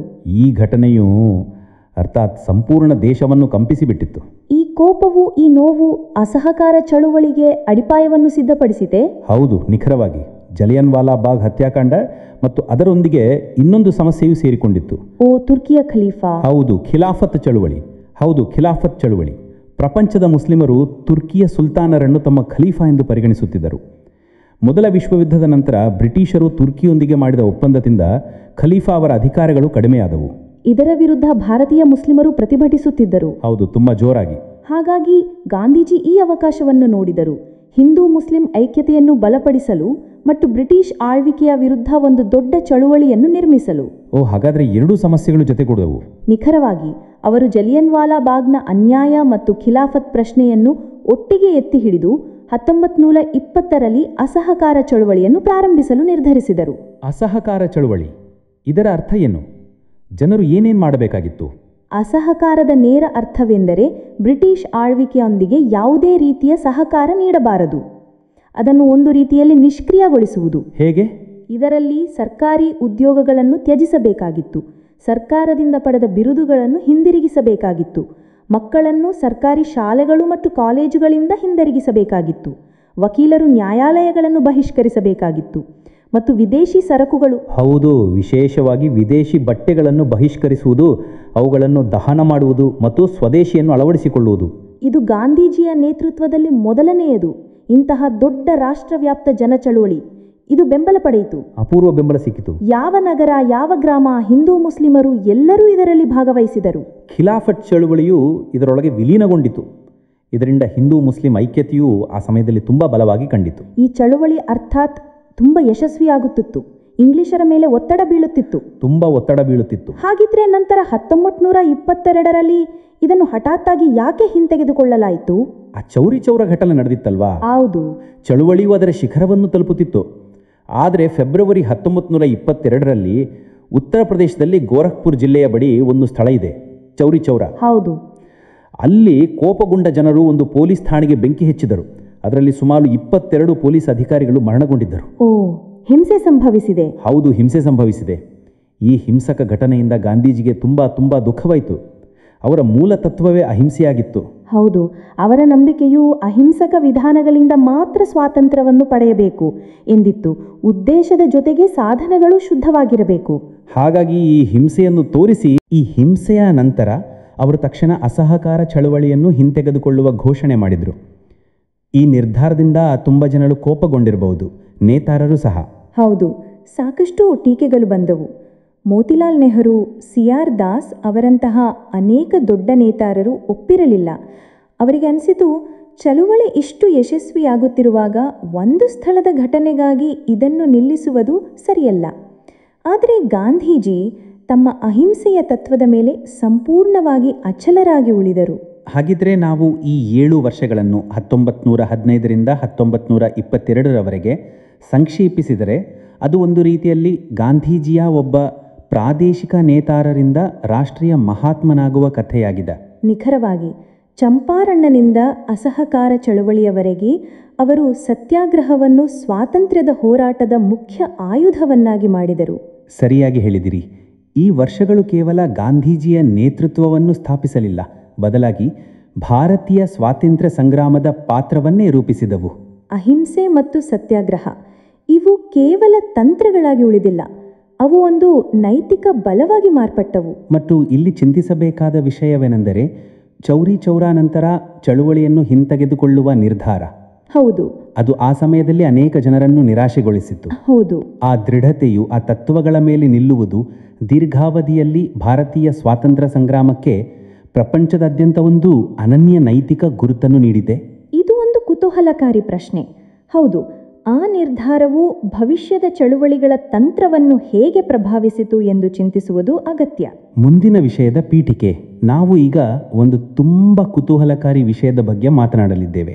ಭಾರತದಲ್ಲಿ ಸಮಾಜವಾದದ ಉದಯ. ಹೌದು, ಮತ್ತು ಇದನ್ನು ಅರ್ಥ ಮಾಡಿಕೊಳ್ಳುವುದು ವಿಶೇಷವಾಗಿ ಪ್ರತಿಸ್ಪರ್ಧಿ ಪರೀಕ್ಷೆಗಳಿಗೆ ತಯಾರಿ ನಡೆಸುತ್ತಿರುವವರಿಗೆ ತುಂಬ ಮುಖ್ಯ. ಹೌದು, ಹೇಗೆ ಅರ್ಥಾತ್ ಬಾಹ್ಯ ಘಟನೆಗಳು ಮತ್ತು ದೇಶದ ಒಳಗಿನ ಪರಿಸ್ಥಿತಿಗಳು ಒಟ್ಟಿಗೆ ಸೇರಿ ಈ ವಿಚಾರಧಾರೆಗೆ, ಈ ಚಿಂತನೆಗೆ ಇಲ್ಲಿ ಬಲ ನೀಡಿದವು. ನಿಖರವಾಗಿ ನಾವು ಬಹುಶಃ ಕಾರಣಗಳಿಂದ ಪ್ರಾರಂಭಿಸಬೇಕು. ನೋಡಿ, 1917ರಲ್ಲಿ ರಷ್ಯಾದಲ್ಲಿ ನಡೆದ ಕ್ರಾಂತಿ, ಹೌದು, ರಷ್ಯನ್ ಕ್ರಾಂತಿ, ಅದರ ಪ್ರಭಾವ ಅರ್ಥಾತ್ ಸಂಪೂರ್ಣ ಜಗತ್ತಿನ ಮೇಲೆ ಬಿತ್ತು. ಮತ್ತು ಭಾರತ ಹೇಗೆ ಅಪ್ರಭಾವಿತವಾಗಿ ಉಳಿಯಬಹುದು? ಸರಿಯಾದ ಮಾತು. ಅಲ್ಲಿ ಜಾರ್ ಸಾಮ್ರಾಜ್ಯದ ಅಂತ್ಯ ಮತ್ತು ನಂತರ ಸಮಾನತೆಯ ಬಗ್ಗೆ ಮಾತನಾಡುವುದು, ಇದು ಇಲ್ಲಿ ಸ್ವಾತಂತ್ರ್ಯದ ಹೋರಾಟ ನಡೆಸುತ್ತಿದ್ದ ಅನೇಕ ಜನರನ್ನು ಪ್ರಭಾವಿಸಿತು. ಹಾಗಾಗಿ ಅರ್ಥಾತ್ ಇದು ಕೇವಲ ರಾಜಕೀಯ ಸ್ವಾತಂತ್ರ್ಯದ ಬಗ್ಗೆ ಮಾತ್ರ ಉಳಿಯಲಿಲ್ಲ. ಇಲ್ಲ, ಖಂಡಿತವಾಗಿ ಇಲ್ಲ. ಅನಿಸಿತು, ಸಹೋದರರೇ, ಕೇವಲ ರಾಜಕೀಯ ಸ್ವಾತಂತ್ರ್ಯದಿಂದ ಕೆಲಸ ಆಗುವುದಿಲ್ಲ, ಸಾಮಾಜಿಕ ಮತ್ತು ಆರ್ಥಿಕ ಸಮಾನತೆಯು ತುಂಬ ಅಗತ್ಯ. ಮತ್ತು ಈ ಚಿಂತನೆಯ ಫಲಿತಾಂಶ ನಂತರ ನಮಗೆ ಹೊಸ ಪಕ್ಷಗಳ ರಚನೆಯಲ್ಲಿ ಕಂಡುಬಂತು. ಹೌದು, ಖಂಡಿತವಾಗಿ. ಉದಾಹರಣೆಗೆ 1920ರಲ್ಲಿ ತಾಷ್ಕೆಂಟ್ನಲ್ಲಿ MN ರಾಯ್ ಮತ್ತು ಅವರ ಕೆಲವು ಸಹಚರರು ಭಾರತೀಯ ಕಮ್ಯುನಿಸ್ಟ್ ಪಾರ್ಟಿಯ ಅಡಿಪಾಯ ಹಾಕಿದರು. ಇದು ಭಾರತದಲ್ಲಿ ಸಂಘಟಿತ ರೀತಿಯಲ್ಲಿ ಅರ್ಥಾತ್ ಒಂದು ಆಯೋಜಿತ ರೀತಿಯಲ್ಲಿ ಕಮ್ಯುನಿಸ್ಟ್ ವಿಚಾರಧಾರೆಯನ್ನು ತರುವ ಪ್ರಾರಂಭಿಕ ಪ್ರಯತ್ನಗಳಲ್ಲಿ ಒಂದಾಗಿತ್ತು. ಮತ್ತು ಸರ್ಕಾರ, ಬ್ರಿಟಿಷ್ ಆಳ್ವಿಕೆ ಇದನ್ನು ಹೇಗೆ ನೋಡುತ್ತಿತ್ತು? ಸ್ಪಷ್ಟವಾಗಿ ಅವನಿಗೆ ಸಂಶಯದ ದೃಷ್ಟಿಯಿಂದ. ನೀವು ನೋಡಿ 1924ರ ಕಾನ್ಪುರ್ ಬೋಲ್ಶೆವಿಕ್ ಪಿತೂರಿ ಪ್ರಕರಣ. ಹೌದು ಹೌದು. ಅದರಲ್ಲಿ ಸೌಮೇಂದ್ರನಾಥ ಟ್ಯಾಗೋರ್, ಮುಜಾಫರ್ ಅಹಮ್ಮದ್, ಶೌಕತ್ ಉಸ್ಮಾನಿ, ಈ ಪ್ರಾರಂಭಿಕ ಕಮ್ಯುನಿಸ್ಟ್ ನೇತಾರರು, ಅವರ ಮೇಲೆ ಸರಿಯಾದ ವಿಚಾರಣೆ ನಡೆಯಿತು. ಹಾಗಾಗಿ ಇಡೀ ಸರ್ಕಾರವು ಈ ಹೊಸ ವಿಚಾರಧಾರೆಗಳ ಬಗ್ಗೆ ತುಂಬ ಎಚ್ಚರಿಕೆಯಿಂದ ಇತ್ತು ಎಂದು ತೋರಿಸುತ್ತದೆ. ತುಂಬ ಹೆಚ್ಚು ಅವರಿಗೆ ಭಯವಿತ್ತು, ವಿಚಾರಗಳು ಹೆಚ್ಚು ಹರಡಬಾರದು ಎಂದು. ಮತ್ತು ಇದೇ ಸಮಯದಲ್ಲಿ ನೋಡಿ, ಕಾರ್ಮಿಕರ ಧ್ವನಿಯೂ ಏರಿತ್ತು. ಹೌದು, ಅದು AITUC, all India trade union Congress. ಹೌದು, ಅದು 1920ರಲ್ಲಿ ರಚನೆಯಾಯಿತು. ಮತ್ತು ಅದರಲ್ಲಿ ನೋಡಿ ಯಾರೆಲ್ಲ ಸೇರಿದ್ರು: NM ಜೋಶಿ, ಲಾಲಾ ಲಜಪತ್ ರಾಯ್, ದಿವಾನ್ ಚಮನ್ ಲಾಲ್, ಜೋಸೆಫ್ ಬ್ಯಾಪ್ಟಿಸ್ಟಾ, ದೊಡ್ಡ ಹೆಸರುಗಳು. ಇದು ತೋರಿಸುತ್ತದೆ, ಸಮಾಜವಾದಿ ಚಿಂತನೆಯು ಕಾರ್ಮಿಕ ಚಳುವಳಿಗಳಿಗೆ ಒಂದು ರೀತಿಯಲ್ಲಿ ಮಾರ್ಗದರ್ಶನವನ್ನು ನೀಡುತ್ತಿತ್ತು. ನಿಖರವಾಗಿ. ಮತ್ತು ಇದು ಕೇವಲ ಪಕ್ಷಗಳು ಅಥವಾ ಕಾರ್ಮಿಕ ಸಂಘಟನೆಗಳಿಗೆ ಮಾತ್ರ ಸೀಮಿತವಾಗಿರಲಿಲ್ಲ. ಇದರ ಪ್ರಭಾವ ನಮಗೆ ಕ್ರಾಂತಿಕಾರಿ ಚಟುವಟಿಕೆಗಳಲ್ಲೂ ಕಾಣಸಿಗುತ್ತದೆ. ಉದಾಹರಣೆಗೆ ಪಂಜಾಬ್, UP, ಬಿಹಾರ್ ಪ್ರದೇಶಗಳಲ್ಲಿ. ಹೌದು, ಖಂಡಿತ. 1924ರಲ್ಲಿ ಕಾನ್ಪುರದಲ್ಲಿ ರಚನೆಯಾದ ಹಿಂದೂಸ್ತಾನ್ ರಿಪಬ್ಲಿಕನ್ ಅಸೋಸಿಯೇಷನ್, ರಾಮ್ ಪ್ರಸಾದ್ ಬಿಸ್ಮಿಲ್, ಜೋಗೇಶ್ ಚಂದ್ರ ಚಾಟರ್ಜಿ, ಸಚೀಂದ್ರನಾಥ ಸಾನ್ಯಾಲ್. ಹೌದು, ಈ ಎಲ್ಲ ಜನರು, ಅವರ ಗುರಿಯೂ ಸಶಸ್ತ್ರ ಕ್ರಾಂತಿಯಾಗಿತ್ತು. ಸ್ವಾತಂತ್ರ್ಯ ಬೇಕು, ಹೋರಾಡಿ ತೆಗೆದುಕೊಳ್ಳುತ್ತೇವೆ. ಆದರೆ ನಂತರ ಇದರಲ್ಲಿ ಒಂದು ದೊಡ್ಡ ಬದಲಾವಣೆ ಬಂತು ಅಲ್ವೇ? ಹೌದು, 1928ರಲ್ಲಿ. ಹೌದು, ದೆಹಲಿಯಲ್ಲಿ ಫಿರೋಜ್ ಶಾ ಕೋಟ್ಲಾದಲ್ಲಿ HSRA ಆಯಿತು, ಹಿಂದೂಸ್ತಾನ್ ಸೋಷಿಯಲಿಸ್ಟ್ ರಿಪಬ್ಲಿಕನ್ ಅಸೋಸಿಯೇಷನ್. ಈ ಸೋಷಿಯಲಿಸ್ಟ್ ಸೇರಿಕೊಳ್ಳುವುದು ತುಂಬ ಮುಖ್ಯ. ಇದು ಸ್ಪಷ್ಟವಾಗಿ ತೋರಿಸುತ್ತದೆ, ಈಗ ಉದ್ದೇಶ ಕೇವಲ ಇಂಗ್ಲಿಷರನ್ನು ಓಡಿಸುವುದು ಮಾತ್ರವಲ್ಲ, ಬದಲಾಗಿ ಸ್ವಾತಂತ್ರ್ಯದ ನಂತರ ಒಂದು ಸಮಾಜವಾದಿ ಅರ್ಥಾತ್ ಸಮಾನತೆಯ ಸಮಾಜವನ್ನು ನಿರ್ಮಿಸುವುದು ಕೂಡ ಆಗಿತ್ತು. ಮತ್ತು ಇದರಲ್ಲಿ ಹೆಸರುಗಳು ಸೇರುತ್ತವೆ: ಚಂದ್ರಶೇಖರ್ ಆಜಾದ್, ಭಗತ್ ಸಿಂಗ್, ಸುಖದೇವ್. ಹೌದು. ಮತ್ತು ನಂತರ HSRA ಜೊತೆ ಸಂಬಂಧಿಸಿದ ದೊಡ್ಡ ಕಾರ್ಯಾಚರಣೆಗಳು ಕೂಡ ಸಂಭವಿಸಿದವು. ಉದಾಹರಣೆಗೆ 1929ರಲ್ಲಿ ಸೆಂಟ್ರಲ್ ಅಸೆಂಬ್ಲಿಯಲ್ಲಿ ಬಾಂಬ್ ಹಾಕುವುದು. ಭಗತ್ ಸಿಂಗ್ ಮತ್ತು ಬಟುಕೇಶ್ವರ್ ದತ್. ಹೌದು, ಅದರ ಉದ್ದೇಶ ಯಾರನ್ನೂ ಕೊಲ್ಲುವುದು ಅಲ್ಲ, ಬದಲಾಗಿ ಚೇತರಿಸಿಕೊಳ್ಳುವುದು ಅಥವಾ ತಮ್ಮ ಧ್ವನಿಯನ್ನು ಸರ್ಕಾರಕ್ಕೆ ತಲುಪಿಸುವುದು ಎಂದು ಅವರು ಹೇಳಿದರು. ನಿಖರವಾಗಿ. ಮತ್ತು ನಂತರ ದುಃಖದ ಅಂತ್ಯ, ಲಾಹೋರ್ ಪಿತೂರಿ ಪ್ರಕರಣದಲ್ಲಿ ಭಗತ್ ಸಿಂಗ್, ಸುಖದೇವ್, ರಾಜಗುರು ಅವರಿಗೆ ಫಾಸಿ 23 ಮಾರ್ಚ್ 1931. ಇದು ಉತ್ತರ ಭಾರತದ ಬಗ್ಗೆ ಆಯಿತು. ಹೌದು, ಇದು ಒಂದು ಚಳುವಳಿಯಾಗಿತ್ತು. ಅದು ಸ್ವಾತಂತ್ರ್ಯ ಸಂಗ್ರಾಮಕ್ಕೆ ಒಂದು ಹೊಸ ರೂಪ ನೀಡಿತು ಎಂದು ನೀವು ಹೇಳಬಹುದು. ಒಂದು ಹೊಸ ಗುರುತು. ಹಾಗಾದರೆ ಇದರ ಪ್ರಾರಂಭ ಎಲ್ಲಿಂದ ಎಂದು ಪರಿಗಣಿಸಲಾಗಿದೆ, ಅರ್ಥಾತ್ ಆ ಟ್ರಿಗರ್ ಪಾಯಿಂಟ್ ಏನು? ನೋಡಿ, ಇದರ ಬೇರುಗಳು ಬಹಳ ಮಟ್ಟಿಗೆ ಸೈಮನ್ ಕಮಿಷನ್ನೊಂದಿಗೆ ಸಂಬಂಧ ಹೊಂದಿವೆ. 1928ರಲ್ಲಿ ಈ ಆಯೋಗವು ಭಾರತದ ಸಾಂವಿಧಾನಿಕ ಸುಧಾರಣೆಗಳ ಕುರಿತು ವರದಿ ನೀಡಲು ಬಂದಿತ್ತು. ಆದರೆ ವಿಚಿತ್ರವಾದ ವಿಷಯವೆಂದರೆ ಇದರಲ್ಲಿ ಒಬ್ಬರು ಭಾರತೀಯ ಸದಸ್ಯರಿರಲಿಲ್ಲ. ಓ, ಅರ್ಥಾತ್ ಎಲ್ಲ ಇಂಗ್ಲಿಷರು. ಹೌದು. ಮತ್ತು ಇದೇ ವಿಷಯದ ಮೇಲೆ ಸಂಪೂರ್ಣ ದೇಶದಲ್ಲಿ ತೀವ್ರ ವಿರೋಧವಾಯಿತು. Simon go back ಘೋಷಣೆಗಳು ಹೊರಹೊಮ್ಮಿದವು. ಹೌದು, ಇದು ತುಂಬಾ ದೊಡ್ಡ ವಿಷಯವಾಗಿತ್ತು. ಹೌದು. ಹಾಗಾದರೆ ಇದಕ್ಕೆ ಪ್ರತಿಕ್ರಿಯೆಯಾಗಿ ಭಾರತೀಯರ ಪಕ್ಷದಿಂದ ಏನಾದರೂ ನಡೆಯಿತೆ? ಖಂಡಿತ. ಇದೇ ಪ್ರತಿಕ್ರಿಯೆಯಲ್ಲಿ ಮೋತಿಲಾಲ್ ನೆಹರು ಅವರ ಅಧ್ಯಕ್ಷತೆಯಲ್ಲಿ ನೆಹರು ವರದಿ ಬಂದಿತು. ಅಲ್ಲದೆ ಜಿನ್ನಾ ಸಾಹೇಬರು ತಮ್ಮ 14 ಸೂತ್ರಗಳನ್ನು ಮಂಡಿಸಿದರು. ಅರ್ಥಾತ್ ಭಾರತೀಯ ಪಕ್ಷಗಳು ತಮ್ಮ ನಿಲುವನ್ನು ಸ್ಪಷ್ಟಪಡಿಸುತ್ತಿದ್ದವು, ಅವರಿಗೆ ಏನು ಬೇಕು ಎಂದು. ಮತ್ತು ನಂತರ ವಿಷಯ ಮತ್ತು ಮುಂದುವರೆಯಿತು. ಲಾಹೋರ್ ಅಧಿವೇಶನ ಅಲ್ವೇ? ಹೌದು ಹೌದು. ನಿಖರವಾಗಿ ಡಿಸೆಂಬರ್ 1929 ಲಾಹೋರ್, ಜವಾಹರ್ಲಾಲ್ ನೆಹರು ಅಧ್ಯಕ್ಷರಾಗಿದ್ದರು. ಮತ್ತು ಇಲ್ಲಿಯೇ ಆ ಐತಿಹಾಸಿಕ ತುಂಬಾ ದೊಡ್ಡ ನಿರ್ಧಾರ ಆಯಿತು. ಪೂರ್ಣ ಸ್ವರಾಜ್. ಪೂರ್ಣ ಸ್ವರಾಜ್ ಅರ್ಥಾತ್ ಈಗ ಕೇವಲ ಡೊಮಿನಿಯನ್ ಸ್ಥಾನಮಾನದ ಮಾತಲ್ಲ, ಇಲ್ಲ, ಈಗ ಗುರಿಯು ಸಂಪೂರ್ಣ ಸ್ವಾತಂತ್ರ್ಯ. ಹೌದು ಹೌದು. ಹಾಗಾಗಿ ಗುರಿ ಇಷ್ಟು ದೊಡ್ಡದಾಗಿ ನಿರ್ಧರಿಸಲ್ಪಟ್ಟಾಗ ನಂತರ ಮುಂದಿನ ತಂತ್ರ ಏನಾಯಿತು? ಅದೇ ಲಾಹೋರ್ನಲ್ಲಿ ನಿರ್ಧರಿಸಲಾಯಿತು, ಸಹೋದರರೇ, ನಾವು ಗೋಲಮೇಜ ಸಮ್ಮೇಳನವನ್ನು ಬಹಿಷ್ಕರಿಸುತ್ತೇವೆ ಮತ್ತು 26 ಜನವರಿ 1930ರಂದು ಮೊದಲ ಸ್ವಾತಂತ್ರ್ಯ ದಿನಾಚರಣೆ ಆಚರಿಸಲಾಗುವುದು. ಹೌದು, ರಾವಿ ನದಿಯ ದಂಡೆಯಲ್ಲಿ ಧ್ವಜವನ್ನು ಏರಿಸುವ ವಿಷಯವೂ ಇದಕ್ಕೆ ಸಂಬಂಧಿಸಿದೆ. ಹೌದು ಹೌದು, ನಿಖರವಾಗಿ. ಮತ್ತು ಇಲ್ಲಿಯೇ ಕಾಂಗ್ರೆಸ್ ಗಾಂಧೀಜಿಗೆ ಅಧಿಕಾರ ನೀಡಿತು, ಅವರು ಸವಿನಯ ಕವಜ್ಞ ಚಳುವಳಿಯನ್ನು ಪ್ರಾರಂಭಿಸಬೇಕೆಂದು. ಮತ್ತು ನಂತರ ಬಂದಿತು ಆ ಪ್ರಸಿದ್ಧ ದಾಂಡಿ ಮಾರ್ಚ್. ಹೌದು, 12 ಮಾರ್ಚ್ 1930 ಸಾಬರ್ಮತಿ ಆಶ್ರಮದಿಂದ ಗಾಂಧೀಜಿ ತಮ್ಮ 78 ನಂಬಿಗಸ್ತ ಸಹಚರರೊಂದಿಗೆ ಹೊರಟರು. ಇದು ಕೇವಲ ಉಪ್ಪಿನ ಕಾನೂನನ್ನು ಉಲ್ಲಂಘಿಸುವ ಪ್ರಯಾಣವಲ್ಲದೆ, ಇದು ವಾಸ್ತವವಾಗಿ ಬ್ರಿಟಿಷ್ ಆಳ್ವಿಕೆಯ ಅನ್ಯಾಯದ ವಿರುದ್ಧ ಒಂದು ನೇರವಾದ ಸವಾಲಾಗಿತ್ತು. ಮತ್ತು ಉಪ್ಪನ್ನು ಆಯ್ಕೆ ಮಾಡಿಕೊಳ್ಳುವುದು ಕೂಡ ತುಂಬಾ ಬುದ್ಧಿವಂತಿಕೆಯ ವಿಷಯವಾಗಿತ್ತು. ನಿಖರವಾಗಿ. ಉಪ್ಪಿನಂತಹ ಸಾಮಾನ್ಯ ಅಗತ್ಯದ ವಸ್ತು ಪ್ರತಿ ಮನೆಗೆ ಸಂಬಂಧಿಸಿದ ವಿಷಯ. ಇದು ಗಾಂಧೀಜಿಯ ಮಾಸ್ಟರ್ ಸ್ಟ್ರೋಕ್ ಆಗಿತ್ತು. ಈ ಪ್ರಯಾಣ ಎಷ್ಟು ಉದ್ದವಾಗಿತ್ತು? ಸುಮಾರು 440 ಮೈಲುಗಳು. 6 ಏಪ್ರಿಲ್ನಂದು ಡ್ಯಾಂಡಿಗೆ ತಲುಪಿ ಅವರು ಉಪ್ಪನ್ನು ಎತ್ತಿ ಕಾನೂನನ್ನು ಉಲ್ಲಂಘಿಸಿದರು. ಮತ್ತು ಗಾಂಧೀಜಿಯ ಬಂಧನದ ನಂತರ ಚಳುವಳಿ ನಿಂತು ಹೋಯಿತೇ? ಇಲ್ಲ, ಖಂಡಿತವಾಗಿ ಇಲ್ಲ. ಬದಲಿಗೆ ಇನ್ನಷ್ಟು ಹರಡಿತು. ಅಬ್ಬಾಸ್ ತಯ್ಯಾಬ್ಜಿ, ನಂತರ ಸರೋಜಿನಿ ನಾಯ್ಡು ಅವರು ನೇತೃತ್ವವನ್ನು ವಹಿಸಿದರು. ರೈತರು ತೆರಿಗೆ ನೀಡಲು ನಿರಾಕರಿಸಿದರು. ಎಲ್ಲೋ ಚೌಕಿದಾರಿ ತೆರಿಗೆ ನಿಲ್ಲಿಸಲ್ಪಟ್ಟಿತ್ತು. ಆದಿವಾಸಿ ಸಮುದಾಯವು ಕಾಡಿನ ಕಾನೂನುಗಳನ್ನು ಉಲ್ಲಂಘಿಸಿತು. ಅರ್ಥಾತ್ ಚಳುವಳಿಯು ನೆಲದ ಮಟ್ಟಕ್ಕೆ ತಲುಪಿತ್ತು. ಹಾಗಾಗಿ ಸ್ಪಷ್ಟವಾಗಿ ಸರ್ಕಾರದ ಮೇಲೆ ಒತ್ತಡ ತುಂಬಾ ಹೆಚ್ಚಾಗಿತ್ತು. ಹೌದು, ತುಂಬಾ ಹೆಚ್ಚು. ಮತ್ತು ಈ ಒತ್ತಡದ ಫಲಿತಾಂಶವೇ 1931ರ ಪ್ರಾರಂಭದಲ್ಲಿ ಗಾಂಧಿ ಇರ್ವಿನ್ ಒಪ್ಪಂದ. ಓ, ಹಾಗಾದ್ರೆ ಇದರಲ್ಲಿ ಯಾವ ಷರತ್ತುಗಳಿದ್ದವು? ಮುಖ್ಯ ವಿಷಯವೆಂದರೆ ಸರ್ಕಾರವು ಕಾಂಗ್ರೆಸ್ಗೆ 2ನೇ ಗೋಲಮೇಜ್ ಸಮ್ಮೇಳನಕ್ಕೆ ಆಹ್ವಾನಿಸುವ ಪ್ರಸ್ತಾಪವನ್ನು ಮಾಡಿತು.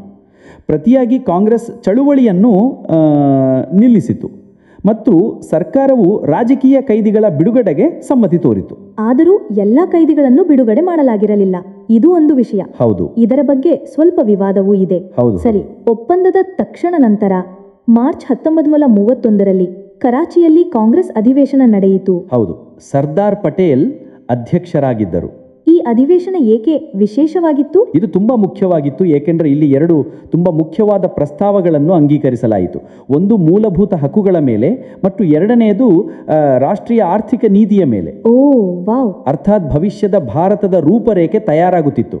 ನಿಖರವಾಗಿ. ಇಲ್ಲಿಯೇ ಪೂರ್ಣ ಸ್ವರಾಜ್ಯನ್ನು ಮತ್ತಷ್ಟು ವಿವರವಾಗಿ ವಿವರಿಸಲಾಯಿತು ಮತ್ತು ಗಾಂಧಿ ಇರ್ವಿನ್ ಒಪ್ಪಂದವನ್ನು ಕೂಡ ಅನುಮೋದಿಸಲಾಯಿತು. ಮತ್ತು ನಂತರ ಲಂಡನ್ನಲ್ಲಿ ಗೋಲಮೇಜ ಸಮ್ಮೇಳನಗಳ ಸರಣಿ ನಡೆಯಿತೆ. ಹೌದು, 3 ಸಮ್ಮೇಳನಗಳು ನಡೆಯಿದ್ದವು.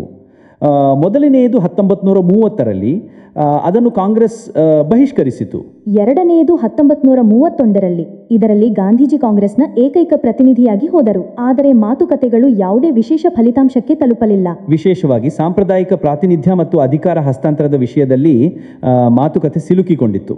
ಮತ್ತು 3ನೇದು 1932ರಲ್ಲಿ ನಡೆಯಿತು. ಅದರಲ್ಲಿ ಕಾಂಗ್ರೆಸ್ ಮತ್ತೆ ಭಾಗವಹಿಸಲಿಲ್ಲ. ಈ ಸಮ್ಮೇಳನಗಳೊಂದಿಗೆ ಯಾವಾಗಲೂ ಸಂಬಂಧಿಸಿದ ಒಂದು ಹೆಸರು, ಅದು ಡಾಕ್ಟರ್ BR ಅಂಬೇಡ್ಕರ್ ಅವರದ್ದು. ಹೌದು ಹೌದು, ಇದು ತುಂಬಾ ಅಗತ್ಯವಾದ ವಿಷಯ. ಡಾಕ್ಟರ್ ಅಂಬೇಡ್ಕರ್ 3 ಗೋಲಮೇಜ್ ಸಮ್ಮೇಳನಗಳಲ್ಲೂ ಭಾಗವಹಿಸಿದ್ದರು. ಅವರು ದಲಿತರ ಹಕ್ಕುಗಳಿಗಾಗಿ ನಿರಂತರವಾಗಿ ತಮ್ಮ ಧ್ವನಿಯನ್ನು ಏರಿಸುತ್ತಿದ್ದರು. ಮತ್ತೆ ಈ ಚಳುವಳಿ ಇದು ಕೇವಲ ಗಾಂಧೀಜಿ ಅಥವಾ ಗುಜರಾತ್ಗೆ ಮಾತ್ರ ಸೀಮಿತವಾಗಿರಲಿಲ್ಲ ಅಲ್ವೇ? ಇಲ್ಲ, ಖಂಡಿತವಾಗಿ ಇಲ್ಲ. ಇದು ಸಂಪೂರ್ಣ ದೇಶದಾದ್ಯಂತ ಹರಡಿತ್ತು.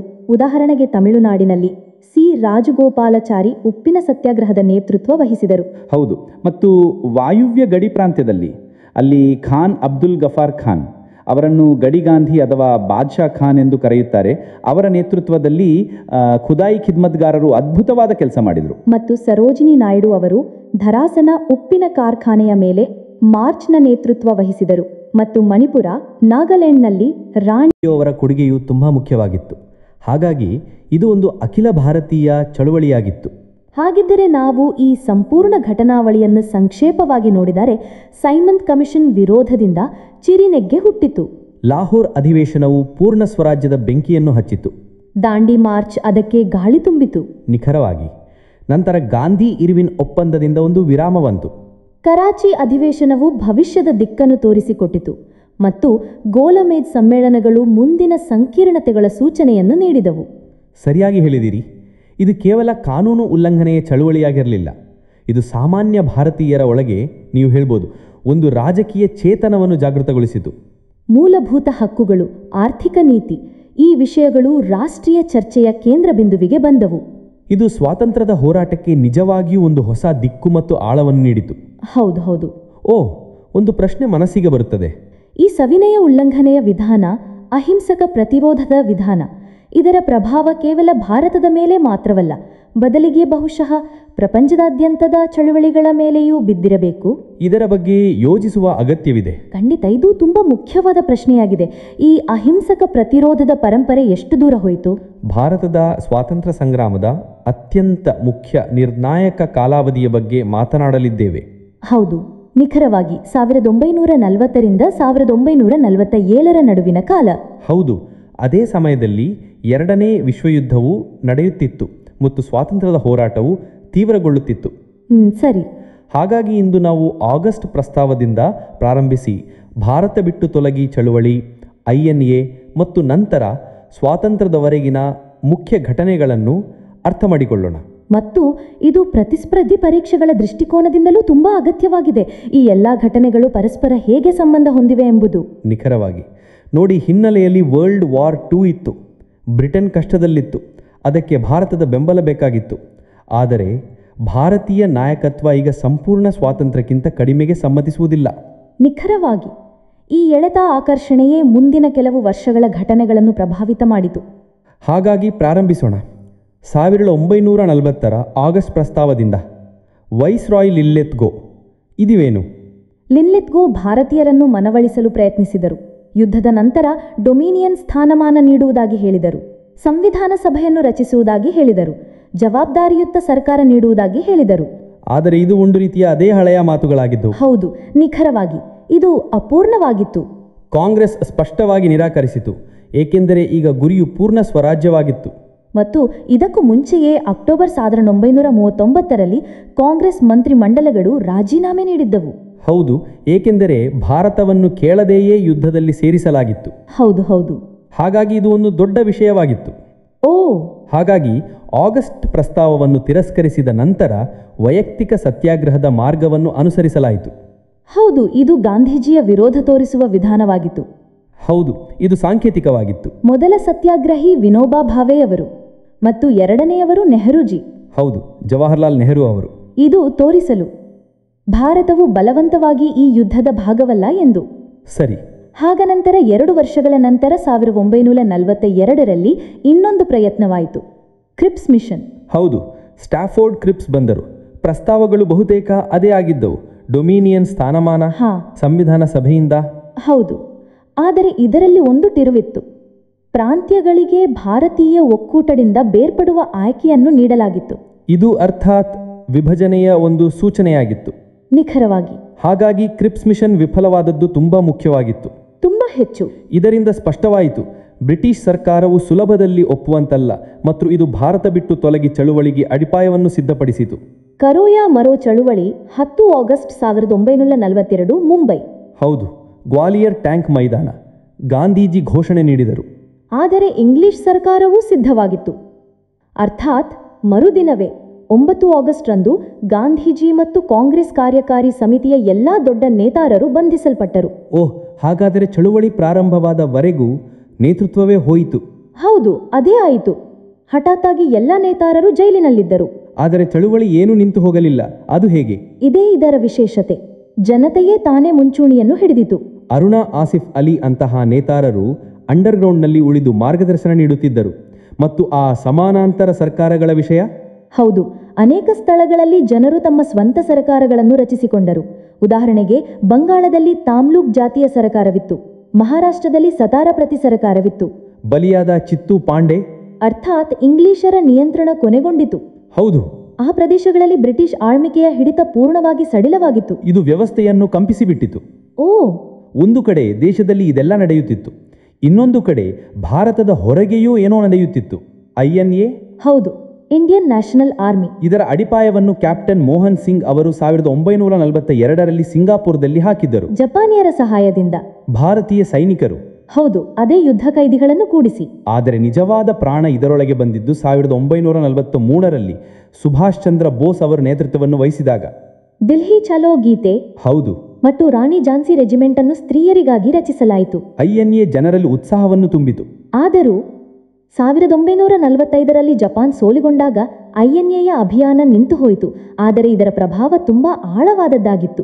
ಈ ಕಾಲದ ಕಾಂಗ್ರೆಸ್ ಅಧಿವೇಶನಗಳು ತುಂಬಾ ಮುಖ್ಯವಾಗಿದ್ದವು. ಉದಾಹರಣೆಗೆ 1939ರ ತ್ರಿಪುರಿ ಬಿಕ್ಕಟ್ಟು.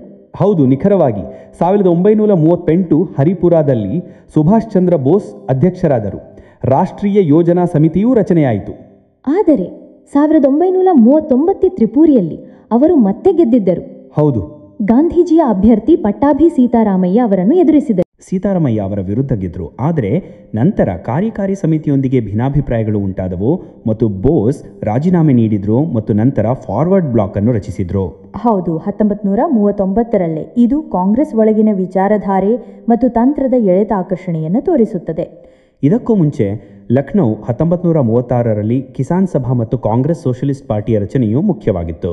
ಸಾಂವಿಧಾನಿಕ ಮಟ್ಟದಲ್ಲೂ ಏನೂ ನಡೆಯುತ್ತಿತ್ತು. ಉದಾಹರಣೆಗೆ 1932ರ ಕಮ್ಯುನಲ್ ಅವಾರ್ಡ್ ಮತ್ತು ಪೂನಾ ಒಪ್ಪಂದ.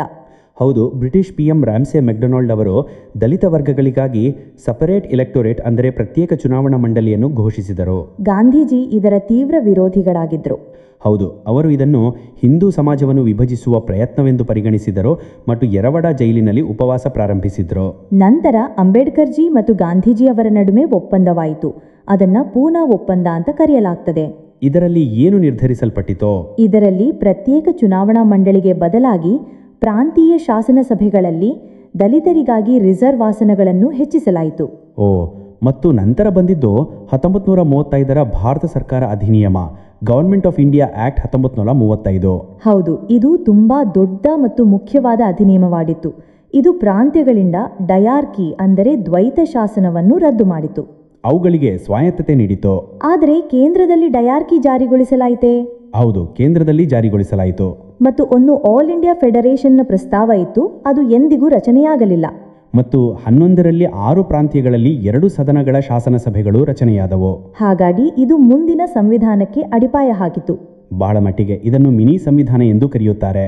ಮತ್ತು ನಂತರ ನಾವು ಸ್ವಾತಂತ್ರ್ಯಕ್ಕೆ ಸಂಪೂರ್ಣವಾದಿ ಹತ್ತಿರಕ್ಕೆ ಬರುತ್ತೇವೆ. Cabinet mission 1946. ಹೌದು, ವಿಶ್ವ ಯುದ್ಧವು ಮುಗಿದಿತ್ತು. ಬ್ರಿಟನ್ನಲ್ಲಿ ಲೇಬರ್ ಪಾರ್ಟಿ ಸರ್ಕಾರ ಇತ್ತು. PM ಆಟ್ಲಿ 3 ಸದಸ್ಯರನ್ನು ಕಳುಹಿಸಿದರು. Cripps, Alexander Pethick Lawrence. ಉದ್ದೇಶವು ಅಧಿಕಾರ ಹಸ್ತಾಂತರಣೆ ಮಾರ್ಗವನ್ನು ಕಂಡುಹಿಡಿಯುವುದಾಗಿತ್ತು. ಹೌದು, ಮತ್ತು ಸಂವಿಧಾನ ಸಭೆಯನ್ನು ರಚಿಸುವುದು. ಆದರೆ ಕಾಂಗ್ರೆಸ್ ಮತ್ತು ಮುಸ್ಲಿಂ ಲೀಗ್ನಲ್ಲಿ ಒಮ್ಮತ ಸಾಧಿಸಲು ಸಾಧ್ಯವಾಗಲಿಲ್ಲ. ಲೀಗ್ ಪಾಕಿಸ್ತಾನದ ಮೇಲೆ ಗಟ್ಟಿಯಾಗಿ ನಿಂತಿತು. ಮತ್ತು ನಂತರ ಆ ಡೈರೆಕ್ಟ್ ಆಕ್ಷನ್ ಡೇ. ಹೌದು, ಜಿನ್ಹಾ 16 ಆಗಸ್ಟ್ 1946ರಂದು ಪ್ರತ್ಯಕ್ಷ ಕಾರ್ಯಾಚರಣೆ ದಿನದ ಆಹ್ವಾನ ನೀಡಿದರು. ಇದರ ನಂತರ ತುಂಬಾ ಭಯಾನಕ ಸಾಮುದಾಯಿಕ ಗಲಭೆಗಳು ಸಂಭವಿಸಿದವು, ವಿಶೇಷವಾಗಿ ಕಲ್ಕತ್ತಾದಲ್ಲಿ. ಹಾಗಾಗಿ ವಿಭಜನೆಯೇ ಏಕೈಕ ಮಾರ್ಗವಾಗಿ ಉಳಿದಿತ್ತು. ಬಹುತೇಕ ನಿರ್ಧಾರವಾಗಿತ್ತು. ನಂತರ ಮೌಂಟ್ ಬ್ಯಾಟನ್ ಬಂದರೋ, ಅವರು ಮೌಂಟ್ ಬ್ಯಾಟನ್ ಯೋಜನೆ ಅಥವಾ ವಿಭಜನಾ ಯೋಜನೆಯನ್ನು ಮಂಡಿಸಿದರೋ ಮತ್ತು ಅದೇ ಆಧಾರದ ಮೇಲೆ ಇಂಡಿಯನ್ ಇಂಡಿಪೆಂಡೆನ್ಸ್ ಆಕ್ಟ್ 1947 ಅಂಗೀಕರಿಸಲ್ಪಟ್ಟಿತು. ಅದರಿಂದ ಭಾರತ ಮತ್ತು ಪಾಕಿಸ್ತಾನ ರಚನೆಯಾದವು. ಹಾಗಾಗಿ ಈ ಸಂಪೂರ್ಣ ಕಾಲಾವಧಿ 1940ರಿಂದ 47ರವರೆಗೆ ವಿಫಲ ಮಾತುಕತೆಗಳು, ಜನಚಳುವಳಿಗಳು, ಸಶಸ್ತ್ರ ಪ್ರಯತ್ನಗಳು, ಸಾಂವಿಧಾನಿಕ ಬದಲಾವಣೆಗಳೆಲ್ಲದರ ಒಂದು ಮಿಶ್ರ ರೂಪವಾಗಿತ್ತು. ನಿಖರವಾಗಿ ಯಾವುದೇ ಒಂದು ವಿಷಯವೇ ತನ್ನಗೆ ತಾನೇ ಇರಲಿಲ್ಲ. ಆಗಸ್ಟ್ ಪ್ರಸ್ತಾವ ಮತ್ತು ಕ್ರಿಪ್ಸ್ ಮಿಷನ್ ವಿಫಲಗೊಂಡಾಗ ಭಾರತ ಬಿಟ್ಟು ತೊಲಗಿ ಚಳುವಳಿ ಸಂಭವಿಸಿತು. INA ಬಾಹ್ಯ ಒತ್ತಡವನ್ನು ಉಂಟುಮಾಡಿತು. ಕಾಂಗ್ರೆಸ್ ಒಳಗಿ ಚರ್ಚೆ ನಡೆಯಿತು, ಕಾನೂನುಗಳು ಬದಲಾದವು. ಎಲ್ಲವೂ ಒಟ್ಟಿಗೆ ಸೇರಿ ಸ್ವಾತಂತ್ರ್ಯದವರೆಗೆ ಕರೆದು ಹೋದವು. ಹಾಗಾಗಿ ಇಂದಿನ ಈ ಚರ್ಚೆಯನ್ನು ನಾವು ಇಲ್ಲಿಗೆ ನಿಲ್ಲಿಸೋಣ. ಶ್ರೋತೃಗಳಿಗಾಗಿ ಒಂದು ಪ್ರಶ್ನೆ ಖಂಡಿತವಾಗಿ ಇದೆ. ಹೌದು, ನಿಮಗನಿಸುತ್ತದೆಯಾ ಸ್ವಾತಂತ್ರ್ಯವು ಕೇವಲ ಮಾತುಕತೆಗಳಿಂದಲೇ ಸಿಗುತ್ತಿತ್ತೆ ಅಥವಾ ಕೇವಲ ಚಳುವಳಿಯಿಂದಲೇ? ಅಥವಾ ನಂತರ ಈ ವಿಭಿನ್ನ ವಿಧಾನಗಳು, ಮಾತುಕತೆ, ಚಳುವಳಿ, INAದಂತಹ ಪ್ರಯತ್ನಗಳು, ಸಾಂವಿಧಾನಿಕ ಪ್ರಕ್ರಿಯೆ ಇವೆಲ್ಲದರ ಒಟ್ಟಿಗೆ ನಡೆಯುವುದು ಅಗತ್ಯವಿತ್ತೆ? ಇದು ನಾವು ಯೋಚಿಸಬೇಕಾದ ವಿಷಯ. ಈ ಸಂಕೀರ್ಣ ಸಹಕಾರದ ಬಗ್ಗೆ ಚಿಂತಿಸುವುದು ನಿಜವಾಗಿಯೂ ಕುತೂಹಲಕಾರಿಯಾಗಿರುತ್ತದೆ. ನಿಖರವಾಗಿ. ಮತ್ತು ಅಂತಿಮವಾಗಿ 15 ಆಗಸ್ಟ್ 1947ರಂದು ಭಾರತ ಸ್ವತಂತ್ರವಾಯಿತು. ಇಂಡಿಯನ್ ಇಂಡಿಪೆಂಡೆನ್ಸ್ ಆಕ್ಟ್ 1947 ಅಡಿಯಲ್ಲಿ. ಹಾಗಾಗಿ ಇದು ಸ್ವಾತಂತ್ರ್ಯದವರೆಗಿನ ಒಂದು ಝಲಕಾಗಿತ್ತು. ವ್ಯಾಪಾರ ಮಾಡಲು ಬಂದ ಕಂಪನಿಯು ಸಾಮ್ರಾಜ್ಯವಾಗೂ ಮಾರ್ಪಾಡಾಗುವುದು, ನಂತರ ಅದರ ವಿರುದ್ಧ ಬಂಡಾಯ, ಸಮಾಜ ಸುಧಾರಣೆ, ಸಂಘಟಿತ ರಾಜಕೀಯ ಚಳುವಳಿ ಮತ್ತು ಅಂತಿಮವಾಗಿ ಗಾಂಧೀಜಿಯ ನೇತೃತ್ವದಲ್ಲಿ ಜನಚಳುವಳಿಗಳಿಂದ ಸ್ವಾತಂತ್ರ್ಯವನ್ನು ಪಡೆಯುವುದು. ಈ ಪ್ರಯಾಣವು ತುಂಬ ಉದ್ದವಾಗಿದೆ ಮತ್ತು ಏರು ಇಳಿತುಗಳಿಂದ ತುಂಬಿದೆ ಮತ್ತು ಇದರ ತಿಳುವಳಿಕೆ ಇಂದಿಗೂ ತುಂಬ ಅಗತ್ಯವಾಗಿದೆ. ನಿಖರವಾಗಿ. ಇದು ಕೇವಲ ಇತಿಹಾಸವಲ್ಲ, ಇದು ನಮ್ಮ ಇಂದಿನ ಅಡಿಪಾಯವಾಗಿದೆ. ಮತ್ತು ಯೋಚಿಸಬೇಕಾದ ವಿಷಯವೇನೆಂದರೆ, ಸ್ವಾತಂತ್ರ್ಯ ಸಿಕ್ಕಿತು, ಆದರೆ ಅದರ ಜೊತೆಗೆ ವಿಭಜನೆಯ ನೋವು ಸಿಕ್ಕಿತು. ನಂತರ ರಿಯಾಸತ್ತುಗಳನ್ನು ವಿಲೀನಗೊಳಿಸುವುದು, ಒಂದು ಹೊಸ ಸಂವಿಧಾನವನ್ನು ರಚಿಸುವುದು, ಆ ಸವಾಲುಗಳು ಕಮ್ಮಿ ಇರಲಿಲ್ಲ. ಸರಿಯಾಗಿ ಹೇಳಿದ್ದೀರಿ. ಅವುಗಳ ಬಗ್ಗೆಯೂ ಒಮ್ಮೆ ಮಾತನಾಡಬೇಕು. ಮತ್ತು ಇದರೊಂದಿಗೆ ಆಧುನಿಕ ಭಾರತೀಯ ಇತಿಹಾಸದ ಮೇಲಿನ ನಮ್ಮ ಈ ದೀರ್ಘ ಚರ್ಚೆ ಈಗ ಪೂರ್ಣಗೊಳ್ಳುತ್ತದೆ. ಹೌದು, ನಿಖರವಾಗಿ. ಇದು ತುಂಬ ಕುತೂಹಲಕಾರಿಯಾದ ಪ್ರಯಾಣವಾಗಿದೆ. ಇಂದು ನಾವೆಲ್ಲಿದ್ದೇವೆ, ಇದನ್ನು ಅರ್ಥ ಮಾಡಿಕೊಳ್ಳುವುದು, ನಾವು ಅಲ್ಲಿಗೆ ತಲುಪಲು ಹೇಗೆ? ಹೌದು, ನಿಜವಾಗಿಯೂ. ಮತ್ತು ಯಾವ ಘಟನೆಗಳು ಅರ್ಥಾತ್ ಇಂದಿನ ಭಾರತಕ್ಕೆ ಈ ರೂಪವನ್ನು ನೀಡಿಲ್ಲವೋ ಇದನ್ನು ತಿಳಿದುಕೊಳ್ಳುವುದು ತುಂಬ ಅಗತ್ಯವಾಗಿದೆ. ನಿಖರವಾಗಿ. ಪಕ್ಷ ಇತಿಹಾಸದ ದೊಡ್ಡ ಪಾಠವೇ ಇದೆ ಅಲ್ಲವೇ ಸಹೋದರರೇ? ವರ್ತಮಾನವನ್ನು ಅರ್ಥ ಮಾಡಿಕೊಳ್ಳಬೇಕೆಂದರೆ ಭೂತಕಾಲದ ಪದರಗಳನ್ನು ತೆಗೆಯಬೇಕಾಗುತ್ತದೆ. ಬೇರೆ ಯಾವುದೇ ಮಾರ್ಗ ಇಲ್ಲ. ಸರಿಯಾದ ಮಾತು. ಈ ಸಂಪೂರ್ಣ ಚರ್ಚೆಯಿಂದ ಯಾರು ಕೇಳುತ್ತಿದ್ದಾರೋ ಅವರಿಗೆ ಕೆಲವು ಹೊಸ ದೃಷ್ಟಿಕೋನಗಳು ಸಿಕ್ಕಿರಬೇಕು ಎಂದು ಭಾವಿಸುತ್ತೇವೆ. ಹೌದು. ಮತ್ತು ಒಂದು ಅಗತ್ಯವಾದ ವಿಷಯ, ಇದರೊಂದಿಗೆ ನಾವು ಆಧುನಿಕ ಇತಿಹಾಸದ ಈ ಪೂರ್ತಿ ಸರಣಿಯನ್ನು, ಈ ಪೂರ್ತಿ ಸೀರೀಸನ್ನು ಯಶಸ್ವಿಯಾಗಿ ಪೂರ್ಣಗೊಳಿಸಿದ್ದೇವೆ.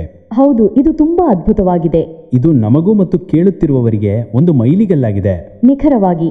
ಹಾಗಾಗಿ ಯಾವುದೇ ಕಾರಣಕ್ಕೆ ಭಾವಿಸೋಣ ಕೆಲವು ಅಗತ್ಯವಾದ ಚರ್ಚೆಗಳನ್ನು ಕೇಳಲು ತಪ್ಪಿದ್ದರೆ ಹೌದು, ಬಿರುವಿಲ್ಲದಿರುವುದು ಸಾಧ್ಯ. ಹೌದು, ನೀವು ಚಾನೆಲ್ಗೆ ಹೋಗಿ ಅವುಗಳನ್ನು ಯಾವಾಗಲೂ ಕೇಳಬಹುದು. ಅರ್ಥಾತ್ ಎಲ್ಲವೂ ಅಲ್ಲಿದೆ. ಹೌದು. ಮತ್ತು ನಿಮ್ಮ ತಯಾರಿಯನ್ನು ಮತ್ತಷ್ಟು ಬಲಪಡಿಸಲು ಇದು ತುಂಬಾ ಸಹಾಯಕವಾಗಬಹುದು. ಸಂಪೂರ್ಣ ಸರಣಿಯನ್ನು ಒಟ್ಟಿಗೆ ಕೇಳುವುದರಿಂದ ಒಂದು ನಿರಂತರತೆ ಉಂಟಾಗುತ್ತದೆ. ನಿಖರವಾಗಿ ಹೇಳಿದ್ದೀರಿ.